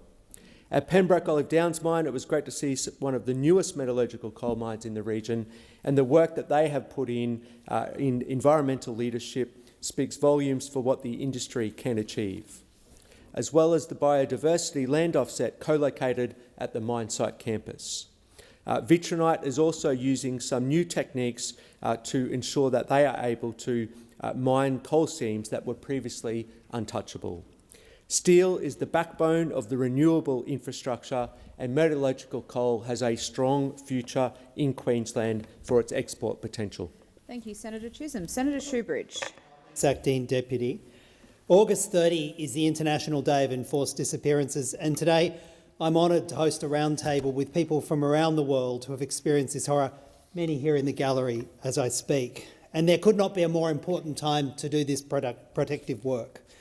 We'll hear from Palestinian, Chilean, Tamil, Bangladeshi, Iranian, Filipino, Kurdish, Myanmar, Indian, Western Saharan and Pakistani communities, and there are common threads that link how oppressive governments work, similarities in their domestic cruelty and in how they try and silence diaspora voices. Whether that is the Sikh human rights activist Jaswant Singh Kalra, who was abducted 30 years ago, or the systemic disappearances brutally delivered by the Rapid Action Battalion in Bangladesh, political violence in Pakistan, or the prisons bulging with Palestinian political prisoners, the architecture of violence and fear is common. These mass disappearances, watching your mum, dad, children, siblings and friends disappear, is a nightmare. And listening to the Chilean community is especially hard as they recount the horrors of Pinochet, where there was clear Australian involvement. The Chilean community demand the full release of documents showing Australia's role in the overthrow of the Allende government in 1973, and they call for Adriana Rivas to finally face extradition. This is the least we could do for justice. Sri Lanka has one of the highest numbers of enforced disappearances in the world, and that grief echoes through generations. Finding the disappeared also often brings new grief, and we saw this recently in the uncovering of the mass graves in Chennai, where remains have been uncovered, including kids and infants. Deputy President, so often justice remains elusive, with the perpetrators yet to be held accountable. And we must act in solidarity with all those who face repression and discrimination. For those who have lost loved ones to forced disappearances, please know that you're not alone, that we are with you in your struggle for justice. Thank you, Senator Shoebridge. Senator McGrath. Thank you. I rise to pay tribute to Mark McCardle. Mark was the long-term LNP member for Caloundra between 2004 and 2020. Mark was a dedicated and passionate servant for the people of Caloundra, the Sunshine Coast and Queensland. I first met Mark and his wife Judy in the late 1990s, when as Liberals we were campaigning across the Sunshine Coast for state and federal elections. Over the course of his career, Mark held a variety of senior positions and portfolios, including Deputy Leader of the Opposition and the last Leader of the Liberal Party. Mark took his responsibilities seriously and always put his community, the electorate and the state of Queensland first, without fear or favour. This was well illustrated when, during his time as the Minister for Energy and Water Supply, he developed a forward-thinking plan to secure Queensland's water supply and develop a cost-effective energy system to the benefit of future generations. Mark sadly faced a battle with cancer that took him too soon, but this was a battle he fought with courage and determination, because Mark, as in his professional life, as in his personal life, was always future-focused and determined to create a better Queensland. But Mark's contribution to the LNP cannot be understated. The merger of the Liberal and National parties would not have happened without his bravery and foresight. As leader of the Liberal Party, he saw that it was better for the Liberals and the Nationals to be united to take on the forces of the left. And his foresight and that of Lawrence Springborg was shown in our win in 2012 and our win last year. So to Judy and your family and to all those friends and supporters of Mark, my condolences. Queensland has lost a true public servant. Thanks, Senator McGrath. Senator Whittaker. Thank you, Acting Deputy President. As many in this chamber should well know by now, I come to this place with an immense amount of state pride. West is best. Yep. But sadly, I'm not always sure the same can be said of some of my fellow Western Australians on the opposition benches. Because while the Coalition is busy fighting each other, they cannot fight for the interests of our state. At every turn, we see disunity and division, and nowhere is that more obvious than in their WA ranks. They can't get their story straight on housing, they're fighting about net zero or on our national security. Even the WA Liberal leader has admitted that their party has failed to connect with women, with young people and with metropolitan voters. They've had 2 crushing election defeats just this year. But instead of uniting around modern policies, around climate action, the Liberal Party is at war with itself. And that same pattern is one we are seeing playing out nationally. Grassroots members lurching backwards while moderates and Conservatives squabble over the party's future. This is dysfunction, not leadership. The contrast could not be clearer. While the Australian Labor Party is building our nation's future focused on the issues that matter to Australians, tackling cost of living, building more houses, taking action on climate, standing up for everyday Australians. The Liberals and Nationals are instead fighting each other, and it must stop. Thank you, Senator Whittaker. Senator David Pocock.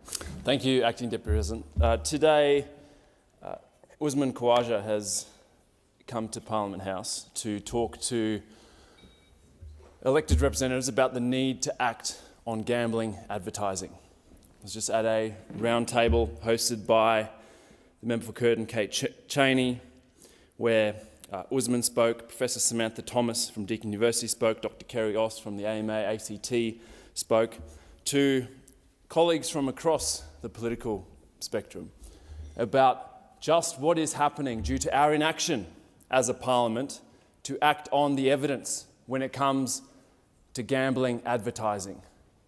We have a whole generation of young Australians growing up now who think that gambling is just a normal part of being Australian. It's a normal part of watching sport. And that's shame on us. That is shame on the Labor government to have a report that had multi-partisan backing and to not act, to bow to the vested interests of the gambling companies who are leaning on the media companies, the AFL and the NRL. We have to put our communities, we have to put young people ahead of vested interests, ahead of profits when it comes to gambling advertising in this country. There is no excuse.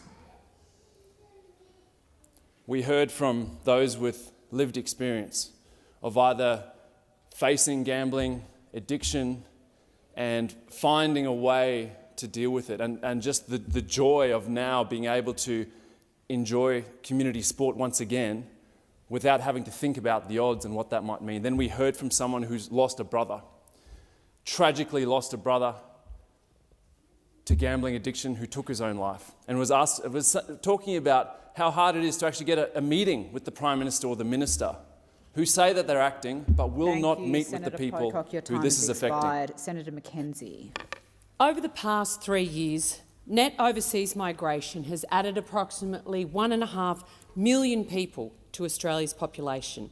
171,000 in 2021-22, a record 536,000 in the year 22-23, and 446,000 in 23-24.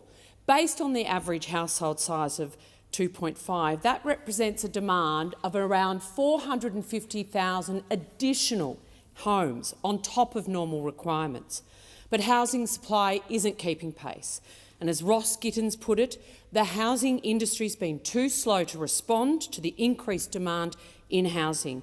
This comes from our rising population, which, thanks to continuing high levels of immigration, has grown faster than most other rich countries. And then comes the warning from Gittins. Housing is becoming hereditary. Young people can afford to buy a home only with the help of their parents, but parents can only help if they are well-established homeowners.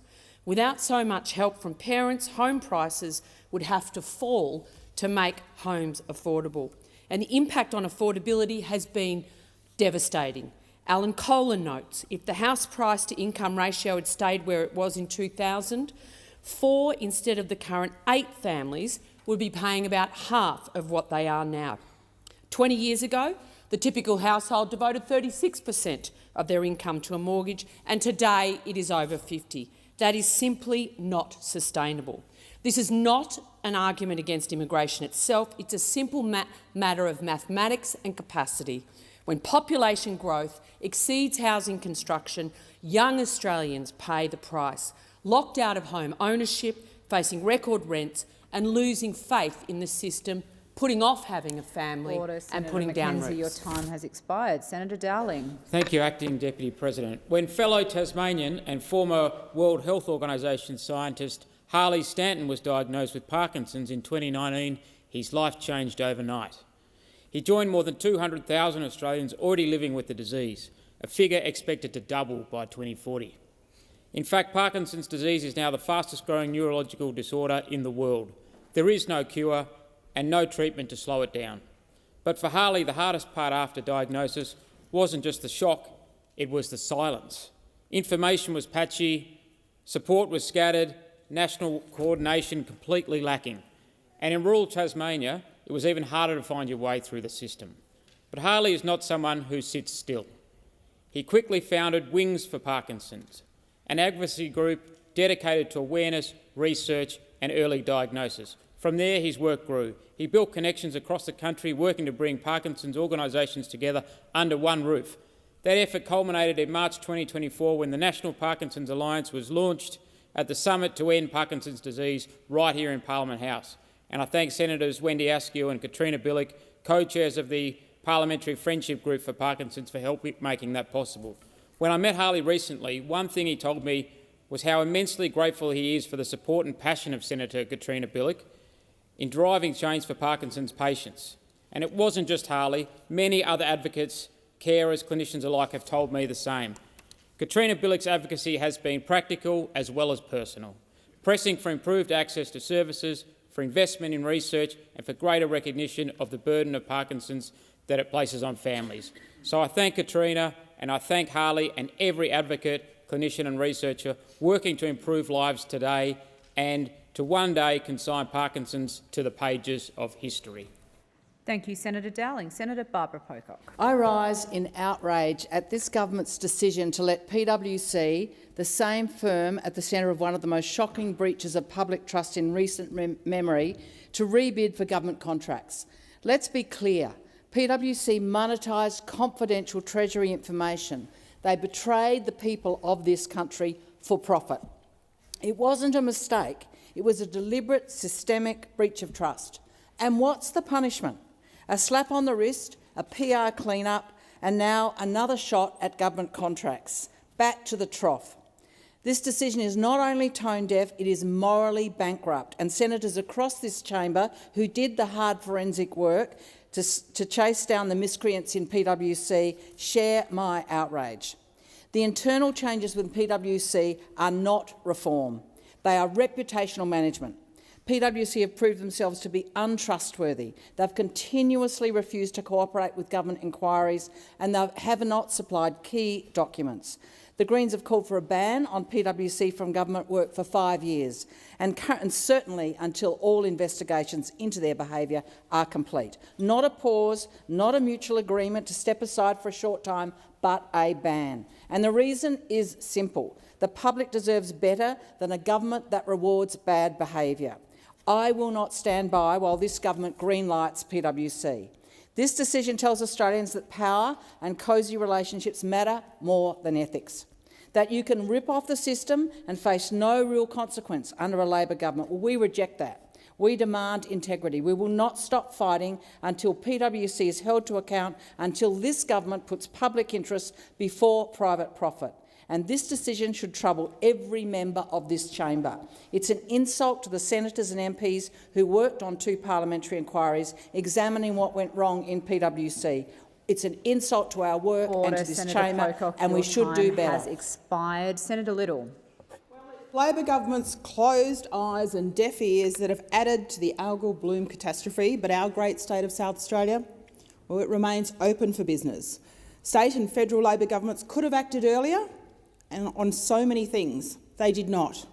They should have provided the information necessary to protect businesses from consumers who are not buying their products, but their products are completely safe.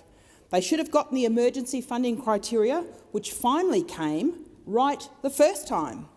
Labor's response was too little, too late, and is contributing to making a bad situation worse, with uncertainty crippling businesses, workers and families.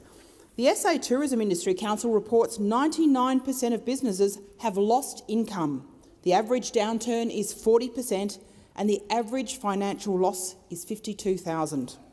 Seafood producers and processors, fishing tackle shops, fish and chip shops, tourism businesses and retailers in the areas both impacted and not impacted directly have been let down.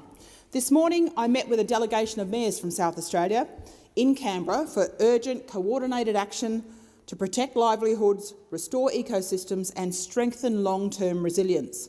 They want a national legislative and policy framework to instil market confidence, a plan that delivers community wellbeing and resilience during large-scale marine mortality events, and are united on the need for permanent monitoring.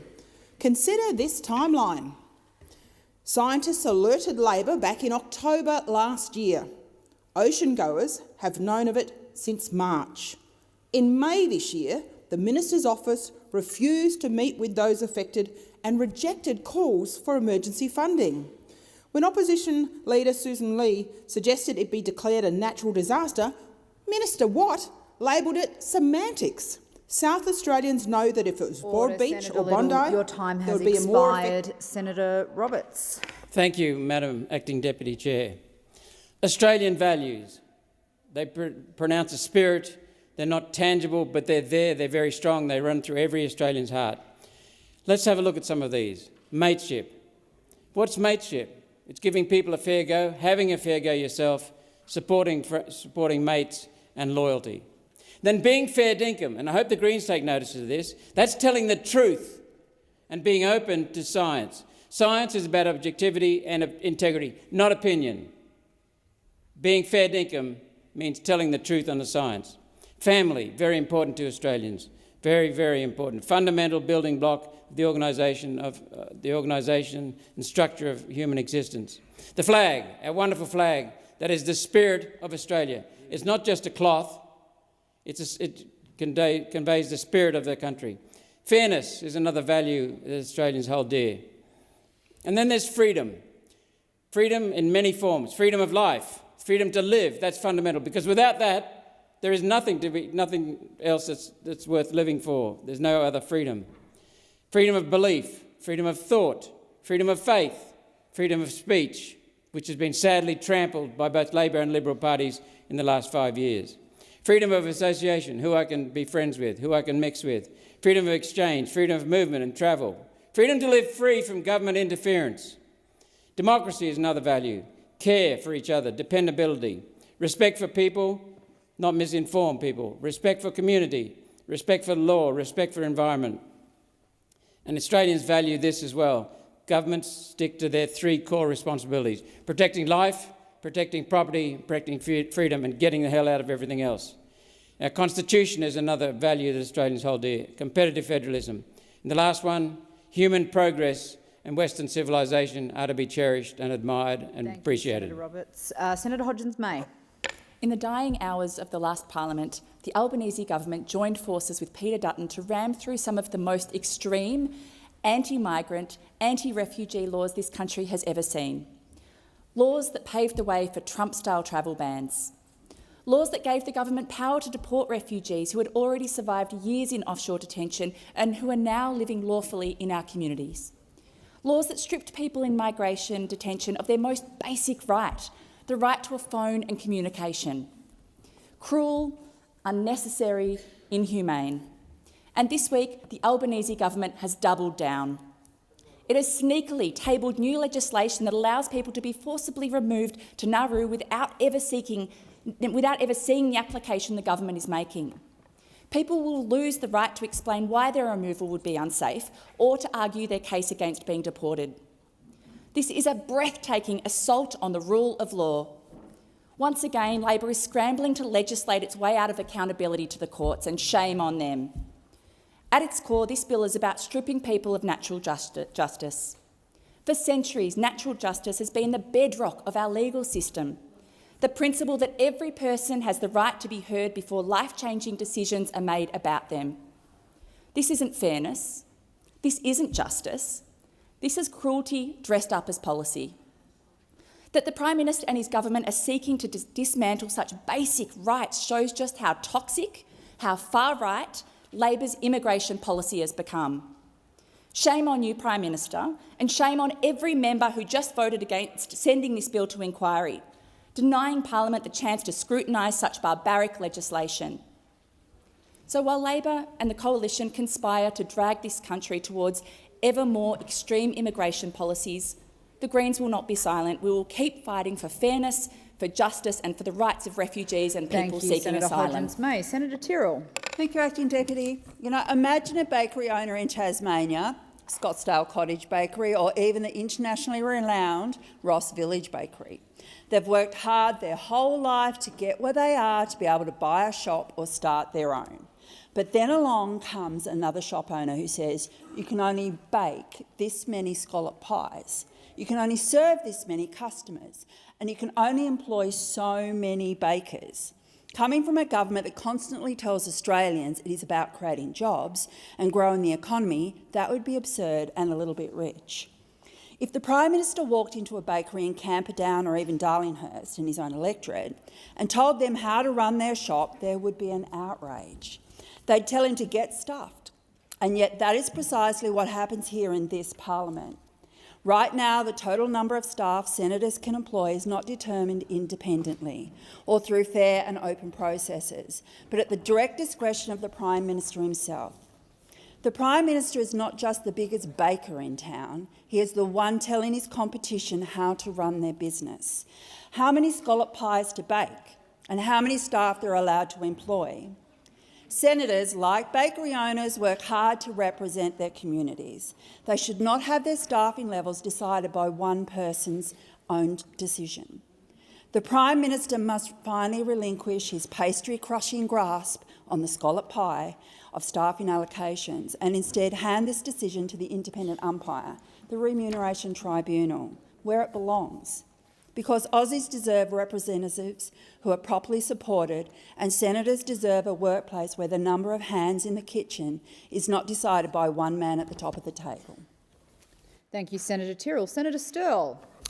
Thank you, Madam Acting Deputy President. And I don't normally read things in here too often, but I'm going to break that today. I'm going to change it. I want to proudly read from a media release on Monday, 18th of August, from the Transport Workers Union.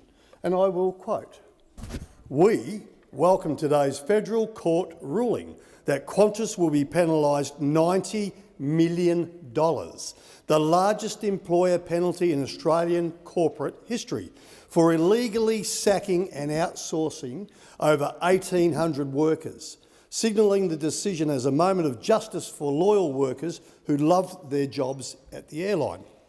The judgment, marking the end of a David and Goliath 5-year battle, is, according to the TWU, the final vindication for workers whose decision to fight the case was derided and mocked by Qantas management from day one.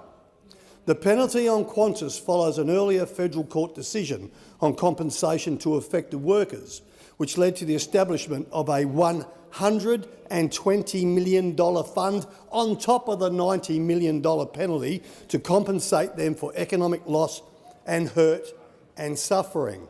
Many suffered financial stress, family breakdowns and mental illness as a result of the outsourcing, and have endured a further 5 years of distress at being discredited by Qantas, which argued throughout that they were wrong to challenge it.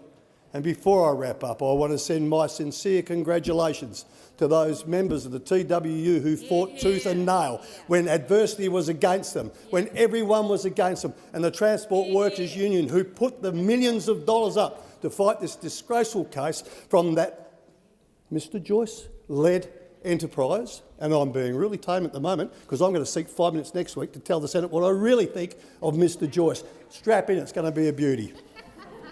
Senator Marielle Smith. Thank you, Acting Deputy President. Well, the Albanese Labor government promised 5% deposits for first home buyers, and we are delivering early. We've brought forward the expanded 5% deposit scheme to 1 October 2025 ahead of schedule, so we can help more first home buyers into a home, because we understand the fundamental challenge facing our community at the moment is a lack of supply in the housing market. And whilst those on the other side have never met a housing policy that they like, never met a bill that they want to support to get more young Australians into a house, and for years teamed up with this lot over here to block a housing agenda which would see more South Australians and Australians across the country have home ownership. They blocked it every single step of the way, but we have a high ambition for Australians. They think young Australians should rip money out of their super to buy a home. We believe they should have both. Young Australians deserve both a great retirement, a secure retirement and home ownership. We are the only party in this place putting our money where our mouth is to get young Australians into homes. It's time that they support it. Yeah. Thank you, Senator Smith. We're going to move to question time, and I call Senator Bragg. Thank you very much, President. My question is to the Minister representing the Prime Minister, Senator Wong. Yesterday, you could not confirm whether the 2,000 homes that the Housing Minister said were completed by the Housing Australia Future Fund were built or acquired. Do you know today if those 2,000 homes were built or were they acquired? Great question. Thank you, Senator Bragg. Minister Wong. Well, Senator, I'm very pleased that you like me so much that you keep asking me the question rather than the representing minister. And I also am pleased that you give me the opportunity to again remind everybody that you are standing in the way of 80,000 homes. I'd like to remind all the young people in the galleries that this gentleman here is standing in the way of more homes being built. Minister Wong. Order. Order. Senator Bragg. President, this is a point of order on relevance. The question was whether the 2,000 homes had been built or were they acquired by the government. Yep. And the minister has just order.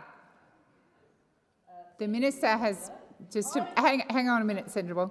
The minister has just got to her feet and begun to answer the question. I will listen carefully, and if the minister is not relevant, I will draw her to the question. Minister Wong. Thank you, President. Senator Bragg, the advice I have is that more than 500,000 homes have been built nationwide since Labor was elected. More than 4,000 homes have been completed with Commonwealth investment, and 28,000 are in planning and construction stages. In their decade in office, the coalition built 373 social and affordable homes. Congratulations, Senator Bragg. Oh, well, that really is quite an achievement, isn't it? 373 homes in a decade. Order. And now Order across the chamber. Senator Watt. Minister, please continue. And I again remind Senator Bragg that his first housing policy of this parliamentary term is the opposition to 80,000 homes. Minister Wong, please resume your seat. Senator Bragg. So this is a point of order on relevance. The question was quite clear about the split between how many had been built by the Commonwealth and how many had been acquired by the Commonwealth government. Thank you, Senator Bragg. I will draw the minister back to the question. Minister Wong. Thank you, President. Well, the advice I have is more than 4,000 homes have been completed with Commonwealth Investment. 28,000 are in planning and construction stages. I would make the point, Senator Bragg, as you would know, you delayed and opposed the Housing Australia Future Fund. So therefore, the fund only announced its first round of funding in September 2024, and obviously this has delayed the construction of many homes for Australians. Thank you, Minister. Senator Bragg, first supplementary. Thanks very much. Well, Minister, obviously buying houses rather than building them would make the housing crisis worse. Yes. So I ask you again, for the second time, can you please clarify if the HAF is still purchasing homes in competition with Australians? Thank you, Senator Bragg. Minister Wong. Would you like the... Just start the... Order! Senator Bragg, I'm not asking you to go into commentary, simply to repeat the first part of the question.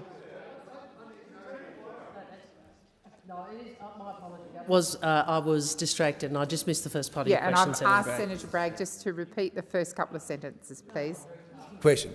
Okay, well, the first part of the question is, as you know, if the government is competing with Australians in the market and buying houses against Australians in a hot market, it's going to make the problem worse. So you're not really repeating the question, Senator Bragg. You're you've asked me to repeat it. You get the gist. Thank you. Minister Wong. I think I get the gist of it. I mean, the senator is making the very good point that the housing supply does affect pricing, which is why it is passing strange that he has been so opposed, along with his colleagues, to adding to Australia's housing supply. So on the one hand, he says, well, government shouldn't compete in the market, making the point that supply does affect affordability, but at the same time he opposes the government's attempts to put more supply into the market. Senator Wong, please resume your seat. When there's order in this place. Senator Bragg. It's a point of order on relevance. The question was quite clear that we wanted to see clarification as to whether the HAF is still purchasing homes in direct competition with Australians. It was quite clear. Senator Bragg, you will recall I asked you to repeat the first part of your question. You chose to add commentary. The minister is now being relevant to all of the comments that you've made, including your question. Minister Wong. Thank you. Can I again make this point? The Coalition complains about housing affordability, but the Coalition wanted to abolish the Housing Australia Future Fund, which would have added more supply, thereby making houses more affordable. The Coalition also this term has opposed the build-to-rent policy, so standing in the way of 80,000 homes. And now the Coalition wants to pretend they care about housing. Has expired. Order. Order. Senator Bragg, second supplementary. Well, as we didn't get an answer to that question, the question again is, can you please clarify if the Housing Australia Future Fund is still purchasing homes in direct competition with Australians? Thank you, Senator Bragg. Minister Wong. I'll take the question. Order. Back up to the level today. Thank you. The point about direct competition, because that really goes to the issue of supply. And the problem is, Senator, is your position is utterly illogical. So what you are saying to all of these young people is you oppose adding to supply, you oppose government engaging in the housing market to try and add to supply. These are facts which you do not like to hear, aren't they, Senator? Minister Wong, please resume your seat. Order. Order. Senator Ruston, the order applies to you. Senator Bragg. Point of order on relevance. The question was quite clear. We're seeking clarification as to whether the Housing Australia Future Fund is purchasing homes in competition with Australians? It was a very clear question. And the minister is being relevant to the question. Senator Bragg. Minister Wong. Senator, can I tell you what we want to do? We want to deliver Housing Fund, Australia Future Funds. President, Order. may I answer the question? Order. Is this... Thank you. Minister Wong, please resume. These are the Housing Minister Australia Wong, Future Fund Minister projects. Wong, please resume your seat. Order. Order.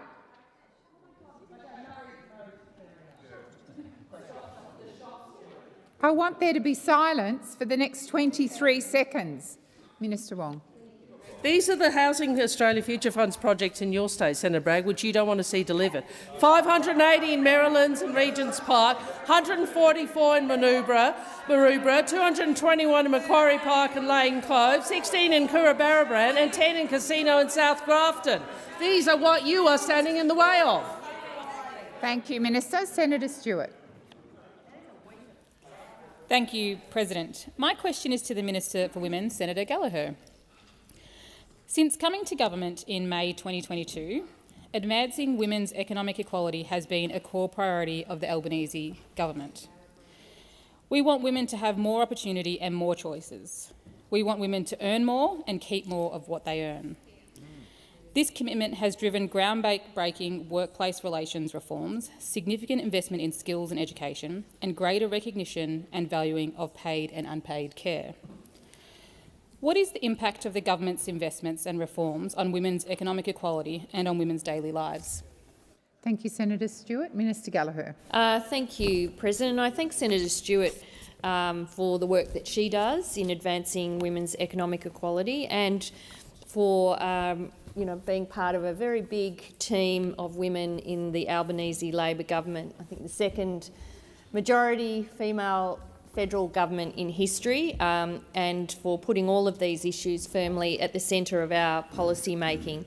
The ABS data released on the 14th of August shows that the gender pay gap is at the lowest level ever since records began, at 11.5% still, but that is down from 14.1% in 2022 when we came to government. That means that over a fortnight, women workers are over $500 a fortnight better off with the work that we've done to drive up women's wages and close the gender pay gap. We've also got a record high of women's workforce participation at 63.5%, showing that more women are finding extra hours to work, and this is something that we've been focused on as well. Now, this isn't by accident that we are seeing these results. This is the result of intentional, sustained work, including of many, if not all of my colleagues on this side of the chamber, to make sure that women workers get a better deal and take home more in their weekly pay packets. This has included the work we've done around pay increases for aged care workers and those coming for early childhood care and education workers. The Workplace Gender Equality Agency has found that pay increases for low-paid workers, like for those for aged care workers, are driving the progress to close the gender pay gap. But obviously there is more work to do. We've made the changes to the Fair Work Act. We've got the gender undervaluation work underway in 5 key awards. We've introduced gender pay gap reporting at employer level. There is more work to do, but we are seeing the signs of progress. The time for answering has expired. Senator Stewart, first supplementary. Thank you, President, and thank you, Minister. Closing the gender pay gap is essential to ensuring women are paid properly, that their work is valued and that women are retiring with decent retirement savings. What role is the Workplace Gender Equality Agency playing in helping to accelerate closing the gender pay gap? Thank you, Senator Stewart. Minister Gallagher. Thank you, President. I thank Senator Stewart for the supplementary, and senators will know that WGEA's latest progress report was tabled this week. In the 10 years since WGEA's first report, an additional 1.6 million employees are covered by workplace gender equality reporting, and during that time the gender pay gap has reduced from 28.6% to 21.1%. Employers who have done a gender pay gap analysis has increased from 24% to 68%, and there's been a significant increase in employers with family and domestic violence policies in place. But the report also shows there are areas where progress is too slow. Patterns of industry gender segregation have barely changed in the last 10 years. Women continue to work part-time at much higher rates than men, and in the private sector, women are still underrepresented on governing bodies. But WGEA have done an amazing job. I thank all of them, all of the staff who have contributed over the last 10 years in driving down the gender pay gap. Thank you, Minister. Senator Stewart, second supplementary. Thank you, President, and thank you, Minister. WGEA's progress report shows that progress in addressing industry gender segregation has been slow. Research also shows that industry gender segregation is one of the key drivers of the gender pay gap. What is the extent of industry gender segregation in Australia, and why do we need to challenge this segregation in the interest of our economy? Thank you, Senator Stewart. Minister Gallagher. And thank you, President. I thank Senator Stewart for that supplementary as well. Well, recently Jobs and Skills Australia have confirmed that only 21% of occupations in Australia could be considered gender balanced. Industry gender segregation is a driver of the gender pay gap, we know that, and there's also a clear correlation between segregated industries and the worker shortages that we're currently facing. So for more than half of occupations in the national shortage, women make up less than 20% of their total workforce. These occupations include metal fitters and machinists, motor mechanics, electricians, when only 2% of the workforce are women, mining engineers, construction managers, software and application programmers. And for 14% of occupations in the national shortage, men make up less than 20% of the total workforce. So this is something that we are going to continue to focus on. We want to make sure that we are dealing with gender segregation and making sure we're getting much more balance across those industries, because it's good for pay and good for addressing workforce shortage. Minister. Senator Duniam. Thank you, President. My question is to the Minister representing the Prime Minister, Senator Wong. Can the Minister confirm that the government is working on developing a range of tariffs in the form of a carbon border adjustment mechanism? Thank you, Senator Duniam. Minister Wong. Thank you, President. I'm wondering if this is the next iteration of a scare campaign. But I'm asked about tariffs, and it's a useful question, and I hope that Senator Farrell will be able to contribute more to the chamber later today on this issue, because of course what the government is doing is seeking to reduce tariffs. That's right. We're seeking to reduce tariffs. This was one of the issues my recollection is that the Economic Roundtable did discuss. We have a view on this side of the chamber, and I would have hoped it was a similar view, that tariffs are an impost upon consumers. We have a very clear Minister, view. please resume your seat. Senator Duniam. President, a point of order on direct relevance. I've asked specifically about a particular tariff, not other things the government may or may not be doing. I ask you to draw the Minister to the question. I believe the Minister is being relevant, but I'll continue to listen carefully. Senator Duniam. Minister Wong. Thank you, President. In relation to I think this is a net zero question fundamentally, obviously, and you might recall. Well, of course it is. Of course it is. Okay, perhaps we should just go through. Perhaps we should just go back to basics. When you try to reduce emissions in your country, you also have to look at what is happening elsewhere.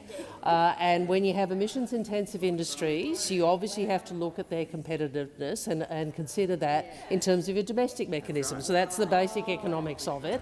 That has been taken into account in the safeguard mechanism.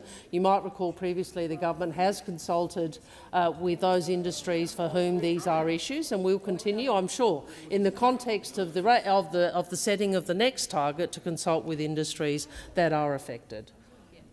Thank you, Minister. Senator Duniam, first supplementary. I think there is a tariff on the way. Minister, will your government categorically rule out imposing any form of tariff on imports like building materials, fertiliser, fuels, that will only drive up the cost of essentials for all Australians? Thank you, Senator Duniam. Minister Wong. President, I would make the point to those opposite, and I'm conscious that people are interested in this issue. We on this side think that climate change is real. We on this side think that net zero is an important commitment for our economy. We on this side understand that the global economy is moving to net zero, and we have to compete in such Minister a world. Wong, please resume your seat. Senator Cash. Thank you, President. Point of order in relation to direct relevance. There are a number of words that the minister could have referred to: will, your, out, any, of, on. Climate change, though, wasn't one of them. Senator Cash. So I would ask you to draw the minister to the question. Thank you, Senator Cash. Minister Ayres. Believe it, but carbon and climate change are indeed linked. Even a casual listening Senator Ayres, why are you on your feet? Well, apart from stretching, on the point of order. On the point of order. On the point of order, thank you. Order. Order. She's clearly been relevant. The question was about carbon border adjustments, and she was directly referring to it. Thank you, Senators Cash and Senator Ayres. The minister is being relevant, and I will continue to listen to her answers. Thank you, President. Perhaps I should start with this proposition that carbon is relevant to climate. So, if you're dealing with, well, it turns out that if you actually want a policy in relation to climate change, and you want to try and reduce the emissions in your economy to net zero, it turns out you actually have to think about carbon emissions. So, this is part of the sensible economic approach that we are taking to the issue of climate change, and it stands in stark contrast to those opposite. Thank you, Minister. The time for answering has expired. Senator Dunningham, second supplementary. Yes, President, thank you. Given the Prime Minister has said, and I quote, "Tariffs are a form of economic self-harm and a recipe for slower growth and higher inflation," given you've also confirmed that the government is pursuing such a tariff, why would Labor seek to impose a carbon border tariff that would ultimately be paid for by all Australian families and businesses? Minister Wong.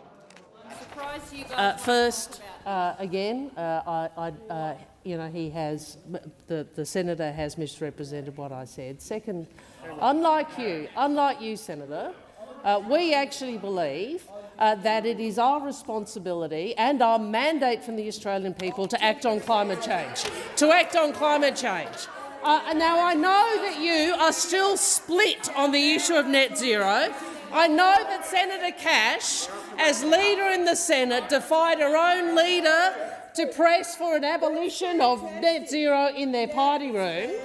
Well, quite an extraordinary thing for a member of the leadership group of the alternative government doesn't back her leader. But we on this side believe that ensuring that we have a sensible economic approach to getting to net zero is the right thing for our economy now and the right thing for our economy in decades to come, and it is a mandate that we have from the Australian people. Thank you, Senator Wong. Senator Faruqi. Thank you, President. My question is to Minister Wong. Overnight, all members of the UN Security Council, except Trump's America, backed the IPC's declaration that the famine in Gaza is man-made, with 500,000 people at risk of starvation. By blocking food and aid, Israel has engineered a famine at a scale, pace and severity not seen before to kill Palestinians. More than 2,000 Palestinians have been killed in Israel's death traps while seeking food. More than 300 have been starved to death. Starvation is designed to maximize suffering and is a most barbaric way to kill. Minister, all your words, your outrage, statements and letters have done nothing to stop Israel's genocide and starvation. When will you impose meaningful sanctions on Israel to force them to end this starvation and open up all borders for aid? Thank you, Senator Faruqi. Minister Wong. Thank you, President. We condemn Israel's denial of aid. We have done so with partners. We condemn the killing of civilians seeking to access water and food. We have issued statements with multiple other countries to place pressure on Israel. You may have seen Prime Minister Netanyahu's response. Aid should be delivered. Aid should be delivered. And we think we are all horrified by what is occurring, and I think you can see what this government is seeking to do with other countries to try and find a pathway to peace. Thank you, Minister. Senator Faruqi, first supplementary. The Israeli ambassador to Australia says there is no starvation in Gaza as he spooks Israel's lies and propaganda. The Israeli ambassador represents a rogue, genocidal state that is committing war crime after war crime. Why is he still here? Minister, you yourself have said that you condemn Israel's denial of starvation. When will you expel the Israeli ambassador from Australia? Thank you, Senator Faruqi. Minister Wong. We disagree with the Israeli ambassador's comments. I think that the findings of the UN body that you reference confirm what we have been saying with others for some time, and what the Prime Minister has, well, if I may, Senator, and what the Prime Minister has called out, where he said very clearly, failing to provide aid is a breach of international law. International law requires that humanitarian assistance be provided. In relation to the diplomatic relationship, Senator, we have diplomatic relationships with many countries. We have diplomatic relationships. Order. We have diplomatic relationships with countries with whom we do not agree. We have those relationships because they are a way in which we can communicate, we can have dialogue, we can express our views, we can assert our interests. That is called diplomacy, and that is what governments do. Thank you, Minister. Senator Faruqi, second supplementary. Thank you, President. Hundreds of thousands of people have been marching in the streets across this country to demand you sanction Israel and end the two-way arms trade. Cricket hero Usman Khawaja has today asked the Prime Minister to take the opportunity to show leadership on Gaza. Will you listen to the people of this country and finally choose leadership over cowardice? Will you finally choose humanity over politics? Thank you, Senator Faruqi. Minister Wong. I hope in this country we can express our views on these issues without seeking to personally diminish others. Certainly that's the approach I seek to take. Yes, the Prime Minister did meet with Mr Khawaja. I also hope to meet with him. I would say in relation to sanctions, you would be aware we have sanctioned Israel. We have sanctioned 2 Israeli ministers and a number of entities and individuals in relation to their activities in abrogating the human rights of Palestinians. You would also know, Senator, that this government has made a decision that we will recognise Palestine at High Level Week.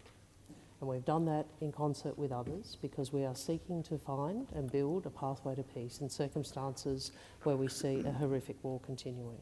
So we will continue to do that work with other countries because we are doing what we can internationally. Thank you, Minister. The time for answering has expired. Senator Brown. Thank you, President. My question is to the Minister for Trade and Tourism, Senator Farrell. The Albanese Labor government has been working to make Australia's economy more resilient and our exports more diverse. In approving our relationship with Australia's biggest trading partners, we've seen the removal of over $20 billion in trade impediments with China. What else is the government doing to open new export opportunities and create more well-paying local jobs through trade? Well done. Thank you, Senator Brown. Minister Farrell. Thank you, President, and can I thank Senator Brown for that question that I know is so important for her home state of Tasmania. Australia's economic prosperity is directly linked to open and stable international markets. 1 in 4 Australian jobs relate to trade. Jobs in export industries pay 9% more on average, and 32% of Australia's economic output is supported by trade. I'm proud of what the Albanese Labor government has achieved in the past 3 years. The solid foundations laid for continuing the work of building stronger and deeper trading relationships with international partners. I recently delivered a keynote speech at the Lowy Institute outlining the Albanese Labor government's second-term trade agenda. Market diversification will continue to be central to the government's trade agenda. The government will work hard to bring priority agreements into force and progress ongoing negotiations. This includes progressing trade negotiations with the European Union, which would open a market of over 450 million consumers. We're keen to build on the existing trade deal with India to create a new market access for Aussie exporters, particularly for our farmers. and we remain committed to strengthening economic ties with our neighbours by implementing a range of initiatives under the South East Asia Economic Strategy. The Albanese government is successfully delivering on our commitment of creating new trade opportunities, because more trade means more national income and more well-paying local jobs. Thank you, Minister. Senator Brown, first supplementary. Thank you, and thank you, Minister, for that response. One of the many achievements during the Albanese Labor government's first term was signing a new trade agreement with the United Arab Emirates, the gateway to the markets of the Middle East. As Australia's first trade agreement in the Middle East, it unlocks incredible potential in the region. What does this new trade agreement mean for Australian businesses, local jobs and Australian consumers? Thank you, Senator Brown. Minister Farrell. Thank you, President, and thanks Senator Brown for her first supplementary question, because I know how significant this agreement is going to be for your constituents in Tasmania. So on the 31st of July, the Albanese Labor government passed the necessary legislation to incorporate the United Arab Emirates Comprehensive Economic Partnership Agreement into law. It's a great deal for Australian exporters, with over 99% of all Australian products soon to enter the UAE tariff-free, including meat, dairy, grains and minerals. The agreement will also deliver cheaper prices at the checkout, with Australian households and businesses saving about $40 million a year. The UAE has some of the largest sovereign wealth funds in the world, which through this agreement will help accelerate Australia's energy transition. The Albanese Labor government will continue to pursue trade agreements just like this one. Thank you, Minister. Senator Brown, second supplementary. Thank you.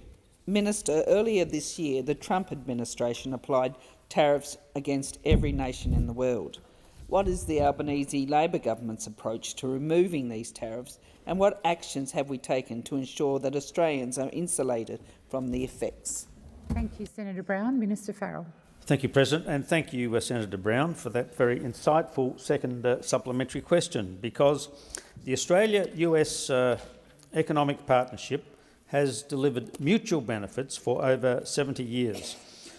We are vital to one another's prosperity. In 2024, two-way investment increased to just over $2.9 trillion, and a 23.8% increase from 2023. While we were disappointed by the decisions to impose tariffs on Australia, no country has reciprocal tariffs lower than those of Australia. Tariffs drive up prices for consumers, including ordinary working families, who will pay more at the checkout for the goods impacted by them. In response to the global uncertainty these tariffs have caused, the Albanese Labor government is implementing a $50 million initiative to support affected sectors and has already completed 5 new business missions to secure and grow new markets. Senator Tyrrell. President, my question is for the Minister for the National Disability Insurance Scheme, Senator McAllister. During the 2022 election campaign, the Labor Party went to great lengths to talk about how serious you are about NDIS co-design. You said the difference between yourselves and the Liberal National Coalition was that you would only make changes to NDIS in consultation, in partnership with the disability community. I've since heard that the National Disability Insurance Agency only learnt about your Thriving Kids announcement through the media. The states tasked with actually implementing the announcement didn't know the details either. Nobody has seen any modelling on the impact of this. So my question is, which of your so-called partners in the disability community actually knew the details before you announced your quote-unquote co-designed $2 billion Thriving Kids announcement? Thank you, Senator Tyrrell. Senator McAllister. Well, thank you very much, President, and thank you, Senator Tyrrell, for the opportunity to speak about the announcement. Of course, we have been working with our partners, the states and territories, with communities, with service providers, on foundational supports for a very long time now. And so, in fact, the idea of foundational supports for children, which Thriving Kids responds to, was recommended to us. by Professor Bonahady and Lisa Paul, who undertook an extensive review and spoke to many thousands of people about what needed to happen to the scheme. And the answer that came back to them and the recommendation that came to government from that inquiry was that we needed to rebuild the system of supports outside of the scheme. The government then engaged with our state and territory partners, and all parties agreed that the place that we would start was with children, because there are plenty of opportunities to do better for our kids. Ruston. We don't need parents spending much time, much money, much energy chasing diagnoses when what they're looking for is support. And Thriving Kids is all about establishing opportunities for parents to find support when they need it. There will always be the need for children with high support needs to access the NDIS, and Minister Butler made that very clear in the remarks that he made to the National Press Club. But we can do better for the families and the children affected by developmental delay, and we intend to do so, and we do intend to do so in partnership with experts, with parents, with families, and of course with people with disability. Thank you, Minister. Senator Tyrrell, first supplementary. Thank you, President. The Minister has publicly dismissed critics of Labor Party's NDIS cuts as extremists, spreading, quote, misinformation. These are people who have legitimate fears about a government that campaigns on consultation and governs in cuts. They are saying people currently on the NDIS will be booted off, people will be receiving less tomorrow than what they're receiving today. Isn't that what your own minister is saying will happen? And if so, who's the one spreading misinformation? Thank you, Senator Tyrrell. Minister McAllister. Thanks very much, President. This is an important opportunity to clear up some of those statements, Senator Tyrrell, because they are simply not correct. And again, in the speech given by Minister Butler about this matter, he could not have been clearer. For children that are presently on the scheme and for children that join the scheme between now and 2027, when we expect to make changes to the access rules, nothing will change. They will be subject from time to time to the usual assessments that take place for children who come onto the scheme, particularly through the early intervention pathway, because early intervention is intended to provide sufficient support for children, and some of those children won't need support on an ongoing basis. But Minister Butler couldn't have been clearer. We don't intend to leave what he calls as a gap between two stools. We wish to make sure that children now and in the future have the supports that they require. Time for answering has expired. Senator Tyrrell, second supplementary. Thank you, President. Minister, your government has made new state hospital funding conditional on the states signing up to these new NDIS cuts, which the states seem to be against. If no agreement is reached, will Labor really hold firm and cut hospital beds while it's cutting the NDIS? Thank you, Senator Tyrrell. Minister McAllister. Thanks very much, President.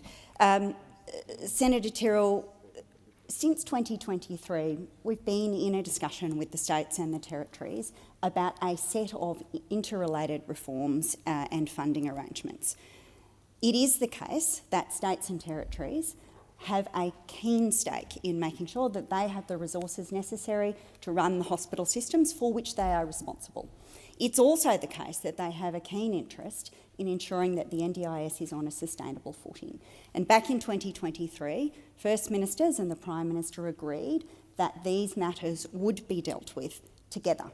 At that time, our government placed our offer on the table that we were willing to contribute $5 billion that we expected would be matched by states and territories to establish foundational supports. And as I indicated in my answer to your primary question, we said we would begin with children. That is precisely what we are seeking to do. Thank you, Minister. Senator Canavan. Thank you, Madam President. My question is to the Minister representing the Minister for Climate Change and Energy, Senator Ayres. Minister, Labor productivity in the electricity, gas, water and waste sector has fallen by 6% since you came to office. Lower productivity in energy production increases costs and therefore increases energy prices. Yet in the government's productivity paper prepared for its economic roundtable, Energy productivity or energy prices were not even mentioned. How many jobs have been lost because of rising electricity costs on business? Senator Ayres. Well, there's some of this territory I think that Senator Canavan and I agree upon, and some that we don't. It's certainly the case that electricity prices, electricity supply, gas prices are fundamental questions for Australian industry. Australian industry needs affordable electricity and it needs affordable gas. And that is why this government and the announcements that have been made in relation to the reviews in the national electricity market, reviews in terms of the gas market, those reviews are being undertaken, and as you would imagine, I'm very engaged with industry about that important work, because it is important work. One of the messages that is really clear coming back from Australian industry, heavy industry, blue-collar industry, the manufacturing sector, future industrial investors who want to invest in, for example, iron production or critical minerals production in Australia and the current industrial production sector, is that what they want is policy certainty. What they want is a policy framework that delivers more investment Minister Ayres, in electricity. Please resume your seat. Senator Cash. Thank you. It's a point of order in relation to relevance. The question was about the impact of higher electricity prices on this government and how many jobs have been lost as a result. Thank you, Senator Cash. Minister Wong. Thank you, President. On the point of order, I submit that Senator Ayres was entirely relevant to a question that deals with the impact of electricity on the economy and industries. Senator Ayres, I'll draw you to the first part of Senator Canavan's question, which went to gas and electricity prices. It certainly did. And the one thing that would guarantee a sort of bin fire in terms of gas and electricity prices would be the approach urged by those opposite. And the contest, if only we could provide energy in Australia from the sort of hot waffle that's been emerging from the bitter contest for control of the Liberal and National parties over there. What we saw the outcome of that: less electricity, less gas. Thank you, Minister. Senator Canavan, first supplementary. Sure. Minister, under the Albanese Labor government, electricity prices have skyrocketed by 39%, and yesterday's inflation figures show that electricity prices have gone up by another 13% over the past year. Even after taking out the impacts of the rebates that have ended, electricity prices went up by 5%. The government continues to insist that its investments in wind and solar are the cheapest form of energy. Why are electricity prices going up by so much then? Thank you, Senator Canavan. Minister Ayres. Well, Senator Canavan, I mean, honestly, the last time this show was in government, you promised gas prices between $4 and $6, and when you left office, gas prices were north of $31. North of $31. The only thing, the big challenge in front of Australia, of course, if we are serious about the future of Australian industry, the big challenge in front of Australia is building our modern electricity system as our industries electrify and new industry comes on stream, which will have an increasing demand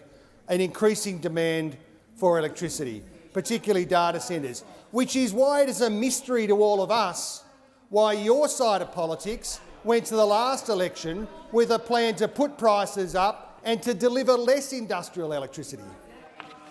Thank you, Senator Ayres. Senator Canavan, second supplementary. Thank you, Madam President. Minister, Australian families and businesses can't keep absorbing higher power bills. On what date will the average annual bill be lower than it was on the 23rd of May 2022, and by how many dollars? Thank you, Senator Canavan. Minister Ayres. Well, electricity prices will be lower when there is more supply. There is more supply now than there ever was when you were in government. We are building electricity generation hand over fist here, and the big obstacle to electricity generation programs and projects in the regions, the big obstacle to transmission projects in the regions, of course, we have to work with regional communities and work these issues through, but it's the silly billies wandering around stoking fear, stoking resentment. Senator Cadell, Senator Canavan, all these characters wandering around in a campaign against Australian industry, a campaign against blue-collar jobs, doing everything that they can to close down Australian industry. Minister. Senator Whitten. Thank you, President. My question is for the Minister representing the Treasurer, Minister Gallagher. Does Labor accept that record immigration has outpaced investment in Australia and is driving declining productivity rates? Thank you, Senator Whitten. Minister Gallagher. Could I just ask that the question be repeated? Sure. I just missed the second part of it. Sorry, yes, Senator. Absolutely. Senator Whitten, just repeat the whole question because it was pretty short.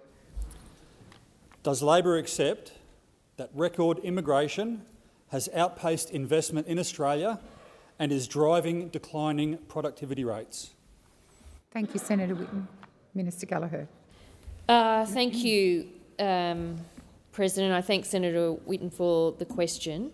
For as long as I can remember, we've been a country that has welcomed and in fact supported overseas migration and immigration into Australia, and that has had very positive benefits for our community and our economy.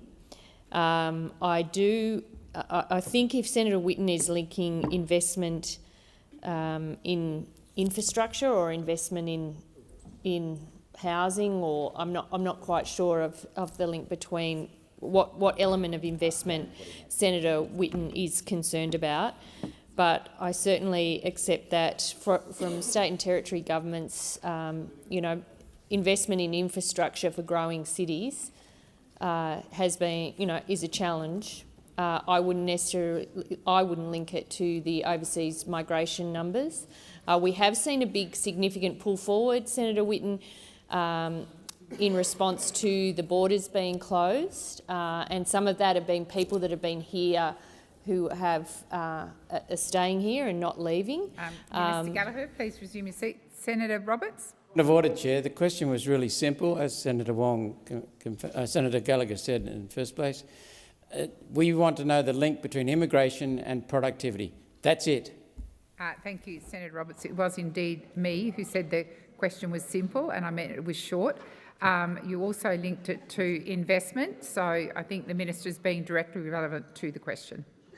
Minister Gallagher. Thank you. On the productivity challenge, I mean the productivity challenge across Australia has been, has been a challenge for some time. In fact, as we've said in this place, that the worst decade was actually under the coalition government. Yes, I do understand. Thank you, Senator Ruston. I understand completely.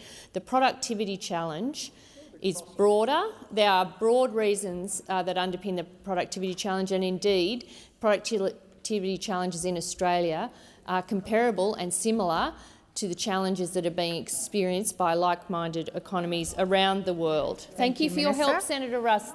Thank you. Senator Whitten, first supplementary.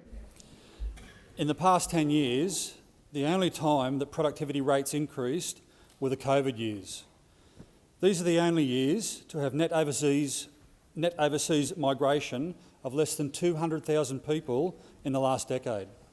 Why does Labor deny the direct correlation between immigration and poor productivity? Thank you, Senator Whitten. Minister Gallagher. Thank you. Well, as I said, the the issues around productivity, which are issues that we discussed at length on at the roundtable last week, are not linked to the numbers coming through our immigration system, so I don't think it's correct to link the two. There has been slow productivity growth for decades in this country. It is multifaceted about why that is the case, and that is why this government is working with across community, industry, business, unions and others to look at how we can all work together to improve productivity in this country. Now, that includes doing things around skills and training. It includes things like finishing the NBN, abolishing tariffs, ensuring that we've got good jobs growth here in the future made in Australia, and a whole range of other things that we are undertaking, but we are not looking to changes to Thank you, Minister. net overseas the time migration. for answering has expired. Senator Whitten, second supplementary. There is a glaringly obvious connection between mass immigration and collapsing productivity. Our infrastructure and housing is buckling under the pressure of Labor's mass migration program. What are you going to tell Australians who are living in tents, in cars, in the streets, while housing is given to immigrants and refugees? What do you say to the people of Western Australia who have seen the biggest jumps in housing prices in the whole country? The people deserve answers. They deserve better. Thank you, Senator Whitten. Minister Gallagher.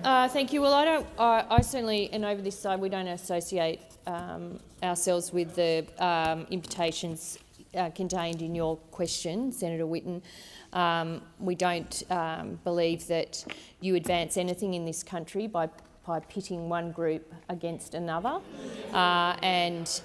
This government has a very different approach, which is to work across the community, to work with industry, to work with the states and territories where we can, to find areas where we can continue to progress improvements in productivity, but also support areas of shared consensus. So we are looking at things like a single national market, simplified trade and reform tariffs, and this goes to your question about what are we doing, better regulation, looking at how we speed up approvals, of course all the work that we're doing in housing. We need to build more housing. Not enough housing was built. We had 10 years of those opposite doing nothing in housing. We are fixing that. Thank you, Minister. Senator Ghosh.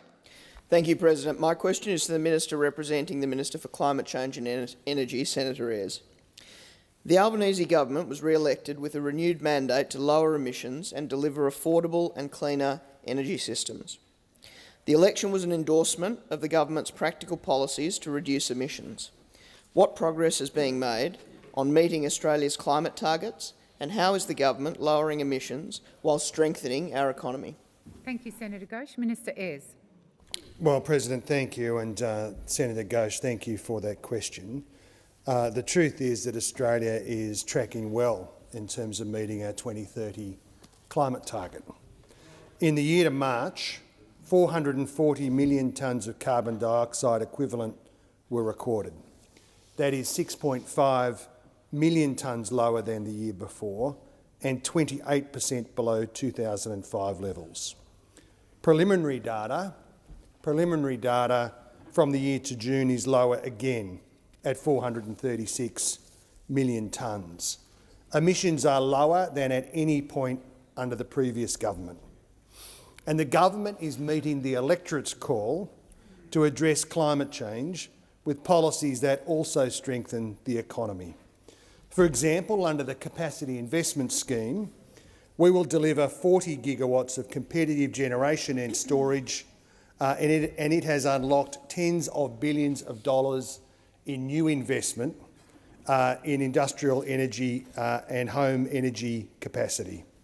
So far, developers who've won Capacity Investment Scheme contracts have committed to more than $14 billion in spending on local content, local jobs, local fabrication, local electrical contracting in regional communities, 10,000 jobs during construction. The Cheaper Home Battery Scheme, as of today, 41,000 batteries in 41,000 Australian homes that will have lower home power bills because they all use cheap electricity from their roof all day and store it during the day.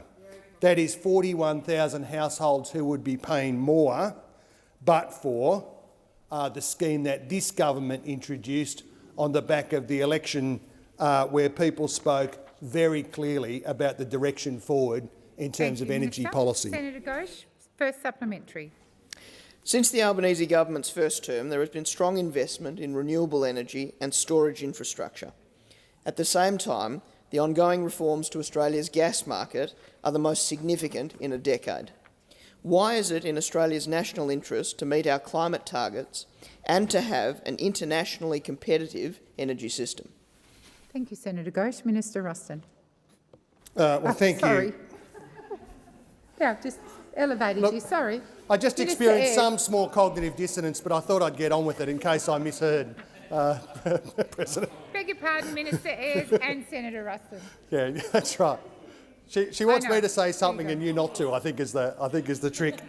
The first thing that you must have, of course, is policy certainty.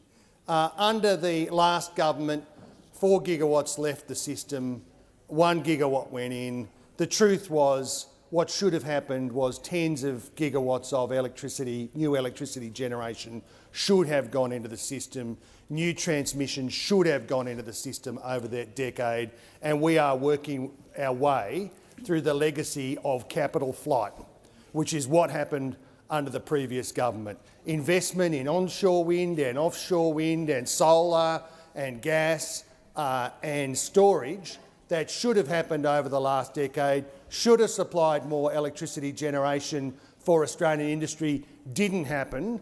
Capital flight, disinvestment, industrial challenges, all because this lot opposite could not bring themselves over the course of 22 failed energy policy frameworks. I mean, if you get it wrong once... Thank you, Minister. The time for answering has expired. Senator Ghosh, second supplementary. Thank you, Minister. The economy will be strengthened by the significant investment needed to meet our climate targets and building an internationally competitive energy system. What are the barriers to this investment, and what parts of the community will be affected if it does not occur? Minister Ayres. Well, this is, of course, nation-building work. This work, the work of new wind and new solar and new transmission, is nation-building work. It is blue-collar industry-building work. It is the kind of work that is going to set our regions up for future jobs and future factories and future industries and more economic resilience. And the chief barrier to that, of course, is policy uncertainty. We saw the outcome. We saw the outcome of the kind of policy dysfunction while this lot were in government. We saw the behaviour last year in the lead-up to the election, which saw them proposing a policy framework which would have delivered less electricity, more expensive, and now we can see they haven't learnt their lesson. They're doing the same thing again. They're going back to the well, and what there will be... Thank you, Minister. The time for answering has expired. Senator Ruston. Senator Ruston. Well, sorry, I have Senator Ruston on my list. Senator McLaughlin. Thank you, President. My question is to the Minister representing the Prime Minister, Senator Wong. The devastating South Australian algal bloom now covers 4,500 square kilometres across the coastline and the Great Australian Bight. International scientist and director of the US National Office for Harmful Algal Blooms, Dr. Donald Anderson, has labelled this bloom as one of the worst recorded algal blooms in the world. 18 months ago, scientists called for the federal government to monitor the bloom. 5 months ago, scientists and local businesses called for support with marine life washed up dead on our beaches. Minister, when did the South Australian government first officially raise the issue of the algal bloom with the federal government? Thank you, Senator McLaughlin. Minister Wong. Thank you, President, and thank you to Senator McLaughlin for this question. And he might recall that I made a contribution to the Senate on in the last sitting week in some detail on the developments regarding the algal bloom in my home state of South Australia. In relation to the first date for government, I will take that. I'll see whether I can provide further information to you. I can say to you that I certainly reached out to the Deputy Premier and Minister for the Environment in early July in relation to this issue. Obviously, I'm sure you, Senator, all South Australians have been very deeply distressed by the loss of marine life, by the state of our coastline and by the ecological the dreadful ecological event that we have seen. I understand that Mr Watt and the Prime Minister have met with a delegation of mayors and local industry members, I believe today, I'm just checking, which a number of senators, South Australian senators and MPs were in attendance to understand that there was an update from the ministers in relation to the government's response to the bloom. I know that Minister Watt went to South Australia, I think it was on the 21st of July, announced some funding. The Prime Minister also visited on the 20th of August to announce further federal support and to inspect the bloom. Now, obviously, this is an event which, as the Deputy Premier has explained publicly, is not unknown in terms of natural causes. But you'd have to say, given what many scientists are saying, the contribution of climate change to this dreadful event is self-evident. Senator McLaughlin, first supplementary. Thank you, President. The South Australian algal bloom is causing great harm. Fisher Paul Germain hasn't caught a fish, and Steve Bowley has not sold an oyster for more than 100 days.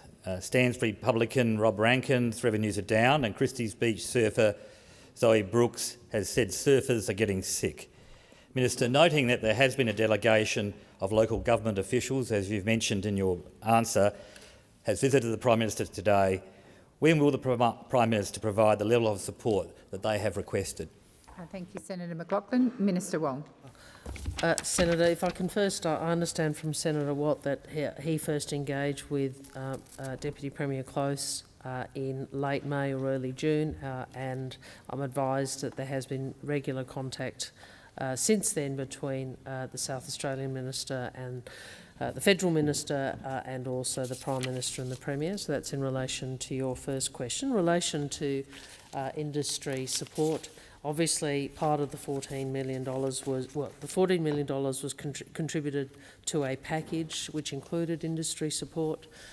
Like you, Senator, I know personally small businesses and coastal communities who have been very economically affected by the state of our coastline and by the scale of marine life lost. Will continue to be engaged with the South Australian Government about this, and we hope that we can see this resolve. Thank you, Minister. The time for answering has expired. Senator McLaughlin, second supplementary. Thank you, President. Last week, the Prime Minister visited South Australia and committed an additional $6.25 million in immediate support for South Australians in need. Millions have been appropriately provided to support Whyalla, another coastal town, for its challenges. Why isn't the same level of support being afforded South Australian, in particular our coastal communities? Thank you, Senator McLaughlin. Minister Wong. Senator, as a South Australian, you would know, I think they're very, that we have provided assistance and will continue to engage with the South Australian Government about what is required. In relation to Whyalla, that is a very important part of the state economy, and you would know, Senator, that successive governments in relation to that steel facility have recognised the importance to the state and to the domestic state and national economy, and also the struggles that many in the steel sector face, or the iron sector face at this time, given global circumstances. So we make no apology for seeking to invest Order. Yes, I'm surprised that a South Australian senator is complaining about investment in Whyalla. I am very surprised that a South Australian senator, not you, Senator, Senator Ruston, complaining about investment in South Australia. Order. Order. Senator Ruston. On a point of order, I'd ask you to ask the minister not to verbal me incorrectly. Senator Ruston, that is not a point of order. Don't interject. Minister Wong. And I ask the further questions be placed on notice. Senator Duniam. Thank you, President. I seek leave to move a motion relating to the 25-26 supplementary budget estimates hearings as circulated.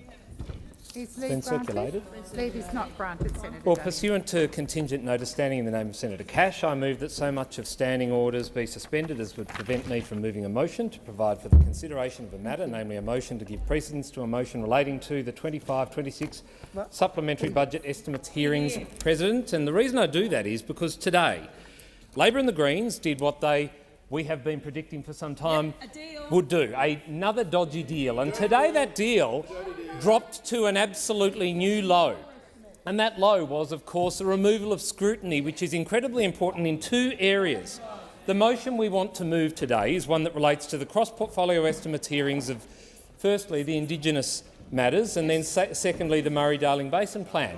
Now, can I say, it is astounding that a Labor government that holds itself up as the champion of Indigenous Australians, in partnership with the Greens, who claim the same thing, would go and scrap a full day of hearings in the Senate estimates process relating to Indigenous matters.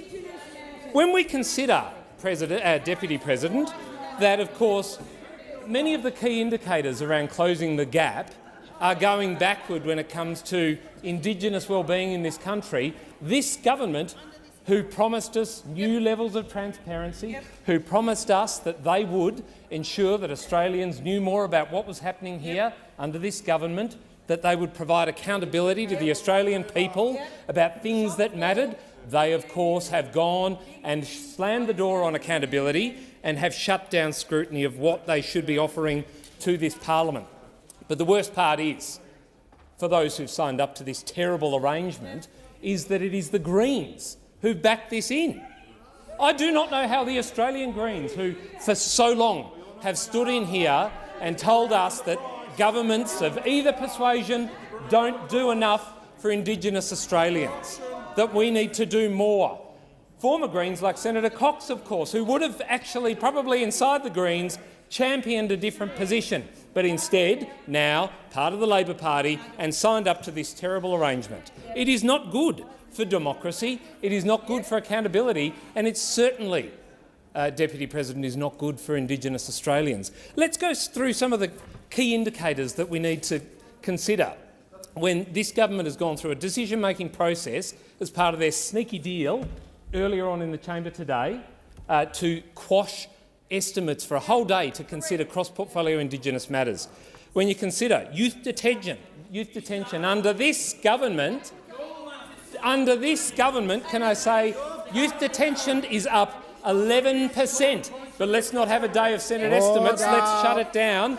And youth suicide, of course, up by 9.4%. But hey, you know what? No scrutiny, no accountability. Senator Let's hide Ciccone, Senator McGrath. And then, if we talk about adult incarceration, up under this government by 3.5%. Let's not have a day of hearing to examine what's actually going on, where the policies of this government are failing Indigenous Australians. We've got colleagues who actually want to ask questions. Did anyone want to give a reason for that? No. Slip it through the Senate with the Greens and just ram it through. It's appalling. Preschool attendance in Indigenous Australians is down by 2.6%.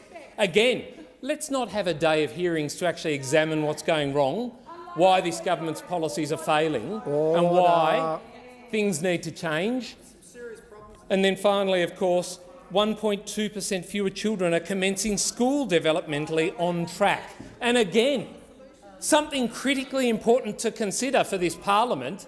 Senate estimates is an important tool for us to be able to examine what governments are doing.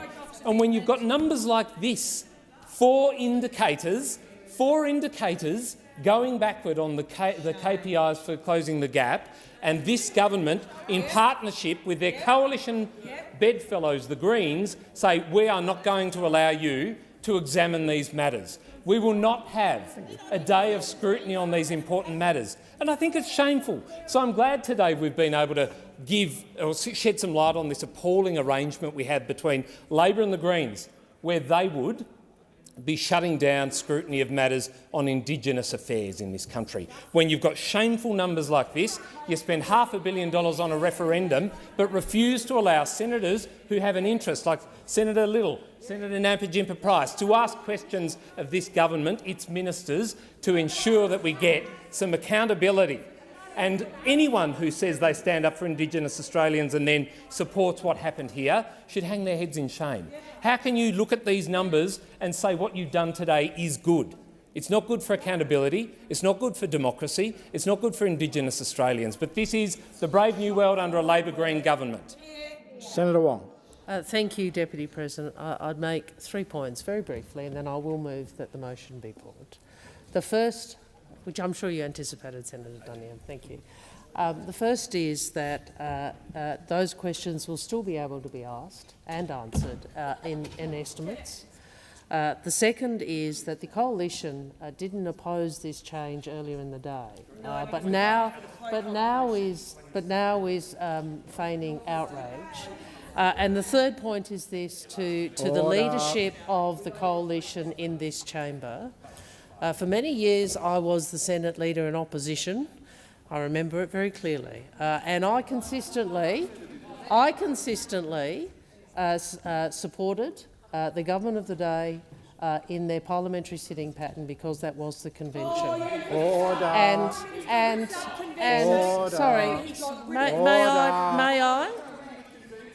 Order. May I finish? Senator McGrath. May I finish? Senator McGrath. Deputy President. Senator Wong, do you want to resume your seat? Sure.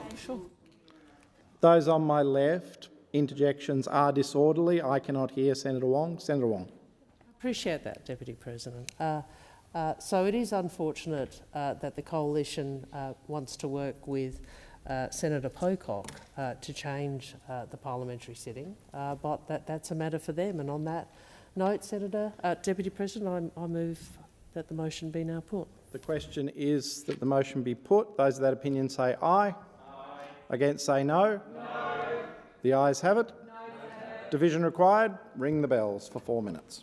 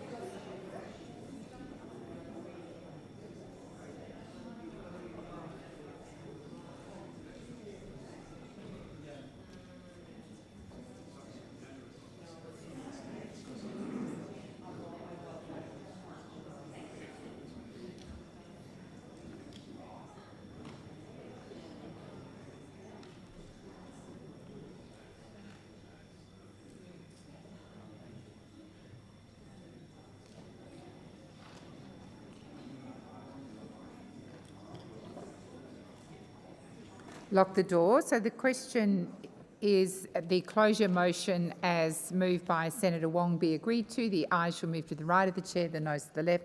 I appoint Senator Darmanin as teller for the ayes and Senator Askew as teller for the noes.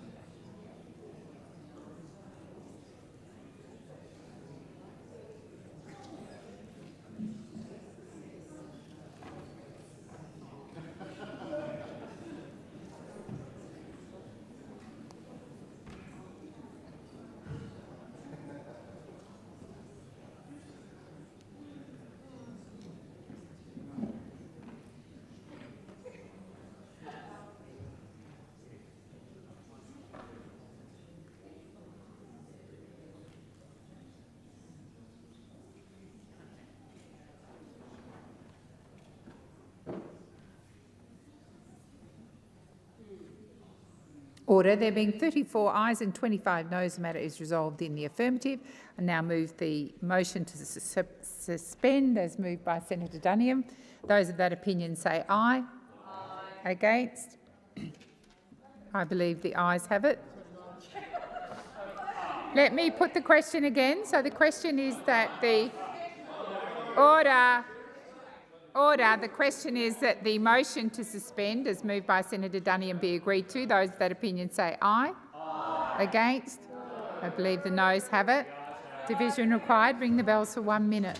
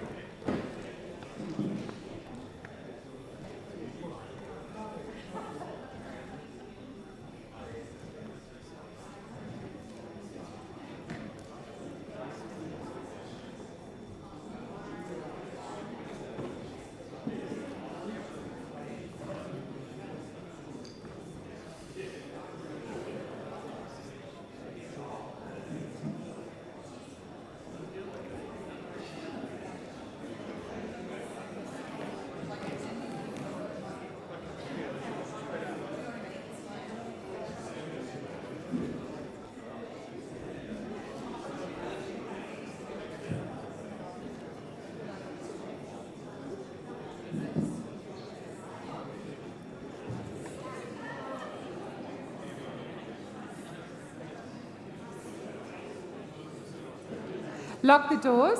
So the question is that the motion to suspend, as moved by Senator Duniam, be agreed to. The ayes shall move to the right of the chair, the noes to the left. I appoint Senator Askew as teller for the ayes and Senator Darmanin as teller for the noes.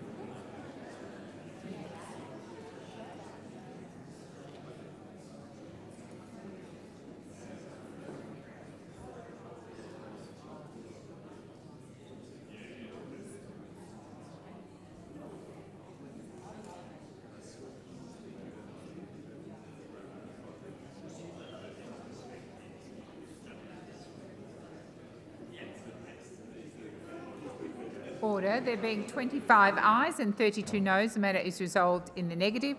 I understand Minister Ayres is seeking the call.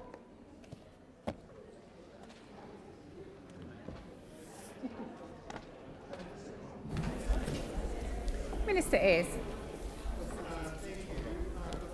I read this statement on behalf of the Minister for the Public Service. I'd just like to briefly inform the Senate that Senator Gallagher is not able to make this explanation because she has had to leave the Senate this afternoon for personal reasons. She was able to deliver this explanation at the original time allotted on the daily program. I understand Senator Gallagher has personally explained this to Senator Pocock. If me delivering this statement is not adequate, we'll work with Senator Pocock to find an agreeable time next week. In relation to the ministerial attendance, consistent with our position on all motions related to this request, as Minister Gallagher has already made very clear, the report referenced in this motion is being used to inform government decisions at a cabinet level. Actual deliberations of the Executive Council or Cabinet are protected from disclosure. In this case, the report is the central document for those Cabinet deliberations. It has not been previously released or published, and a decision has not been made yet on the deliberations. The release prior to the finalisation of Cabinet process would negatively impact those deliberations. I understand that Minister Gallagher has personally spoken to Senator Pocock and conveyed this to be upfront about the government's reasons in opposing this motion. As she said on a number of occasions, when the government has completed relevant deliberations, the report will be released. Senator Pocock. Thank you, Deputy President. I move to take note of Minister Ayres providing us with Minister Gallagher's explanation, and I thank Minister Ayres and Minister Gallagher for that explanation and her time on this issue. I'm still disappointed that the government continues to resist the Senate's orders on this one. It has been 2 years since the government delivered this report, and it feels like we're supposed to accept that it has been under active consideration for the Cabinet for 2 years. I don't accept that. But I really want to spend my time now talking about the claim of Cabinet confidentiality in detail and the worrying trend of increasing secrecy that I believe is stopping the Senate from undertaking its role as the House of Review, the House of Scrutiny. During the Morrison government, Senator Gallagher chaired the Select Committee on COVID-19. And I've had a read of that report recently and saw that the committee, during its time, was continually stonewalled by claims from the former government of Cabinet confidentiality. So much so that the committee dedicated a whole chapter of their report to this issue. And I think it would be useful to actually quote from that report. And to quote, "Claims of Cabinet confidentiality must be accompanied by sufficient detail to enable the committee to determine the specific merits of each claim on a case-by-case basis. Each claim must establish that disclosing the particular information requested would reveal Cabinet deliberations and cause harm to the public interest. It is not adequate to refuse to provide information merely on the basis that the information has a connection to Cabinet." It then goes on to say that Minister Cash's claims make broad, general statements that it is long-standing practice not to provide information relating to Cabinet and that Cabinet's deliberations should be conducted in secrecy. Minister Cash's claims also rely on a general statement that disclosure is not in the public interest as it may impair the government's ability to obtain confidential information and make related decisions. To cut a long story short, the committee chaired by the now Minister for Finance, Minister for the Public Service, urged the Senate to reject claims of Cabinet confidentiality being advanced by the then government on the basis that, 1, they were vague in nature, 2, They did not provide enough detail to determine whether Cabinet deliberations would be revealed. And thirdly, they did not provide information to determine the harm that would be caused if the documents were released. And we're confronted with the exact same circumstances today. In the Minister's letter to me, and I'll quote, "The tabling of the document would reveal Cabinet deliberations. In other cases, previous documents that had been classified as Cabinet in confidence were subsequently tabled as they were either public or decisions had been made by Cabinet. In this case, the report is central to the consideration by Cabinet and it remains under consideration."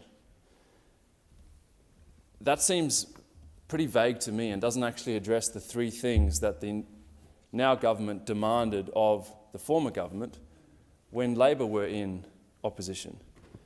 And I find this really concerning in the Senate. This report could not possibly contain the deliberations of Cabinet. It was a report independently done, provided to Cabinet, presumably with the intention that it would be made public. In fact, on the APSC website, it says it would be made public, and there's no caveat. Doesn't say after Cabinet processes. It just says this will be made public on this by this date. And I think as a Senate we really have to call this out, because if you look at the last Parliament, once you crunch all the numbers, the Albanese Labor government was the second most secretive in the last 30 years. If you compare their compliance with OPDs and with FOIs, they were sitting at 32.5%. The Keating government was 92.5%. And we're seeing this really worrying trend of the claim of PII when I think it just simply isn't warranted. And I urge the Senate to stand up against this. Senator Patterson.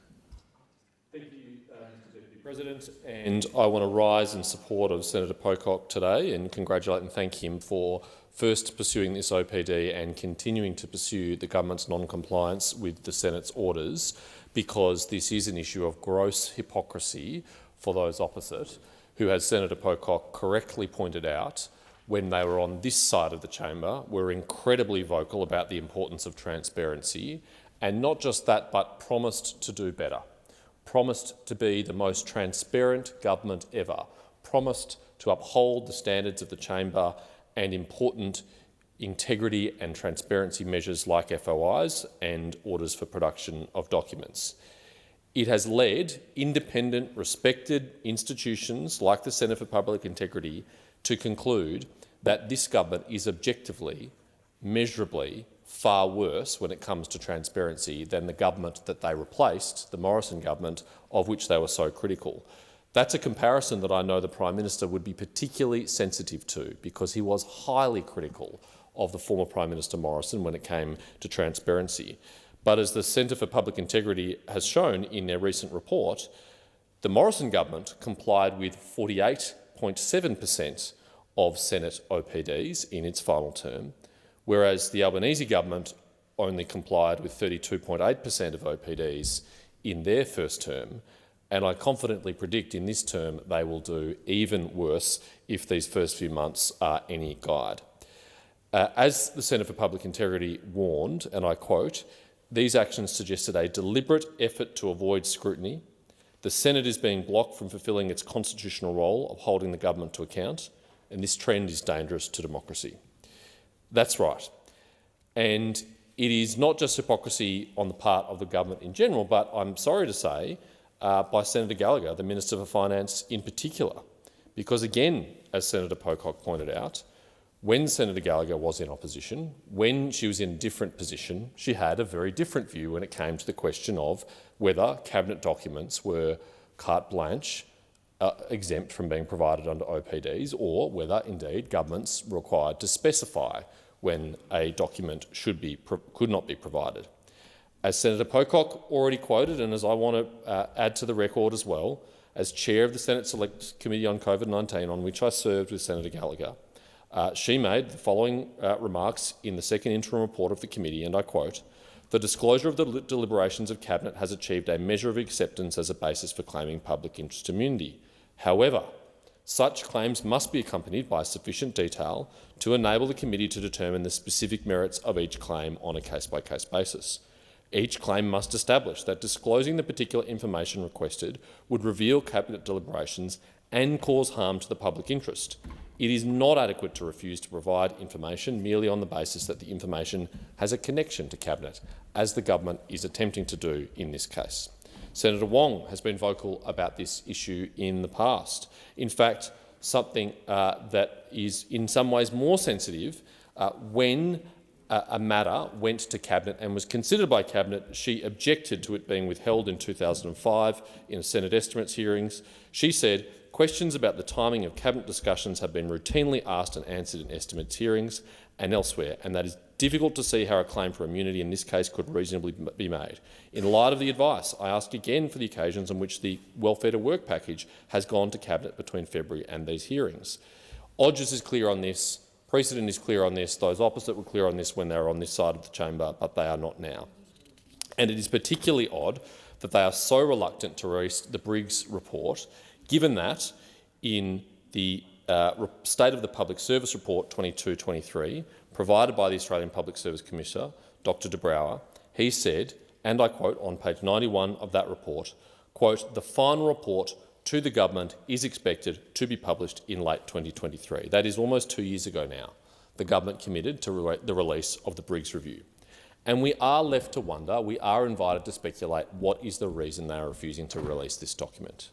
Perhaps it is because one of their recent public service appointments made no attempt whatsoever to comply with best practice when it comes to public service appointments, one that is so outside the bounds of normal public service appointments and recruitment that this government would be very reluctant to be compared to their own report recommending best practice. I suspect this is an issue which we are all going to continue to have to pursue for some time. Senator Barbara Pocock. Thank you, Acting Deputy Chair. I move to take note of the Minister's explanation and I have a lot of agreement with the comments that have already been made by Senator David Pocock and Senator Patterson.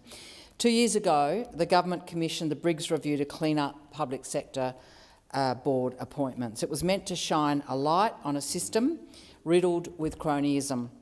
Minister Gallagher said it was, quote, all about putting an end to jobs for mates culture that had defined the previous Morrison government's public sector appointments. Importantly, the review was conducted to improve transparency over appointments and to be open with the public and restore public trust in public institutions. The review was handed to the Minister in August 2023, and rather than release it, the government has locked it away under Cabinet confidentiality. Think about that for a moment. A report about transparency meant to shine a light on how powerful appointments are made has instead been buried in the shadows of Cabinet. It's absurd. It is the very definition of irony. It's a textbook example of the old politics of that the Prime Minister once proposed to leave behind. And we know what's at stake here. These boards oversee billions in public money and they carry enormous responsibility. The people who sit on them should be appointed because of their skills, their expertise, their commitment to the public good, not because of their political connections. The Briggs Review was meant to lay out a pathway to achieve this, but without public scrutiny, how can we know whether the government is serious about reform?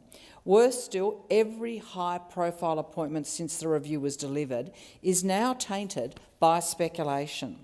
Begs the question, what is Labor hiding? The Labor government promised Australians a new era of integrity, transparency and accountability in public life. That promise was central to their election campaign. It's a promise they repeatedly claim as the bedrock of their public service reform agenda. And yet, when faced with the opportunity to prove their commitment to openness, the government has chosen secrecy. Labor cannot have it both ways. They cannot lecture about rebuilding trust in democracy while withholding a report designed to do exactly that. They cannot decry the culture of a jobs for mates culture while refusing to let Australians see the recommendations for ending it. The public has a right to know, and we believe integrity must be more than a slogan. If the government truly believes in merit-based, transparent and fair appointments, then they should release the Briggs Review today. Until they do, every word they say about integrity in public life and every appointment they make at the senior level that breaks their own rules or is unclear how it was made will ring hollow. Indeed it will. The question is that the Senate take note. Those of the opinion say aye. Against say no. The ayes have it. Are there any motions to take note of answers? Senator Blythe. Thank you. I rise today to take note of answers to all coalition questions. Well, sitting here day after day during question time and listening to Labor insult the Australian people, going on about how proud they are of what they're doing in housing, their economic management, and the list goes on and on. The fact is that hardworking Australians are doing it tough right now. Living standards are falling, housing budgets are under strain, and businesses are going bust or moving offshore. Labor have built 17 homes. Let's think about that for a moment. 17. We have a housing crisis in Australia, and Labor have caused a housing nightmare for the Australian people. In just 3 years, this government has presided over the biggest boom in Australia's population growth since the 50s. We've got a significant housing construction collapse. This government seems more interested in looking after its union buddies than it does looking after hardworking Australians who just want to get into the housing market. And today, during question time, and we won't call it answer time because Labor like to sit here and tell us about all the things that they're doing, today we get the revelation that Labor have actually been going in to the housing market and buying or acquiring homes. So they've been going in, competing against first home buyers, competing against everyday Australians, and causing an even bigger issue in what is a difficult market to get into. Senator Blythe, resume your seat, please. Senator Ananda Raja, you're going to have an opportunity in a few moments to have your contribution. Senator Blythe. Thank you, Deputy President. This Labor government has a $43 billion agenda. They are focused on building, building, building. And we'll go back to that number again because those opposite refuse to say it. They're building, building, building 17 homes for the Australian people. The results speak for themselves. On top of that, they are talking about, and Senator Wong in question time today said that net zero is good for the economy. Let that sink in just a little bit. We've already gone over that Australians are doing it tough, that living standards are down, cost of living pressures are up. And we've got the minister in this place talking about how what they're doing is good for the economy. Now, I don't know who those opposite are speaking to, but when I'm out there in the community, people are telling me that it is tough. They can't afford their electricity bills, which are up 39%. 39%. Up another 13% that we've just found out just this year. These are everyday Australian people who are struggling. They are choosing now between heating their home in winter or eating. They are choosing between allowing their kids to play sport or sending them to school with lunch. So forgive me when those opposites sit in here and try and lecture us on how good their economic management is, because I think that everyday Australians out there would disagree with them. And the funny thing is this government, when they run out of money, when their big spending, big budgets run out of money, they are coming after the Australian taxpayer. They are coming after everyday Australians' dollars. And we heard today that they won't rule out a tariff. So we're talking about the carbon border adjustment mechanism.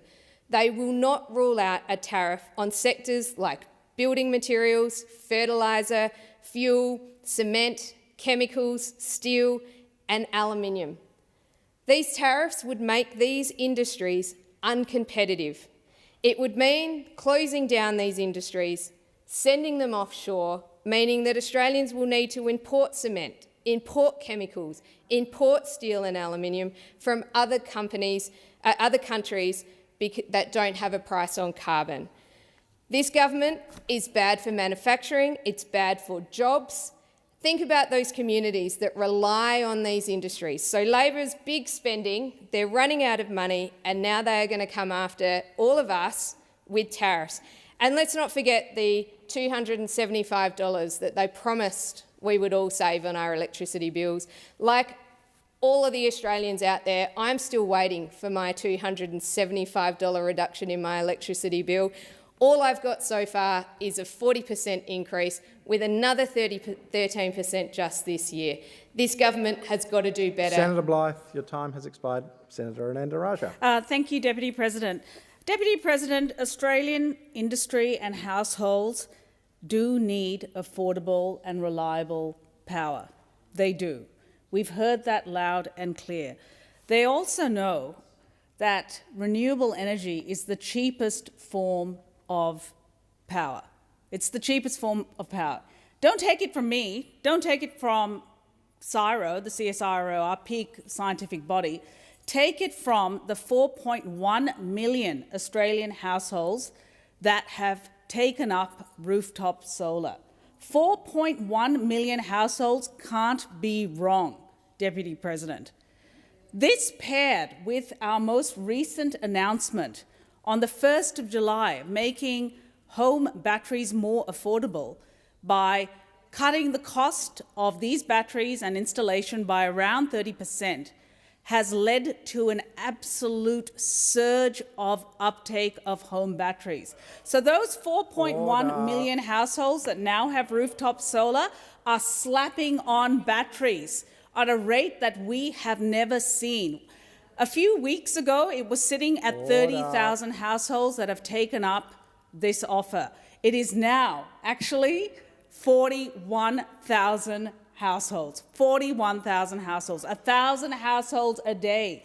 And still the coalition are clinging on to coal and gas. I'm surprised they haven't brought in a piece of coal into this chamber. I'm surprised because they're still debating about the science of climate change. Meanwhile, the Australian people have moved on. They are left you in the dust in the rear view mirror. And if there was a greater emphasis that had happened, it was at the May election, the May 2025 election, but also at the 22 election when I took one of your Liberal seats. Now, Deputy Speaker, that's not all we are doing to help Australians save money. We also cut the taxes on electric vehicles in our first term of office. And when we first came to office, electric vehicle sales were flat. They were moribund, stuck at around 2%. We introduced tax breaks and we saw uptake increase. It is sitting currently at 13% of new car sales are electric vehicles, and we have around 300,000 pure battery electric vehicles on the road today. Australians with electric vehicles, rooftop solar, and now home batteries. You can see how the dots are all lining up and joining up to save Australians money and to reduce our emissions. Those opposite use the phrase net zero is good for the economy as a statement of derision. We see it as absolutely central to the livability of this planet, but also central to our future prosperity. Because as I speak to those children up there rather than those opposite who have absolutely abandoned those children, the future generations of this country, absolutely abandoned them by still fighting over the concept of climate science in your party room. To those children, I say to them that your prosperity will depend on Australia becoming a renewable energy superpower. It is within grasp. When we first came to government, we set a target of 82% renewable energy by 2030. We are within striking distance. We came in to clean up the Liberal legacy, the mess of our energy system, where 4 gigawatts went in, 1 gigawatt went out. Do you know how many gigawatts, colleagues, we have ushered in since we came to power in 22? Has it been 3, 4, 5, 10? Does anyone know? It has been 18 gigawatts. 18 gigawatts into our grid, enough to power 6 million households. By the way, children up there, that is Victoria and New South Wales combined. Senator Canavan. All right? But that's not all. We've also introduced what is called the Capacity Investment Scheme, designed to attract investment into Australia for large-scale solar and wind, backed by large-scale batteries. And we have pledged 40 gigawatts to enter the system. We recently upped that ceiling to 40 by 2027. And that is attracting overwhelming interest from overseas companies. Senator Anandaraja, your time has expired. Senator Collins. Thank you, Acting Deputy President. I rise today to take note of the Minister's answer to Senator Bragg's questions on the government's performance on housing. Acting Deputy President, my colleague Senator Bragg asked 3 questions about housing, and questions that he's asked multiple times in the past 5 sitting weeks, and yet we still do not have any answers. And you hear from my colleagues time and time again the accountability and transparency of our government is slipping away every single day. Senator Bragg asked the Minister representing the Prime Minister if 2,000 homes under the Housing Australia Future Fund were built or acquired. They're very different concepts, built or acquired. One's a supply-side measure. One puts more homes into our Australian society for young families to buy. The other is totally and absolutely anti-competitive. We are in direct competition with the Australian people when we are acquiring homes instead of building them. We could get no answer from that from our Minister. Previously, Minister Gallagher confirmed that the Housing Australia Future Fund was acquiring and converting existing homes. Senator Bragg asked for clarification whether the Housing Australia Future Fund is still purchasing homes in direct competition with Australians. And instead, we heard from Minister Wong. We heard what they'd like to do. Not what they're doing, not what they've done, no numbers on houses that are built for the Australian people. And we know that here in Canberra, only 17 houses, 17. We'll also let that figure sink in for a little bit. 17 houses from a $10 billion Housing Australia Future Fund. It's simply not enough. And yet we don't know if more have been built because we're not getting the numbers. Senator Bragg's final question asked whether it was reasonable to have asked the Minister 4 times in 5 weeks, how many houses have been built and completed under the $10 billion Housing Australia Future Fund, and why we have never been provided an actual figure. It's a very important question to ask. It comes down to accountability and transparency, and we know that those things are under pressure under this government. What we have seen over the past several years is not a plan, it's not a strategy, but a spectacular failure to meet even its own targets, and worse, a refusal to admit it.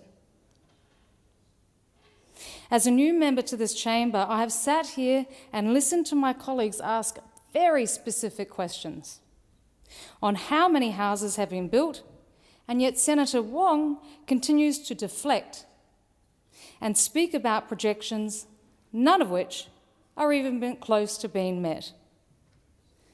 The government promised 1.2 million homes to Australians over 5 years. It was sold as a bold target to the Australian people, a benchmark that would ease the pressure on Australian families, on young people, renters, right across the nation. And yet here we are with construction rates collapsing to barely 170,000 homes. A year under Labor, this just keeps collapsing. And even the government's own department, Treasury, doesn't believe in this policy, doesn't believe it's going to work. And instead of fronting up and being honest with the Australian people about this total failure of a policy, it's chosen to tinker at the edges. Home construction has collapsed, targets are being missed, and yet the minister still refuses to admit that the Housing Australia Future Fund is purchasing homes in competition Senator with Collins, Australians. your time has expired. Senator Cox. Thank you, Deputy President. I rise to take note of government questions. Well, I have sat here for not 5 weeks, Senator Collins, only 3 that we've been sitting in this term of government in the 48th Parliament, so I'm not sure where we got 5 weeks from. It's only been 3. It might feel like 5 for some people, but hey, we've only been here 3. And all week I've sat across the chamber and watched Senator Bragg ask some of these questions.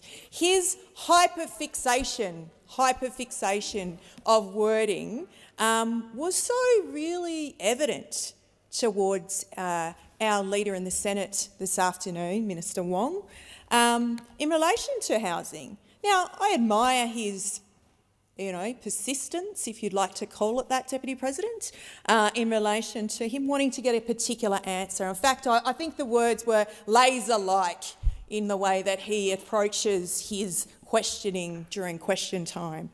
But the reality of it is, and let's share some statistics, shall we? Labor is delivering 55,000 social and affordable rental homes. 28,000 of those are in construction and in planning stages, and over 4,000 have already been completed.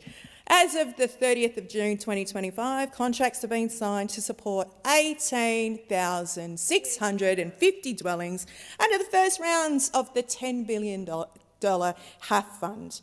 Now, this build is quite significant in investments across the $2 billion social housing accelerator payment, also the $1 billion National Housing Infrastructure Facility, and a range of other programs in which we will together boost the supply. Supply is the key word here. It is the word of the day, so take note. That supply of social and affordable housing in Australia. Now, I note the opposition leader in the Senate, Senator Cash's interjection during this, and the rabble of what's going on here across the coalition. And don't forget, there's a tinge of teal in that, because we also saw in the 47th Parliament the Greens gang up with the no-alition around blocking the housing bill. So there's no shame from that end of the chamber either. And the housing this housing mess has been 40 years in the making. That's right. 40 years in the making, nearly as old as I am. So last Friday, I took the opportunity to go down to Pearce Street, and I invite Senator Cash to go down there and have a look. I was on the 11th storey of a wonderful apartment building that is being built under this very fund that the federal government, the Albanese Labor government, is delivering on alongside the WA state government. And I was joined by my wonderful colleague and friend, the member for Perth, Patrick Gorman, and also our WA State Housing Minister, John Carey, to absolutely talk about what we're going to do. And that building alone will be 29 storeys, 29 storeys of apartments in central Perth, close to services, close to transport for West Australians. We are delivering on our housing commitments, but it's not just that apartment building in the electorate of Perth. It is 14 others that we are delivering on in just Western Australia, Deputy President. And I know, just like me, you're a proud West Australian, and that you know the housing crisis is a life-defining challenge for lots of Australians, millions of Australians, in fact. We hear and we are listening to the challenges that young people are having. And young people tell me when I speak to them that they feel they will never be able to afford a home. Now, our absolute investment is the most ambitious and the most boldest of an Australian government ever. Because before, we've always left this to the states and territories to basically do the work. And now we are doing that in the post-war period. We are making sure that's the investment that the Albanese Labor government are going to deliver on in this term. Our $43 billion that Senator Collins mentioned, our agenda is part of three things: building more homes, making it better to rent, and making it easier to buy. And that's why just this week, Deputy President, we announced and implemented, in fact, our Help to Buy scheme, our first national shared equity scheme to deliver on the 5% deposit guarantee for every first home buyer. And I know if that was the conversation that was happening in this chamber during question time, the faces would have lit up of the young people in this chamber during question time instead of that stuff. Your time has expired. Senator Canavan. Thank you very much, Mr Deputy President. During question time, I asked the government to explain why electricity prices have gone up by now 40% under their watch, despite coming to power promising to lower them. It was pretty clear there was no answer from the government to explain this dichotomy that somehow the government could promise for years that by investing in solar and wind power they'd reduce power prices. Before the 2022 election, infamously, the Prime Minister said almost 100 times that he would lower the power bills of Australians by $275. That has not come to fruition, and obviously everybody that gets a power bill understands that over the past 3 and a bit years they've continued to go up and up and up. This week we've had additional data confirming that. Yesterday the Australian Bureau of Statistics released their Consumer Price Index data, effectively the measure of inflation on its monthly series, its monthly basis, and that showed that despite the government's claims, or repeated claims, and less repeated these days, in recent years, that electricity prices went up another 13% over the past year, and that's now taken the increase in just 3 years of this government. The increase is now at 39%, rounding up just 40%. Now that's quite an achievement in just 3 years to have power prices go up by 40%. It's a sad indictment. It's a terrible tragedy for many families that are doing it tough, and for businesses that cannot afford these crushing, skyrocketing increases in energy prices. But it's still quite an achievement to have such a surge in power prices over just a 3-year period, fast outpacing inflation, fast now outpacing any explanation and excuse the government previously had over the Ukraine war. For the first couple of years this was happening, when power prices were going up, the government would come in here and constantly tell us that, look, it's not our fault that your power bills have gone up, it's Vladimir Putin's fault. It's because he has invaded Ukraine and gas prices have gone up, coal prices have gone up, and that's why your power bills are high. Well, gas and coal prices are back down to levels they were well before the Ukraine war, yet your power bills have stayed high. What is the explanation for that? And that's the direct question I asked, Mr Deputy President. I asked, well, if you say and promise us that renewable energy is the cheapest form of power, I constantly hear that, it's a constant refrain, almost a mantra from the government to say that renewable energy is the cheapest form of power.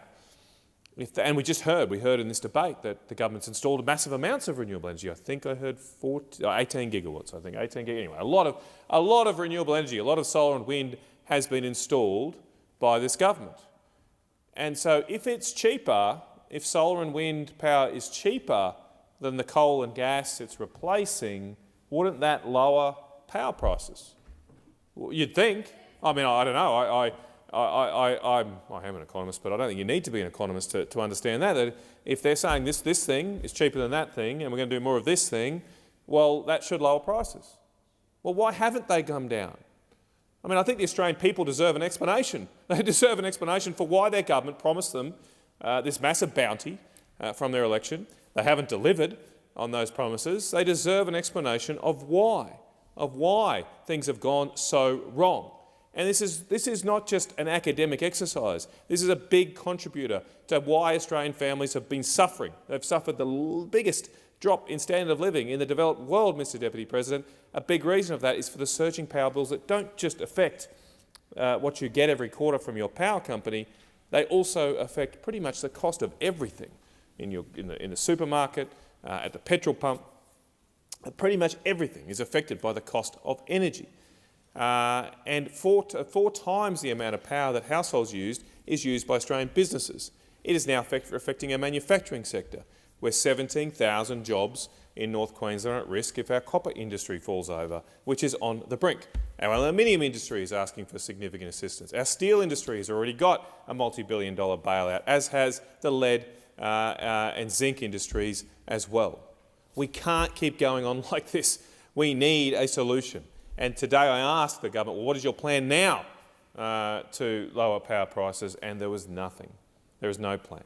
The government has put up the white flag, waved the white flag on lower energy prices for Australian people. I don't think we should do that. We've got the world's best energy resources in the world. We should use them. We should not give up. Question is that the Senate take note. Those of that opinion say aye. Against say no. The ayes have it. Are there any further motions to take note? Senator Hodgkins-May. Thank you, Deputy President. I rise to take note of the answer given by the Minister for Foreign Affairs to the question asked by Senator Faruqi about the man-made famine in Gaza. I'm disappointed by the Minister's response to these important questions asked by my colleague. Yet again, we are hearing more empty words about condemning and issuing statements with no meaningful action, as every day we learn more about the horrific crisis in Gaza and how it's worsening. The Minister claims that the government has imposed sanctions, yet these target only 2 individual Israeli ministers. They fall far short of the Magnitsky-style targeted sanctions on the entire Israeli security cabinet that the Greens have been calling for and that are surely warranted, with 500,000 people at risk of starvation and more than 2,000 already killed in death traps while trying to access food. The Minister also diminishes the Israeli government's refutement of man-made famine in Gaza as a diplomatic difference of opinion. I mean, come on. If this genocide and famine doesn't meet the threshold to expel the Israeli ambassador, then what on earth will? Well, for a growing number of Australians, the hollow words from the Minister are drowned out by the cries of hungry children. Words are not enough. While this government deals in words, thousands of Palestinian children are facing starvation, their parents holding their dying bodies as the world looks away. Last week's double-tap airstrike on Nasser Hospital killed at least 20 people, including 5 journalists, striking both the wounded and those who rushed to save them. Among the dead was Mariam Daggar, a 33-year-old freelance journalist who dedicated her life to documenting the suffering of displaced children. Her camera was her only weapon. Her death and the deaths of so many health workers and reporters are brutal reminders that words mean little without action. This morning I heard from Scarlett Wong, a former psychologist working in Gaza and now a board member of Médecins Sans Frontières. Scarlett spoke of what she had seen during her time in the West Bank and Gaza: collective punishment, settler violence, and communities stripped of rights and dignity. The cruel and impunity of the Israeli Defence Force against Palestinians shocked me, she told us. I will never see the world the same again.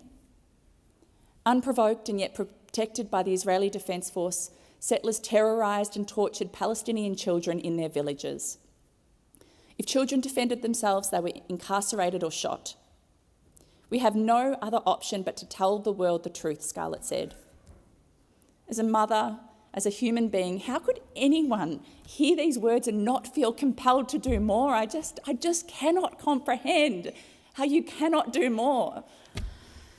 We also heard from Mohammed Dua, Amnesty International Australia's spokesperson for the occupied Palestinian territories. He described the deliberate targeting of journalists and medical workers. Israel isn't just assassinating journalists, he said, it is assassinating journalism itself. Mohammed reminded us of what should shake every conscience in this chamber. Starvation being used as a weapon of war. Palestinians, he said, are facing an impossible choice: to either die of starvation or die of courage trying to access food. These testimonies are an unbearable weight on humanitarian workers, left to pick up the pieces of a genocide. How can they heal? How can they protect when bombs fall and violence surrounds them? Violence that this country can and must do more to stop. The Prime Minister speaks of stability while doubling down on AUKUS, a surrender to militarism and to Washington at the very moment Israel tightens its siege of Gaza and blocks aid. And Australian-made parts for F-35 fighter jets, the planes levelling Gaza's schools, hospitals and refugee camps, are exported from our shores, from Australian shores. Without those parts, over time, those bombers would be grounded. Every day those exports continue, Australia is complicit.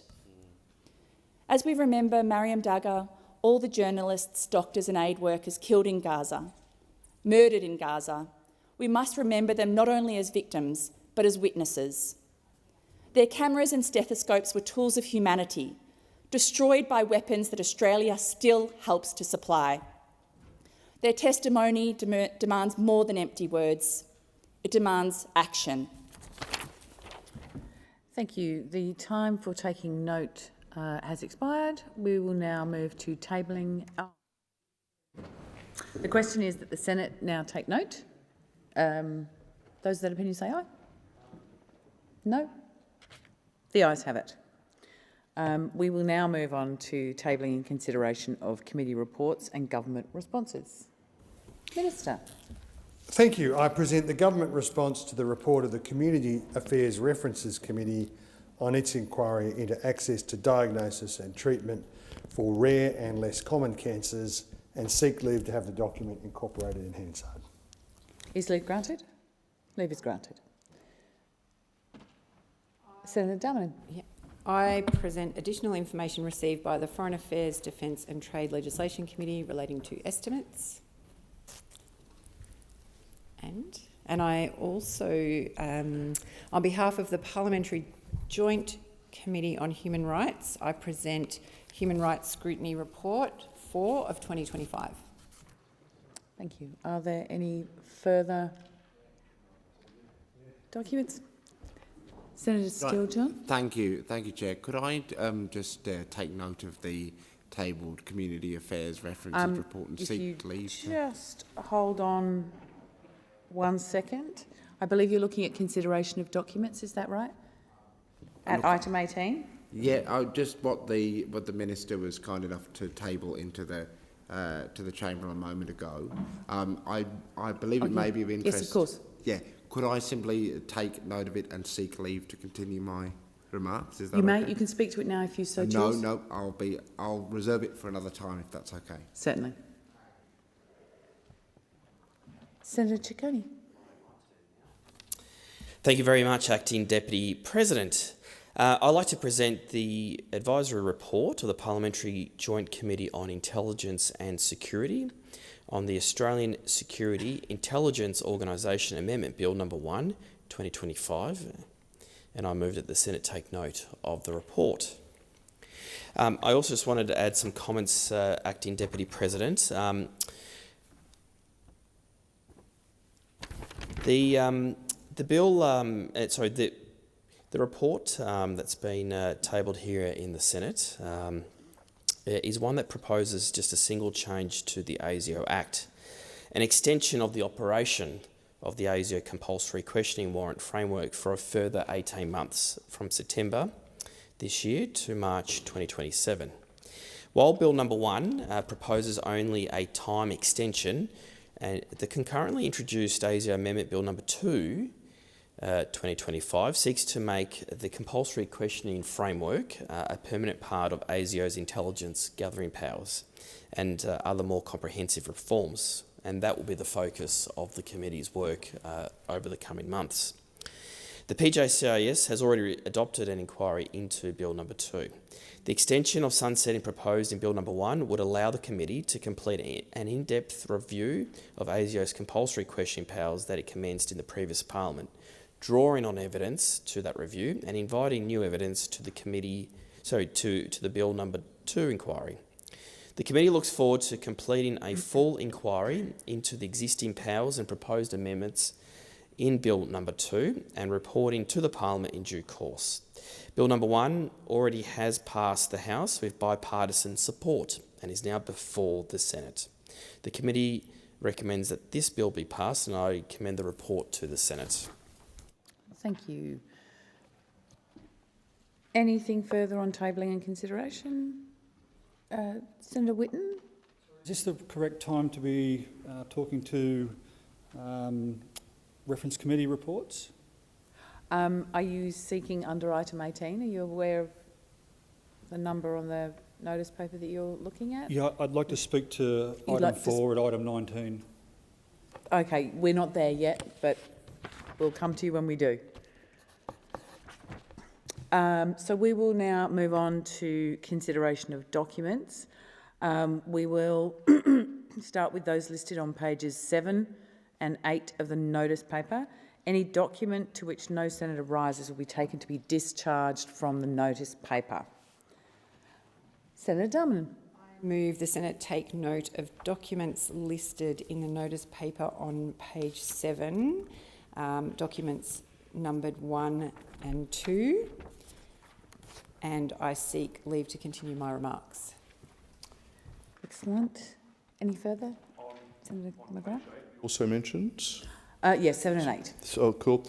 I seek leave to take note of documents 7, 8 and 10 on page 8 and seek leave to continue my remarks. Lovely.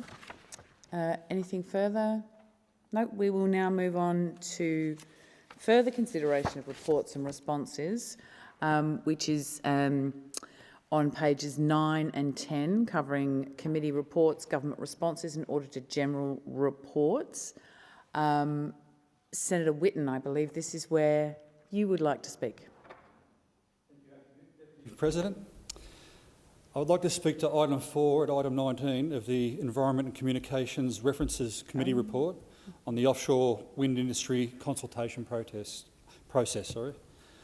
I rise to speak on behalf of the members of my community in Western Australia who were not given the opportunity to have their voices heard in this inquiry. This inquiry came about with thanks to Senator Cadell due to the utterly disgraceful manner in which my constituents were treated by this government. The Department of Climate Change and Energy, Environment and Water were responsible for community consultation process in Bunbury, Busselton, Harvey and Mandurah. These are all in my home state of WA, where the community is demanding a moratorium on the construction of offshore wind turbines until a precautionary principle can be applied and proper due diligence can be carried out. The offshore wind zone in Geograph Bay is a whale superhighway. Whales are migrating through the zone for 9 months of the year. Well over 50,000 humpback whales are migrating through the deeper waters of the offshore wind zone, and a number of these can be observed nursing in Geograph Bay. These huge numbers of whales are migrating through waters further than 20 kilometres offshore at depths of 30 to 60 metres, right in the offshore zone. Our pygmy blue whales and southern right whales are endangered and using Geograph Bay as a berthing and nursery area. The southern right whale has a gestation period of 15 months, not 12 months, has been recently discovered. This is the worst possible place to be considering the construction of a wind farm. This offshore wind zone is being fast-tracked and greenlit in this Labor government's reckless pursuit of net zero, and pursuit that is costing Australians $1.5 trillion. West Aussies are having every right to be outraged about the threat to our pristine Indian Ocean, fishing and tourism industries. This is why the Senate inquiry came about, because the sham community consultation event held in Western Australia and hosted by our Federal Department of Environment involved public officers of the department manhandling, pushing and shoving members of my community and an employer of a member of the State Legislative Council. When my constituents came forward to present the details and photos of this physical confrontation to the committee in their submission, they were asked to make the submission confidential. It appears the committee and the Department of Environment did not wish for the details of this physical altercation to be made public. Then the public hearing at which my constituents would have been offered time to have their voices heard was cancelled. This is the utterly disgraceful way in which my community is being treated by this government, and it doesn't stop there. The Department of the Environment has been then given a green light to a marine survey of the Bunbury Continental Shelf. They did this by declaring the marine survey not a controlled action under the EPBC Act 1999. The Environment Protection and Biodiversity Conservation Act is there to protect our environment. In situations such as this, our public servants in the department have blatantly disregarded the risks involved with marine survey mapping, which uses sound levels that cause harm and death to whales, in their rush to support the building of an offshore wind turbine in the middle of a whale superhighway and berthing zone. When an activity is declared not a controlled action, it means that no one will be held accountable for the harm done. Whales and dolphins use echolocation to navigate the ocean, and the sound levels recorded in this type of proposed marine surveying has been shown to cause deafness in whales and dolphins, which results in their death, and they cannot navigate their surroundings. Reports on the marine surveying methods used recorded excess noise levels that exceed the whale's spectrum of hearing, meaning that the whales are not aware they are going deaf from the underwater noise until it's too late. Whales cannot avoid a damaging noise level that is outside of their hearing frequency. The WA reef system of the Bunbury Continental Shelf is as unique as the Great Barrier Reef area and is also home to the famous WA rock lobster. The ocean substrate is home to many species of fish, shark, squid and octopus. The risk to the WA rock lobster industry from marine surveying in this area is extremely concerning. I've asked the Minister for the Environment, Minister Watt, to review the decision made by the Department of the Environment so the precautionary principle can be applied. I have not received acknowledgement of my letter or a reply to my request. I submitted an FOI requesting a request asking for the documentation involved in making this critical decision, and it was refused last week. It was refused by the same public officer that made the decision that the marine survey is not a controlled action. This is another utterly disgraceful act to avoid transparency and accountability. And I seek leave to continue my remarks. Thank you, Senator Whitten. Senator Little. Thank you. I rise to speak on the Community Affairs References Committee's report into excess mortality, item 2 on page 9 of today's notice paper.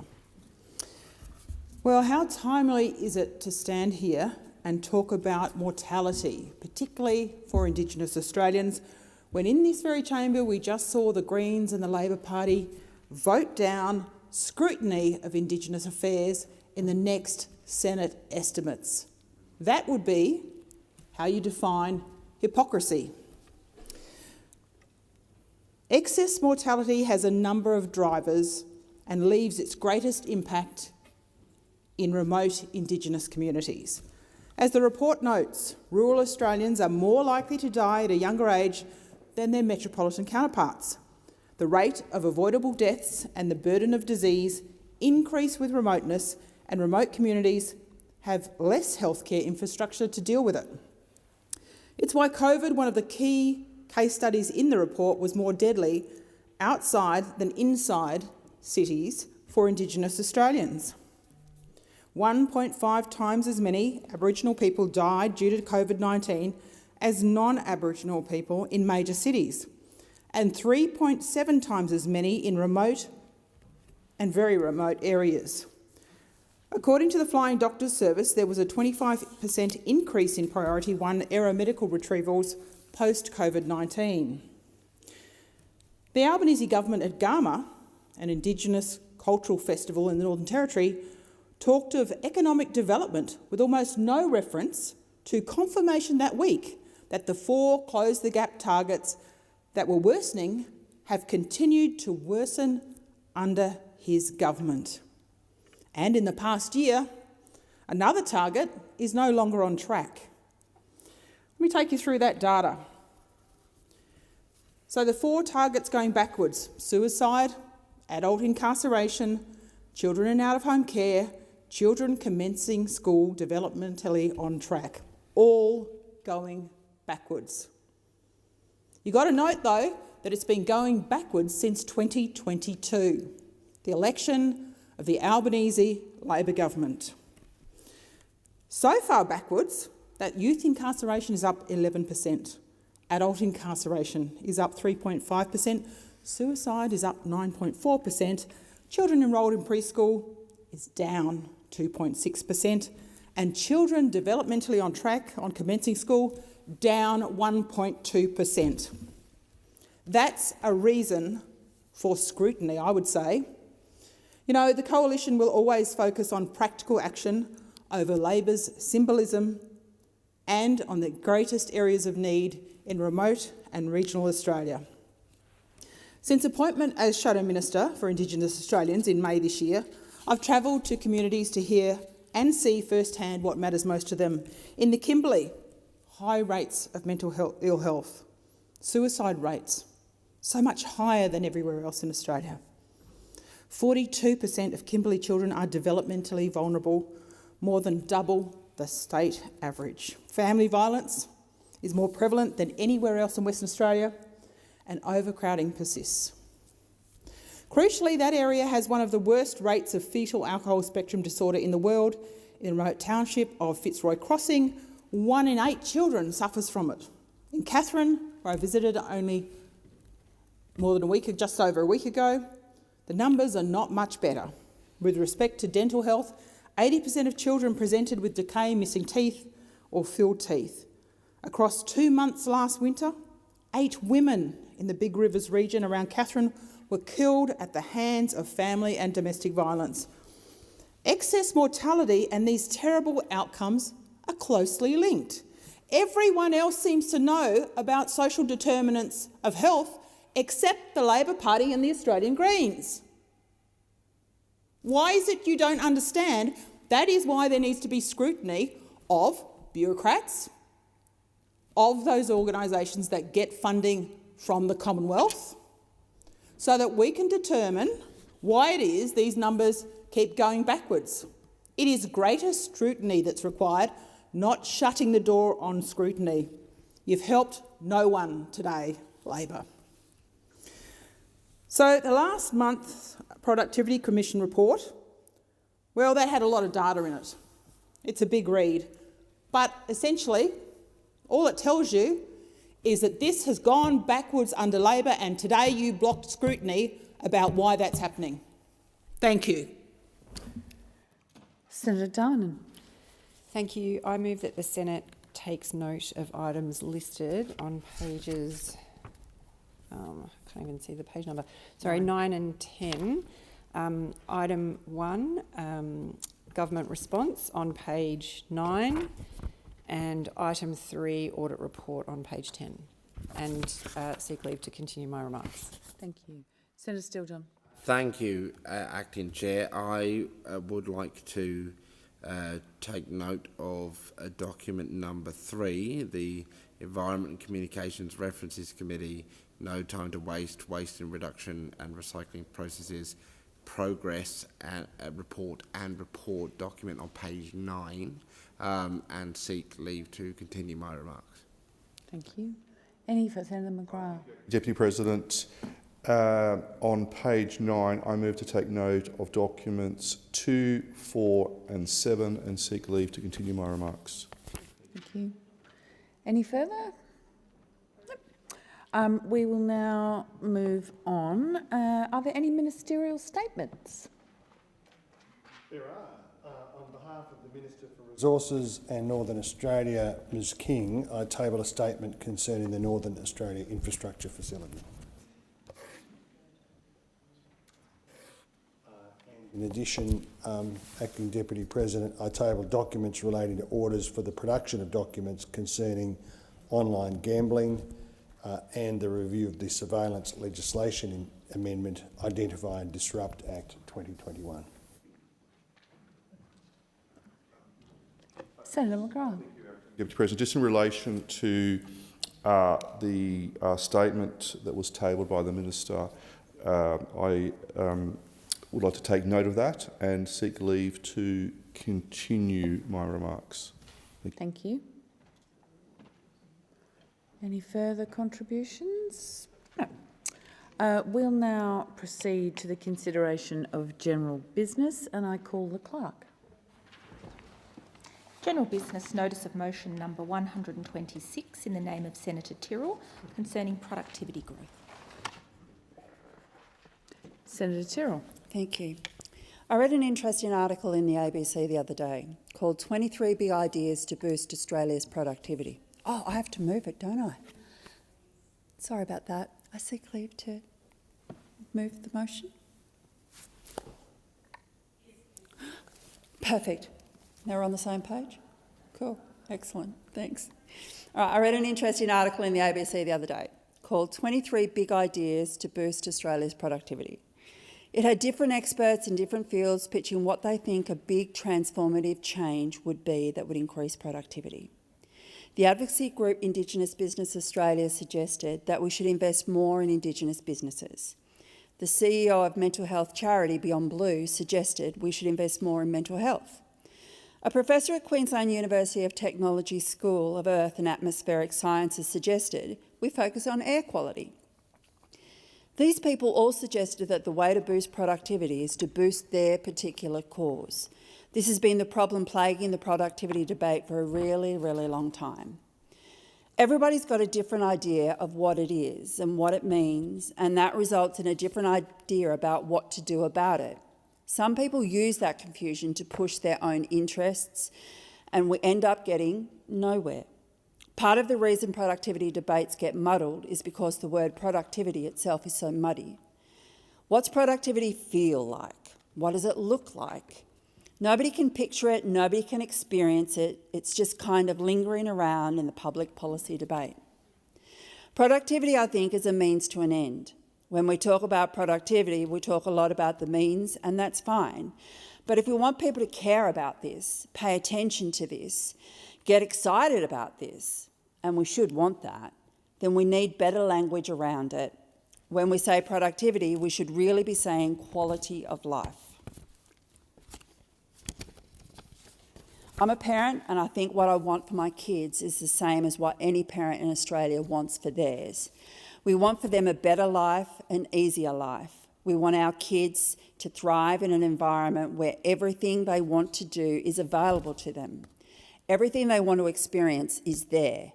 We want them to be good people, responsible people, kind people. We want them to know what hunger feels like or pain feels like. Sorry about that. We want them to not know what hunger feels like or pain feels like. And then we want them to experience that feeling of abundance, that they can have it all. To me, that's what quality of life looks like.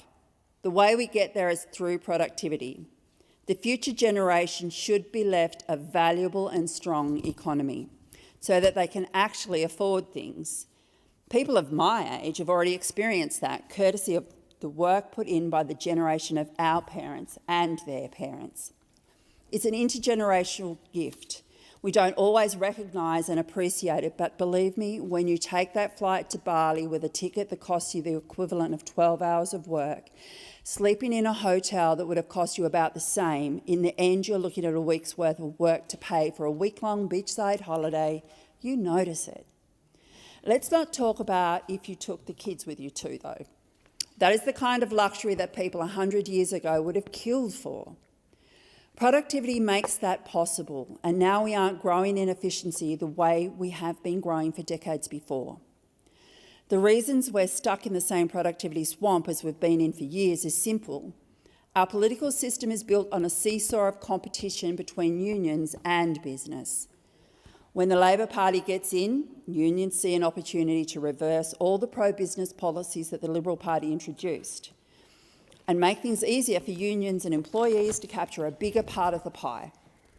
But because unions don't represent the same share of the workforce as they used to, they've long ago realised the fastest and easiest way for them to make economy-wide changes in their favour is to make economy-wide laws. To do that, they need lawmakers. That's the Labor Party. Then the Liberal Party accuses Labor of being a mouthpiece for the union movement, and the Liberals get back in. Business groups see this as an opportunity to reverse all the pro-union policies that Labor introduced and makes it easier for businesses to capture a bigger slice of the pie. But the business lobby is not as influential as they once were because the public doesn't really hold them in high regard. They have money when the going's good, but the going's not always good, and businesses at the end of the day don't vote. So they have a structural disadvantage in this fight. The best they can do to even the ledger is give money. And when they do, the Labor Party accuses the Liberals of being in bed with their big donors, business interests all about the big end of town, and their popularity suffers until they're kicked out and the unions see an opportunity. This is the dynamic of the modern two-party system. It's been the same dynamic for the last 50 years, at least. We as a country can't really meaningfully improve productivity when two major parties are focused on undoing what each other last did. We can't meaningfully move the needle in each of the major parties is financially dependent if the major parties is financially dependent on an increasingly sidelined interest group focused on pushing its agenda. Business says we should streamline workplace laws, cut red tape, reduce taxes. The unions say we should avoid any of those things and instead pay workers 20% more per hour. Does this not all have a familiar ring to it? This is what people were talking about when John Howard was Prime Minister. We're debating solutions that are old enough to vote. I think a really simple way of measuring what productivity would look like is looking at how desperate businesses in Hobart, Launceston and Devonport are for staff. They are relying on staff on temporary visas to meet demand, and they are constantly losing them, having to find more staff, having to retrain them, then losing them all over again. The biggest thing we can do to help these businesses suffering from staff shortage is deliver efficiency benefits that make it possible to say that the thing that takes 3 staff today will only require 2 staff tomorrow. That would reduce their pressure hugely. It would mean more businesses are open. We have businesses in Launceston that are permanently closed, and the signs on their windows say they could not find staff. It's like a gravestone. Here lies the dream of that small business owner who took a risk, starting a business, trying to be their own boss, but couldn't outrun Australia's slow productivity growth. Labor is today patting itself on the back for cutting a series of nuisance tariffs. And great, do it. But the effect of this on productivity is going to be what a fraction of a percent. Would we even notice the effect on our productivity growth rates? We need big picture changes. Things that will make a large permanent difference in the cost of doing business. Here's a few things you won't hear from the major parties though. A labour market needs complete restructuring, not minor tweaks. We could replace the current maze of 7 different leave types with a single universal leave allowance of 25 days annually, weighted down from current total entitlements based on actual usage patterns. Workers can use these days for any purpose, illness, holidays, family emergencies or personal time, without requiring a different approval process or documentation. Businesses deal with one simple system instead of tracking multiple leave categories, with different rules and obligations. While we're at it, we should scrap long service leave entirely. It's essentially paying people to stay put rather than find their most productive role. The average long service leave liability represents around 2% of total wages annually. But we don't want people losing out financially. Instead, mandate that this amount be paid as an immediate productivity bonus, distributed quarterly based on measurable performance outcomes. This rewards actual contribution rather than tenure and removes actual barriers to job mobility that traps workers in suboptimal roles and prevent businesses from accessing the best available talent. Currently, employers must advertise locally for at least 4 weeks, demonstrate they couldn't find suitable local candidates and maintain detailed records proving the genuine need for overseas workers. This applies across the board, from fruit pickers to software engineers. The whole system is built on the flawed assumption that businesses would rather deal with visa complexities than hire locals if locals were available. In reality, businesses always prefer local hires, when possible because they're cheaper and simpler.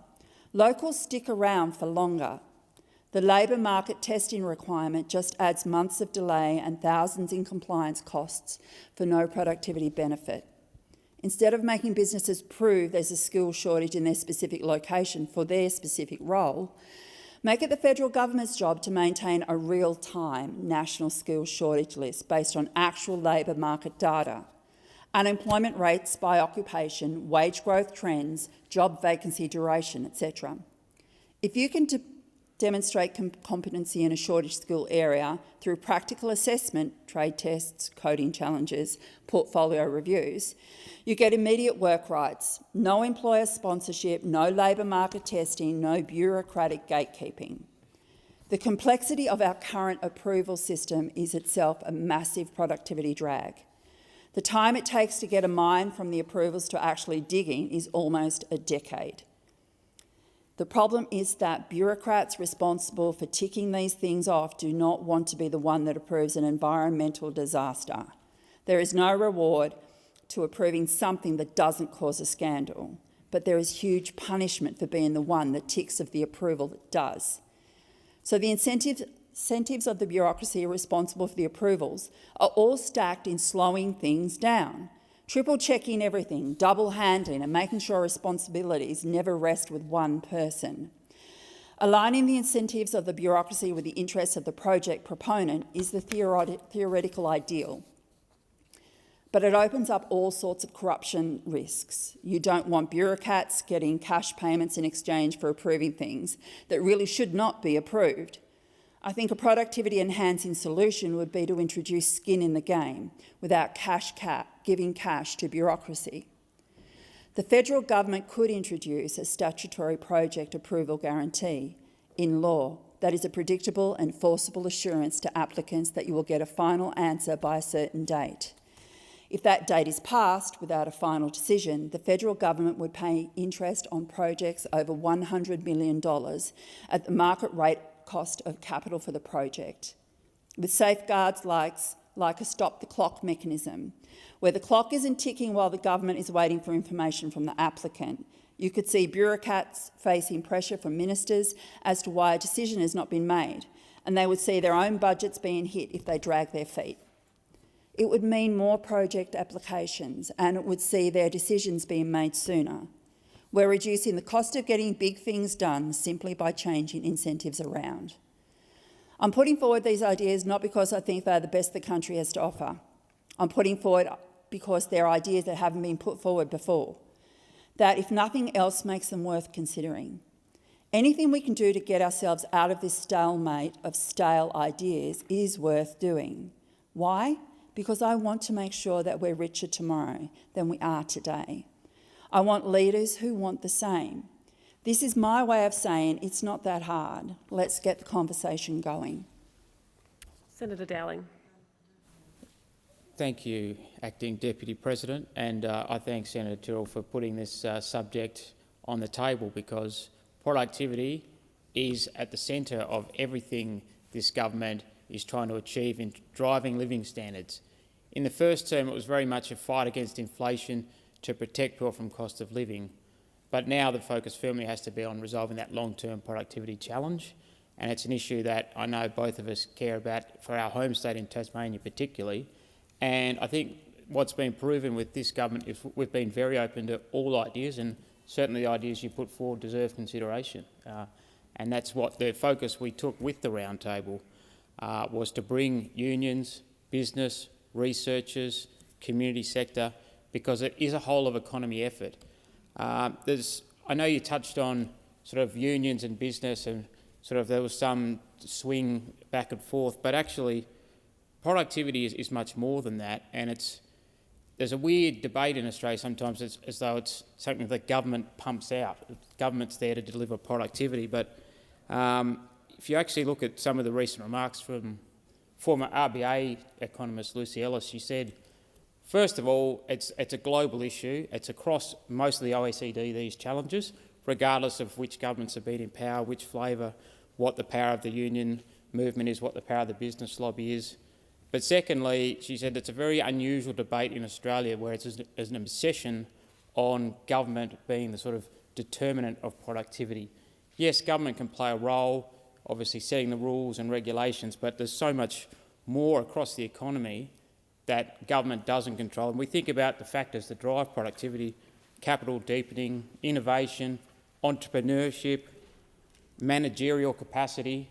A lot of that is beyond the realm of government. And do we really want government in there doing some of those things? I think with the workforce and driving managerial capacity and entrepreneurship, that's something we want to be encouraging, but we don't want to say that's government's job entirely. We actually want to have that innovation culture, that entrepreneurial culture, and encourage more of that risk-taking as well. So, yes, government has a role, but I don't think we ever want to say productivity is the domain of government alone. But again, thanks for raising it and putting it on the agenda. And I think, as I said, higher living standards, higher wages, secure jobs, and an economy that works for everyone, not just the few, and that's the benefit of productivity.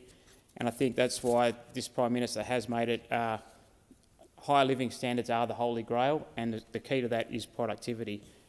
So that is the centre of our economic agenda.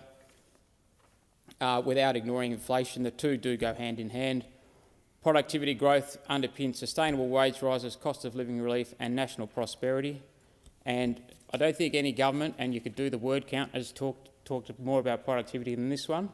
We do have to now follow through on that, and I think the Treasurer has made it very clear that the work of the roundtable will now inform the subsequent 3 budgets and our long-term agenda.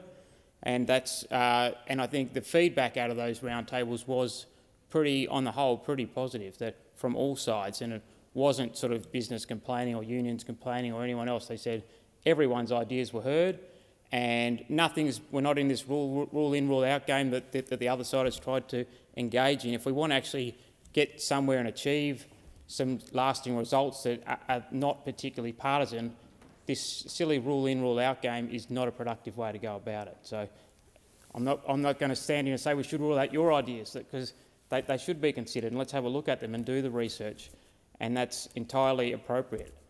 Not sort of, no, what a terrible idea, will you immediately say you won't do that? So that's not the approach we're taking. So I think you did highlight 3 critical points in your motion, that productivity growth is at its lowest rate in 60 years. That's undeniable. And as a result, Australians born in the 1990s are the first in living memory to risk generational improvement in income and living standards, and that's something I'm equally passionate about, and I spoke a lot about it in my first speech earlier this week, making sure that we renew that intergenerational handshake, that we actually do create a world where conditions are better for the next generation. So I think on all 3 counts you're right to draw attention to the challenge, and we don't shy away from it. Yes, productivity, its lowest rate. Australians risk being the first generation to experience a decline in living standards if we don't act. And yes, lifting productivity to its historic average would transform household incomes. So I think where I differ to say that our response has been insufficient. The job's not over, but certainly we are doing a mountain of work. And I know you highlighted things like nuisance tariffs, and no one measure will do everything. And I know Pearl was saying, well, we need that huge big picture thing, like Keating floated the dollar, what's the next big sort of picture? But actually, if you study the work of the Productivity Commission, they said the key is shifting the dial across thousands of little things. It's not the one big picture thing, it's thousands of little things, changing the culture within their bureaucracy, our culture towards regulatory decision making. And I think that abundance agenda, and dare I mention that book again, but that book actually talked a lot about stop emphasising process over outcome. And I think that's a real cultural shift we could make. Instead of just, have we ticked all the right boxes, are we actually getting the outcome? And I think that's evident that we are trying to shift that culture in terms of the way we've tried to really push forward on the housing agenda and putting a pause on the construction code and saying, no, not let's keep adding more and more layers, because the incremental effect, while similarly it's easy to add a new regulation and go, well, that regulation won't hurt productivity, but incrementally across thousands of them, it does have a huge impact. And too often we don't look at that total impact of all the new regulations. So that is again something that we're trying to change the culture on. But if I just think about out of the roundtable process, and I won't list all the thousands of things that could be done, but further abolition of nuisance tariffs, tick. Red tape reduction in the National Construction Code, tick. Accelerated environmental consideration under the EPBC laws, tick. A new regulatory reform bill in 2025, including a tell us once service delivery. That's a really big one, and I know we had former New South Wales Minister Victor Dominello, who's sort of the digital master in this space, and what he has really learned in New South Wales was that no citizen should have to give their information to a government agency more than once, and that they should be able to share that across with appropriate privacy safeguards, be able to share that, not have to fill out 1,000 forms giving the same information for years and years. So putting in some of those tell us once reforms will have a big impact. The National AI Capability Plan, which is fundamental to embracing one of the most transformative technologies in human history, and the Investor Front Door pilot to fast-track transformational investment.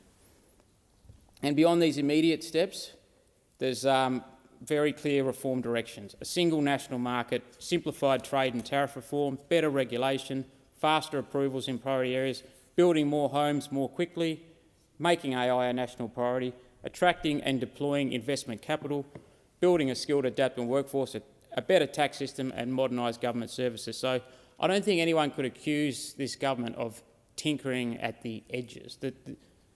This is a serious reform agenda to lift productivity, prosperity and wages, and I think it's something that we should all be engaged in. And again, that's why I do welcome your contribution, Senator Tyrrell, and I was fortunate to actually host the Tasmanian version leading up into this, the Tasmanian Economic Roundtable, and really that was, again, we partnered with the University of Tasmania to deliver that. I think it was the first of its kind, feeding in voices from all parts of the state, all sectors of the community.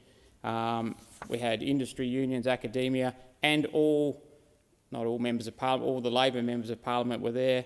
And we focused on three priorities for Tasmania, which were productivity and dynamism without sacrificing fairness, building skills and education, and recognising care as economic infrastructure, noting that we have a much higher preponderance of what sometimes is pejoratively called non-market sectors, but that is basically the care economy, and they are statistically lower productivity sectors. You can't deny that because they take a lot of human effort, and it's very hard to make the traditional savings you would by bringing in a whole bunch of new capital equipment or modernising a factory. You can't do that necessarily in an aged care home or a nursing facility.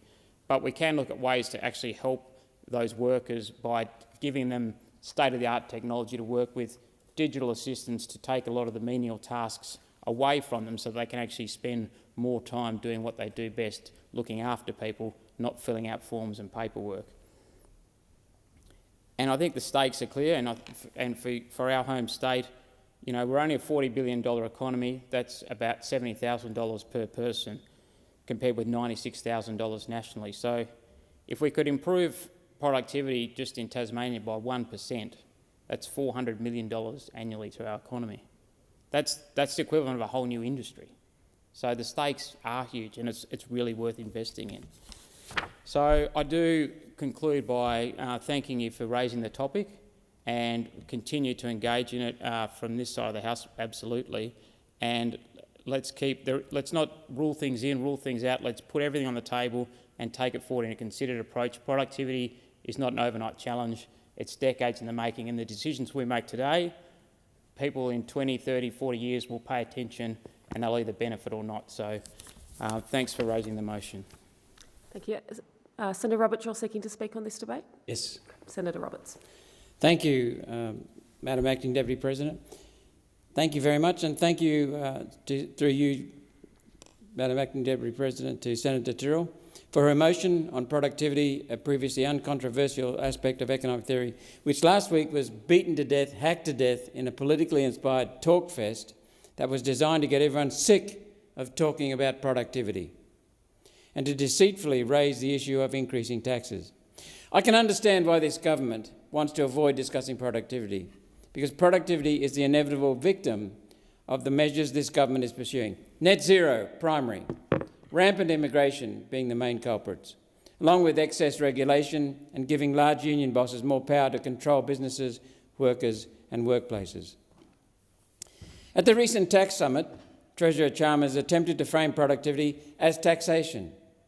Taxation is the enemy of productivity. When you raise taxes, you reduce productivity. He had the intent, it seems, of using taxation as a blunt instrument for social engineering, such as using a new bedroom tax to throw elderly Australians out of their homes into a single room in a retirement home so they can fill that family home with foreign families arriving to take advantage of this beautiful country. Our elderly choosing to stay in their family homes for as long as possible are not the enemy of productivity. Australian parents keeping a spare bedroom for when the children come to visit are not the enemy of productivity. And Australians using their spare bedroom for work from home or to run a small business are definitely not the enemy of productivity. Indeed, the reverse is true, unless the Treasurer is suggesting working from home reduces productivity. And before Labor start whinging, Senator Gallagher and then Senator Wong were given an opportunity in question time to rule out the new bedroom tax, and they did not. Why did the government allow others to float an idea that's monstrous, unless they knew it would be unpopular, and left others, like SBS, to find out how unpopular it has turned out to be? The answer is simple. This government is desperate for new revenue. In fact, this government is desperate to pretend they know what they're doing. Every Australian's share of the national pie shrinks every time a new arrival comes here and takes a slice of Australia for themselves. The only way this is not an accurate comment is if every new arrival contributes more to the economy than they take out for themselves, and if they create the wealth to pay for the $11 billion a year they send back to family overseas. On Monday's notice paper is a motion from One Nation to refer immigration to an Economics Committee inquiry. It's time to talk about the effect of immigration on productivity, inflation, housing and wages. It's time to get to the truth and to let those cards fall where they may. One Nation are prepared to hear the truth. Are you? One Nation believes high immigration, record mass immigration, excessive mass immigration is affecting productivity. Workers need housing, they need transport, they need education and healthcare to be the best they can be, to work at their highest level of efficiency, work healthy and work happy and work safely. Immigration is forcing up housing, clogging up transport, reducing education outcomes because entire classes don't have English as a first language and hospitals are overwhelmed. These are facts. These are the same Australians who feel the talk of productivity is about workers being made to work harder. It's not about workers being made to work harder. That's the opposite. The Liberal Party might use that definition. One Nation does not. Australians in the workforce are working hard enough. Responsibility for productivity is not on the workers' shoulders. I agree with Senator Dowling. One Nation understands that one major way of raising productivity is through infrastructure, and we're advancing projects to build Australia's future. Now, as an example of infrastructure, Sydney University estimates the failed NBN will ultimately cost $50 billion, and yet the Productivity Commission only values the NBN at $20 billion. The productivity loss is more than $30 billion of taxpayers' money that's been lost here. It's the lost productivity the NBN is causing. So it's not just the loss of value of the NBN, it's the loss of productivity across the economy due to a faulty NBN. The government has shut down the 3G network, reducing communication, and with that, productivity in the bush decreases. Although in the finest tradition of free enterprise, Elon Musk's Starlink has come to the rescue of our rural community. No government needed, and a better solution. Now, if he could work on GPS that uses Starlink so tourists are not getting lost in the long black spots between country towns, that would be welcomed. When it comes to productivity, net zero is the worst offender. And look at the Labor Party, the Liberal Party, the Greens. There's a direct correlation between increases in electricity prices, energy prices and business bankruptcies.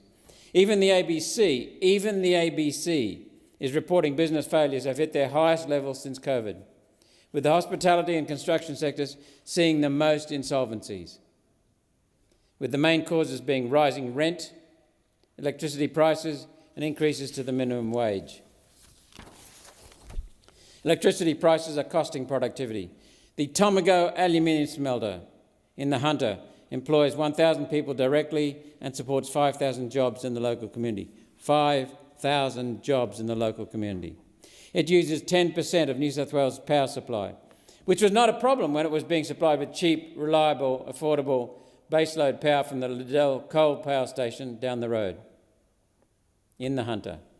Now, though, with Liddell closed and the last two coal power stations keeping the lights on in New South Wales, the ACT and Victoria, the cost of power is about to cost 1/4 of Australia's aluminium capacity.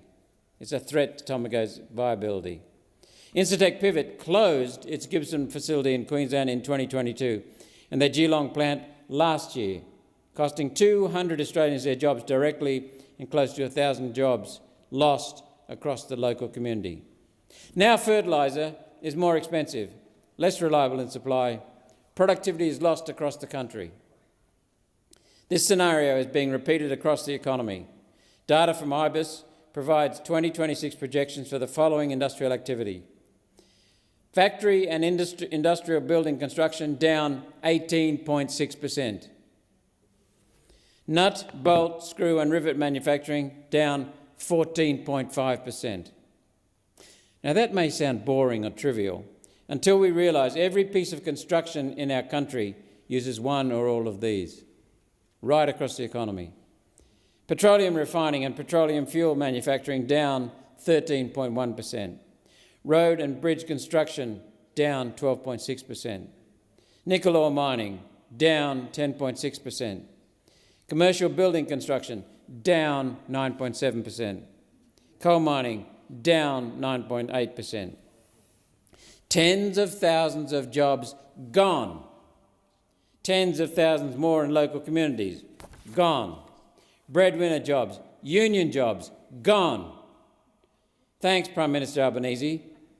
How can businesses pay higher wages when their output is falling, their profitability is falling, and they're continually battling red, green, blue and black tape? They can't. It's impossible. In particular, coal is a key input in steel making and energy generation. I'll say it again.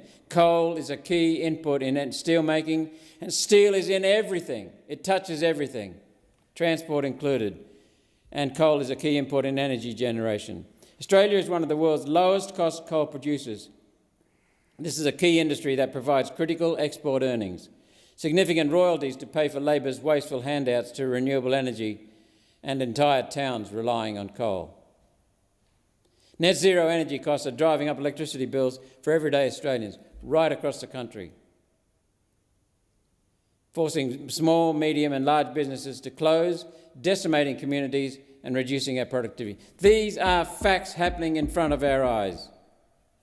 Productivity increases come from investment, whether investment is from government and business, investment in infrastructure, communications, technology and R&D. That's how everyday Australians get sustainable pay rises, from better investment. Everything this government invests in decreases productivity and sabotages sustainable pay rises for Australian workers. Ironically, Bob Hawke and Paul Keating, Labor Prime Ministers, and one was a Labor Treasurer, before them, productivity was a dirty word in the Labor Party. The term productivity was misunderstood. But Bob Hawke and Paul Keating fixed that. Before them, it was thought that increasing productivity needed workers to work harder or cut conditions or to be exploited. That's the reverse of improving productivity. That's reducing productivity. Labor's Bob Hawke and Paul Keating changed that all because they understood higher productivity is the way to increase wages, increase standard of living, reduce prices and reduce cost of living, creating wealth for the nation and for all Australians, reduce inflation, benefiting retirees and everyone on fixed incomes, offering consumers greater choice, more options, more leisure. Why? How does this happen? Productivity is not about working harder. Raising productivity is about working smarter. At its core, productivity is about producing more with less input. or more output for the same input. Increasing infrastructure, increasing technology, working more cooperatively, more easily. Higher productivity is the worker's best friend and saviour. Higher productivity is the family's friend. Higher productivity is the consumer's friend. Higher productivity is the employer's friend. Higher productivity is the business's friend. Higher productivity is the owner's friend. As a coalface miner underground, I felt satisfied, happy and proud when we as a crew at the coalface produced more with less physical effort. More with less physical effort. As a coal mine manager, I felt satisfied, happy and proud when we as a mine produced more with lower costs, no safety incidents and higher bonuses to workers. Higher bonuses to workers. And lower turnover of people due to people being satisfied, happy and proud. Everyone wins from higher productivity, providing it's achieved properly. People working smarter, easier and safer to produce more and at higher quality. That comes from people working together with discipline and responsibility and sharing of ideas and open communication and real respect and trust. One nation will build infrastructure, terminate net zero, get red, green, blue and black tape off the backs of businesses, and we will restore wealth and opportunity for all, especially for hard-working Australians. So the question is that the Senate take note of the motion moved by Senator Tyrrell. Those of that opinion say aye. Those against? No. The noes have it? The noes have it. Minister. Thank you, Acting Deputy President. I table a report on government responses to outstanding orders for production of documents. Thank you. And I think we're now proposing the adjournment. Senator Mulholland. Thank you, Acting Deputy President.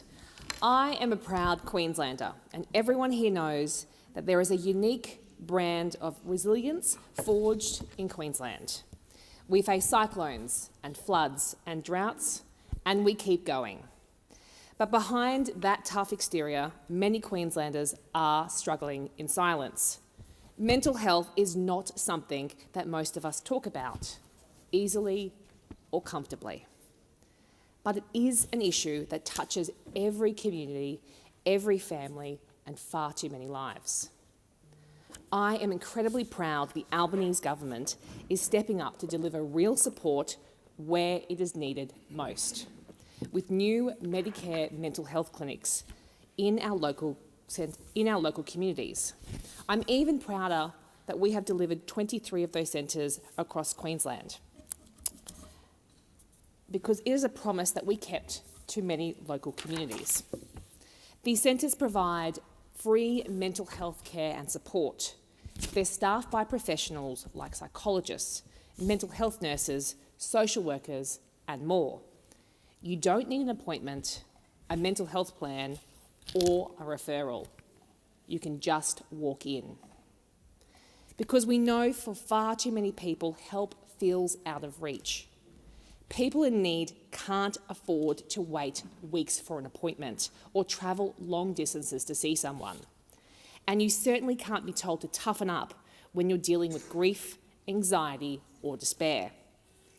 Mental health care is not a luxury, it is healthcare. We've already opened 12 of the 23 Medicare mental health clinics across Queensland, including the new Caboolture Medicare Mental Health Centre, which I was honoured to officially open last week with Assistant Minister for Mental Health and Suicide Prevention, Emma McBride.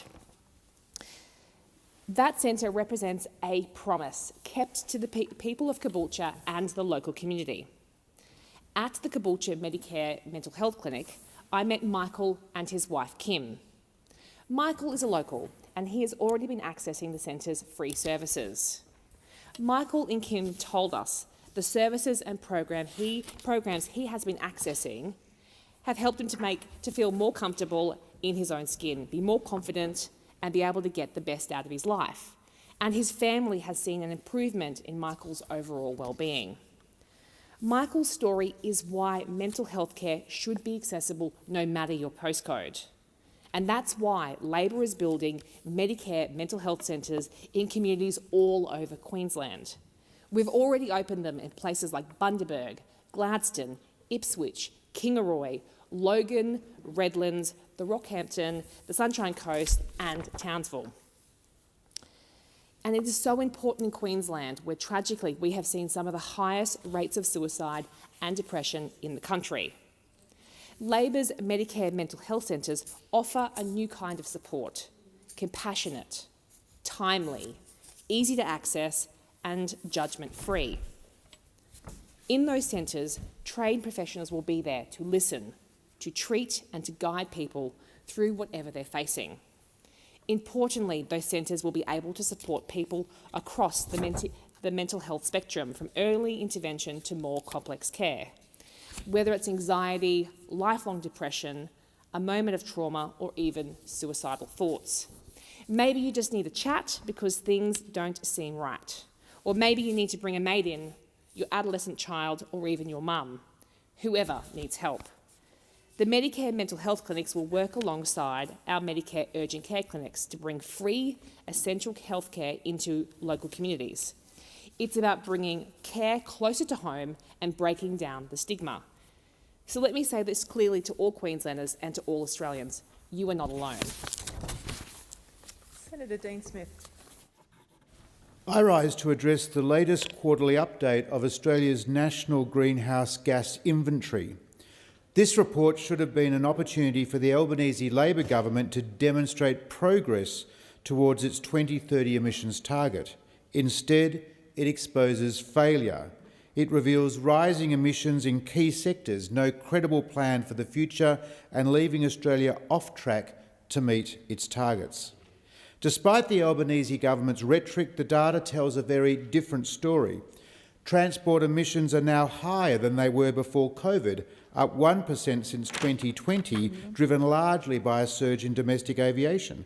Agricultural emissions jumped 7% since 2020, an increase of more than 5 million tonnes of carbon dioxide equivalent, largely from post-drought livestock recovery and fertiliser use. Fugitive emissions from gas venting are up by nearly a quarter, despite all of the government's talk about safeguards and carbon abatement. And the land sector, the one Labor relies on heavily as an offset, has weakened sharply since 2022 as La Nina ended, rainfall declined and bushfires increased. That is not a durable plan, it's a gamble on the weather. The picture is just as grim when we look at Australia's carbon budget. Half of the entire 2030 budget has already been spent, but Labor has no credible plan for the harder work that lies ahead. And let us be clear about electricity. The reductions we see in that sector are not the product of Labor's new policies. They are the direct result of projects approved years ago, many under the former coalition government. Labor is coasting on our legacy, not delivering its own. The government's own update admits this, and I quote, "There have been significant declines in electricity sector emissions since 2020. This decline in emissions has occurred while demand for electricity across residential and industrial sectors has increased. Residential demand is increasingly being met by rooftop solar, supported by the small-scale renewable energy scheme, putting downward pressure on demand from the grid. Similarly, industrial demand is being met with a growing proportion of renewable generation supported by state and federal policies, such as expanded investment schemes. Even when progress is visible, it's progress built on someone else's initiative. The Climate Change Authority has already warned that at the current pace of emissions reductions, Australians will fall well short of its 2030 target. To reach that goal, emissions need to fall by around 15 million tonnes every year from now until 2030. Last year, emissions fell by just 3 million tonnes. Since 2006, the long-term average has been 12 million tonnes a year. It's straightforward mathematics, and it confirms Australia is not on track. The Albanese government's own update reinforces this. On transport, the update says Overall transport emissions in the year to March 2050 are 0.1% above the levels immediately before the COVID pandemic. This increase is largely the result of annual emissions from domestic aviation and road diesel consumption, which are 16.8% and 7.6% higher than pre-COVID levels. Australians deserve an energy and climate policy that lowers bills, ensures reliable power and reduces emissions. The Albanese government has delivered none of this for Australian families or businesses. Their emissions reduction plan is failing, and Australian families and businesses continue to pay a high price. Australians were promised transformation, and that promise, like so many others from the Albanese government, has been broken. And you only need to reference Labor's own numbers to see the demonstration of that. Senator Ciccone. Thanks very much, Acting Deputy President. This week I was honoured to be re-elected as Chair of the Parliamentary Joint Committee on Intelligence and Security, and I want to thank my colleagues for their trust, and I look forward to continuing this very important work with the Deputy Chair, Mr Wallace, in the other place, in a spirit of bipartisanship and cooperation. The PJCIS, as it's normally referred to or commonly referred to, has started its important work for the 48th Parliament with a full agenda ahead. Already the committee has launched new inquiries, including the review of the listing of the Terragram as the terrorist organisation under the Criminal Code Act, the ASIO Amendment Bill No. 2, and the strengthening oversight of the National Intelligence Community Bill, also referred to as SONIC. Each of these is about reinforcing the legal framework for Australia's national security while ensuring proper oversight and accountability. The committee's objective is very clear: to make our intelligence agencies remain effective, focused and accountable in keeping Australians safe. This oversight not only strengthens agency performance, but it also builds public trust. Intelligence work often requires secrecy, but democratic accountability ensures that it is always conducted in the national interest. The history of this committee, established back in 1988 as a legacy of the Hawke Labor government, reminds us that strong parliamentary oversight has long been central to Australia's approach to national security. It began as a committee on the Australian Security Intelligence Organisation between 1988 and 2001. Then from 2002 to 2005, it became a committee that was focused on ASIO, ASIS and DSD before evolving into today's PJCIS, which was formed at the end of 2005. Now, as global and domestic security challenges evolve, the role of the committee has never been more crucial. This oversight function gives Parliament confidence that intelligence agencies maintain the cutting-edge capabilities required to keep Australians safe. The events of this week have underlined that point. Revelations of Iran's anti-Semitic attacks targeting Australia's Jewish community are deeply disturbing. The Albanese government has acted swiftly and decisively in response to credible evidence provided by ASIO and the AFP. This is exactly how our system should work. Agencies providing credible intelligence and government responding with strength and clarity to protect our people. Much of this work is unseen. Our intelligence and security agencies work tirelessly to detect, disrupt and prevent threats from espionage, terrorism and foreign interference. These agencies deserve our sincere gratitude for their professionalism, vigilance and commitment to keeping all of us safe. As Chair, my vision is for a committee that strengthens not only the effectiveness of our intelligence agencies, but also the public trust in their work. Our oversight must safeguard both the safety of Australians and the democratic values that we all cherish. I look forward to working constructively in a bipartisan way with my colleagues to deliver outcomes that strengthen both national security and our social cohesion. This vision aligns with that of the Albanese government: a secure, resilient and inclusive Australia. A nation where our people are protected, our institutions are strong and our social cohesion built over many generations is preserved. In the years ahead, I will work with colleagues across the Parliament to ensure Australia's security framework remains fit for purpose against emerging challenges. And I will always continue to place equal weight on protecting the unity of our diverse society, because cohesion is itself a pillar of national security. The government will always prioritise the safety and security of every Australian, and that's why strong and effective oversight through the PJCIS is more important than ever. Senator Lambie. Acting Deputy President, I ended my speech on Tuesday night about massive shortcomings in the investigation of Eden Westbrook's death, promising more to come. The culture and procedures of Tasmania Police allowed pedophile police officer Senior Sergeant Paul Reynolds, now deceased, to groom and abuse 50 young men and boys in Tasmania across 30 years. This man was a key player in the inadequate investigation into Eden's death. That's just one red flag about her death. There are many more.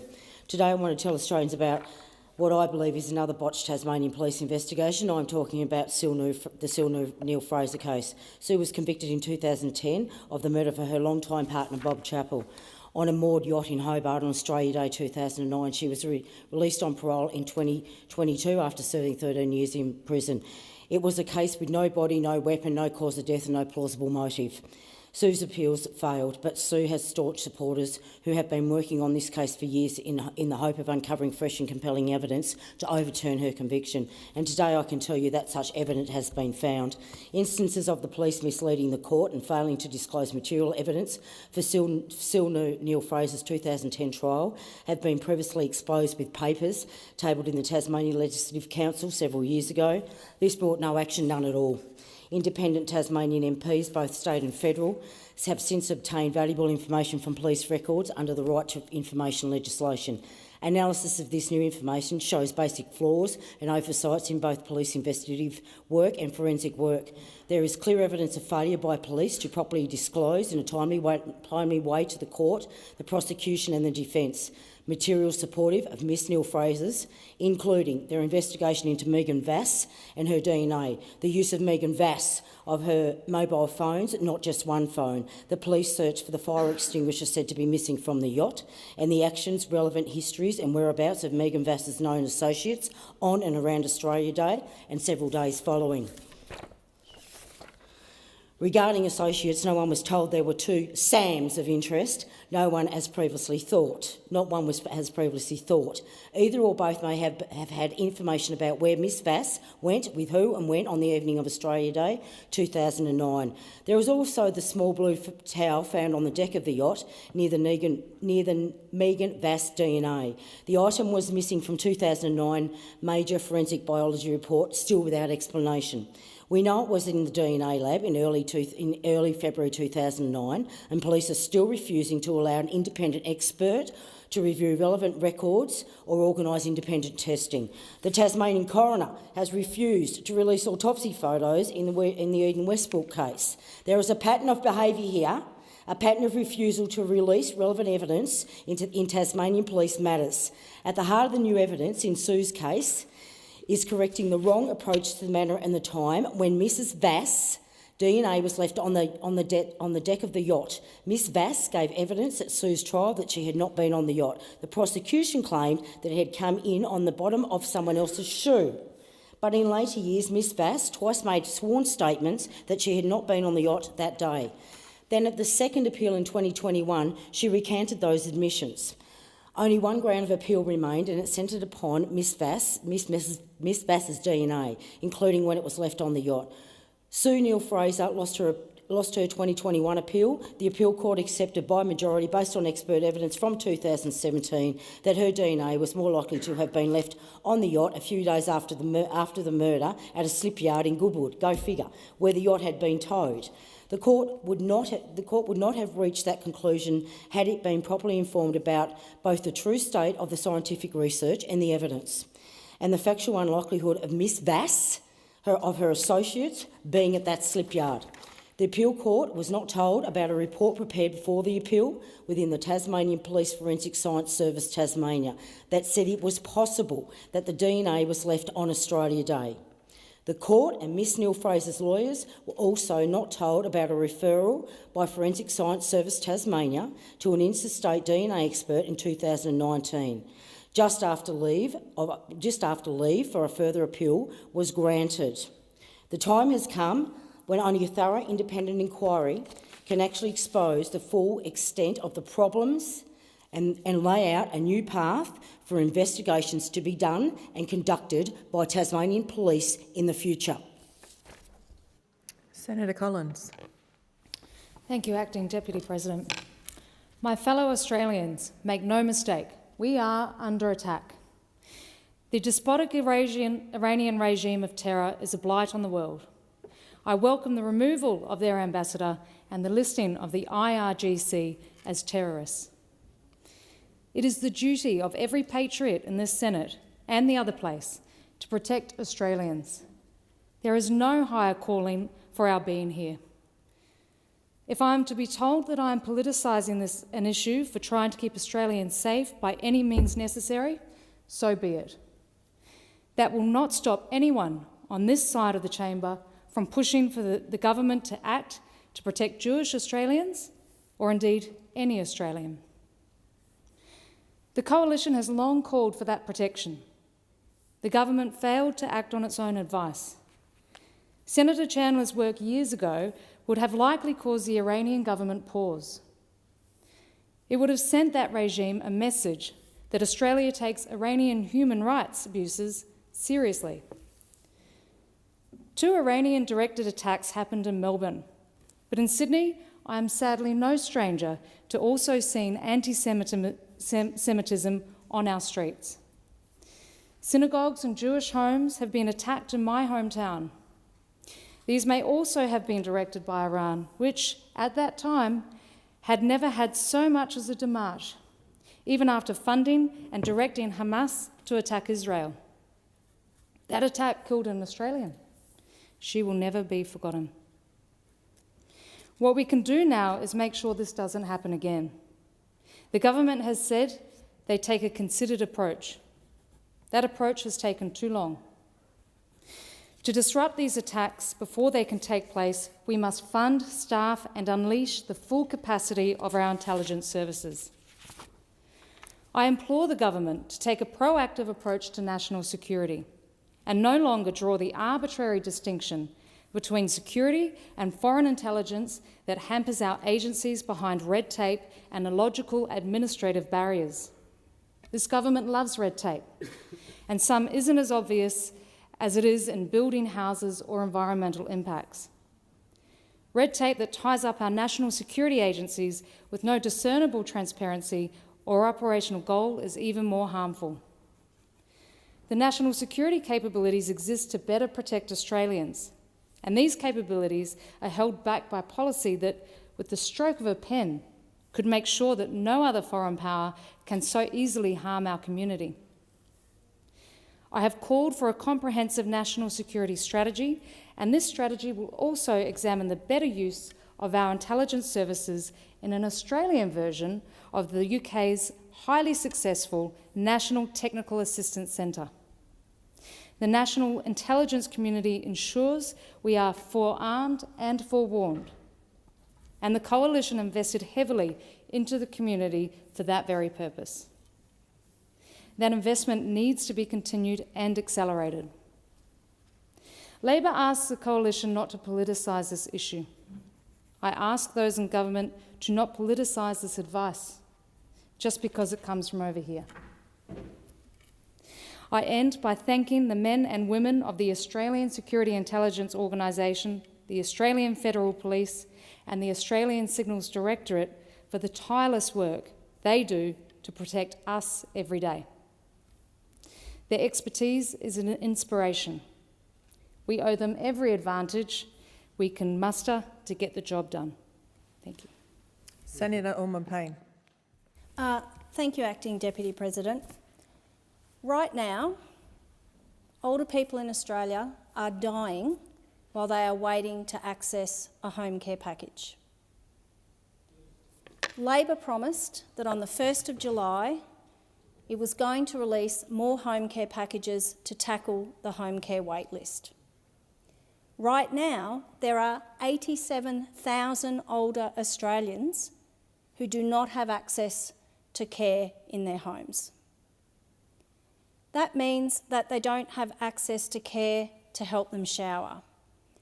They don't have access to care to help them with medications. They don't have access to care to help them make sure that they're eating properly. They don't have access to care to make sure that their homes are safe for them and clean. By the 1st of November, it is estimated that there will be 100,000 people waiting for a home care package. That doesn't just mean that those older people aren't getting the care that they need. It means that we're seeing older people being admitted to hospital.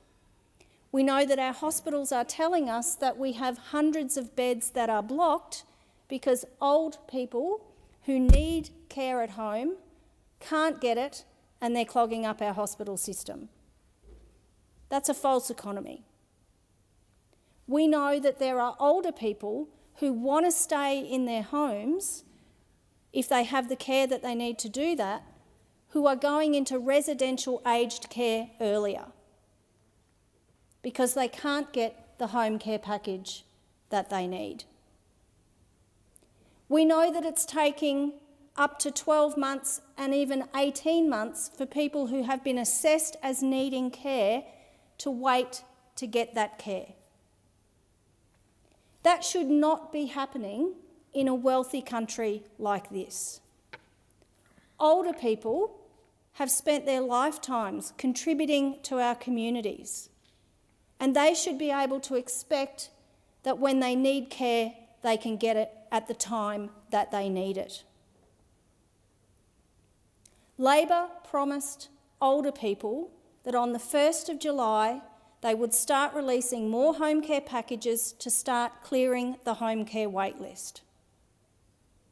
The Greens have been calling on the government since last year when the aged care reform legislation came into the Parliament to clear the home care package backlog. Tomorrow I'll be chairing a Senate inquiry into the transition to the new Aged Care Act. And already a read of the submissions tells us that providers, advocates, older people, their families are all calling on the government to release more home care packages, and urgently. Providers were gearing up for those packages to be released on the 1st of July. They were employing people. They were getting themselves ready to do it, and then the government said hit pause. And whilst the government might have had other reasons for pausing some of the rollout of the new aged care legislation, there was no need to pause the release of badly needed home care packages. And providers, advocates and families are telling us exactly that. Last week, I had a forum that was attended by over 50 older people and their families to listen to their stories of what it means for them not to have access to care. It means people getting sicker. It means people being trapped in their homes. It means people relying on the care of children and friends and other family. And that puts an unnecessary burden on them, as well as denying older people the care that they deserve. By not providing care in a timely way, the recent acting inspector has said that that amounts to a denial of care. Older people in this country deserve dignity in their old age, and they deserve more home care packages so they can get the care that they need. Senator Canavan. Madam Acting Deputy President, well, before we go this week, I just wanted to provide a friendly reminder of how important productivity is. We've had a belated discussion about productivity in the past couple of weeks, although I have felt sometimes that discussion has been misdirected. At least there has been a recognition that our productivity performance has not been up to scratch. In the past 3 years, labour productivity in Australia has fallen by 5.7%, the biggest fall on record, and it's not even close. The largest fall prior to this particular drop over a 3-year period was just 0.7% in the early 1990s. So it is off the charts what's happened to productivity in the past 3 years in Australia, and it is a big reason for why we have had the biggest drop in living standards in the developed world. If we don't arrest this decline and turn it around, things could get a lot worse. That's why it is timely to have had these discussions. I think, unfortunately, though, the discussions were not premised on the basis of really trying to drill down about why our productivity has fallen so quickly, so fast. If you wanted to get to the bottom of that, you'd think at the first step you'd do is, okay, well, which parts of our economy have had the big falls? And you can do that. You can go to the Australian Bureau of Statistics and look up exactly where what has happened to productivity in different sectors of the Australian economy. And in fact, over the past 20 years, where we have had pretty stagnant productivity growth, just 2 industries have had declining productivity growth, one being mining and the other being electricity, gas, water and waste services. Just quickly on the mining sector, there's a good reason for its decline, or an explainable reason.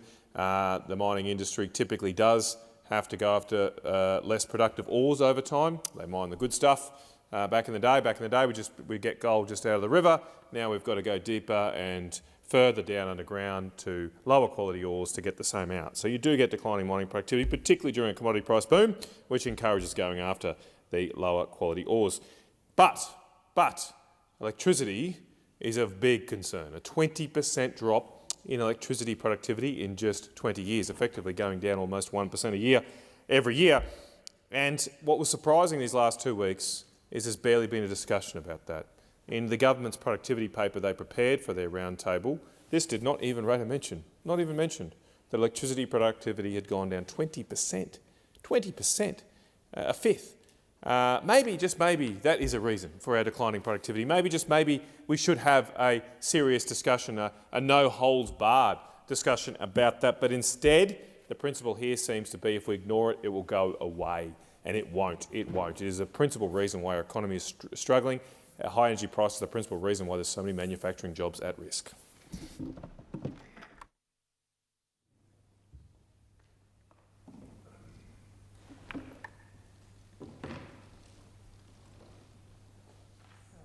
The Senate stands adjourned. I propose that the Senate now adjourn. Okay, Senate stands adjourned and we meet again on Monday, September 1st at 10 a.m. Good night, Senators.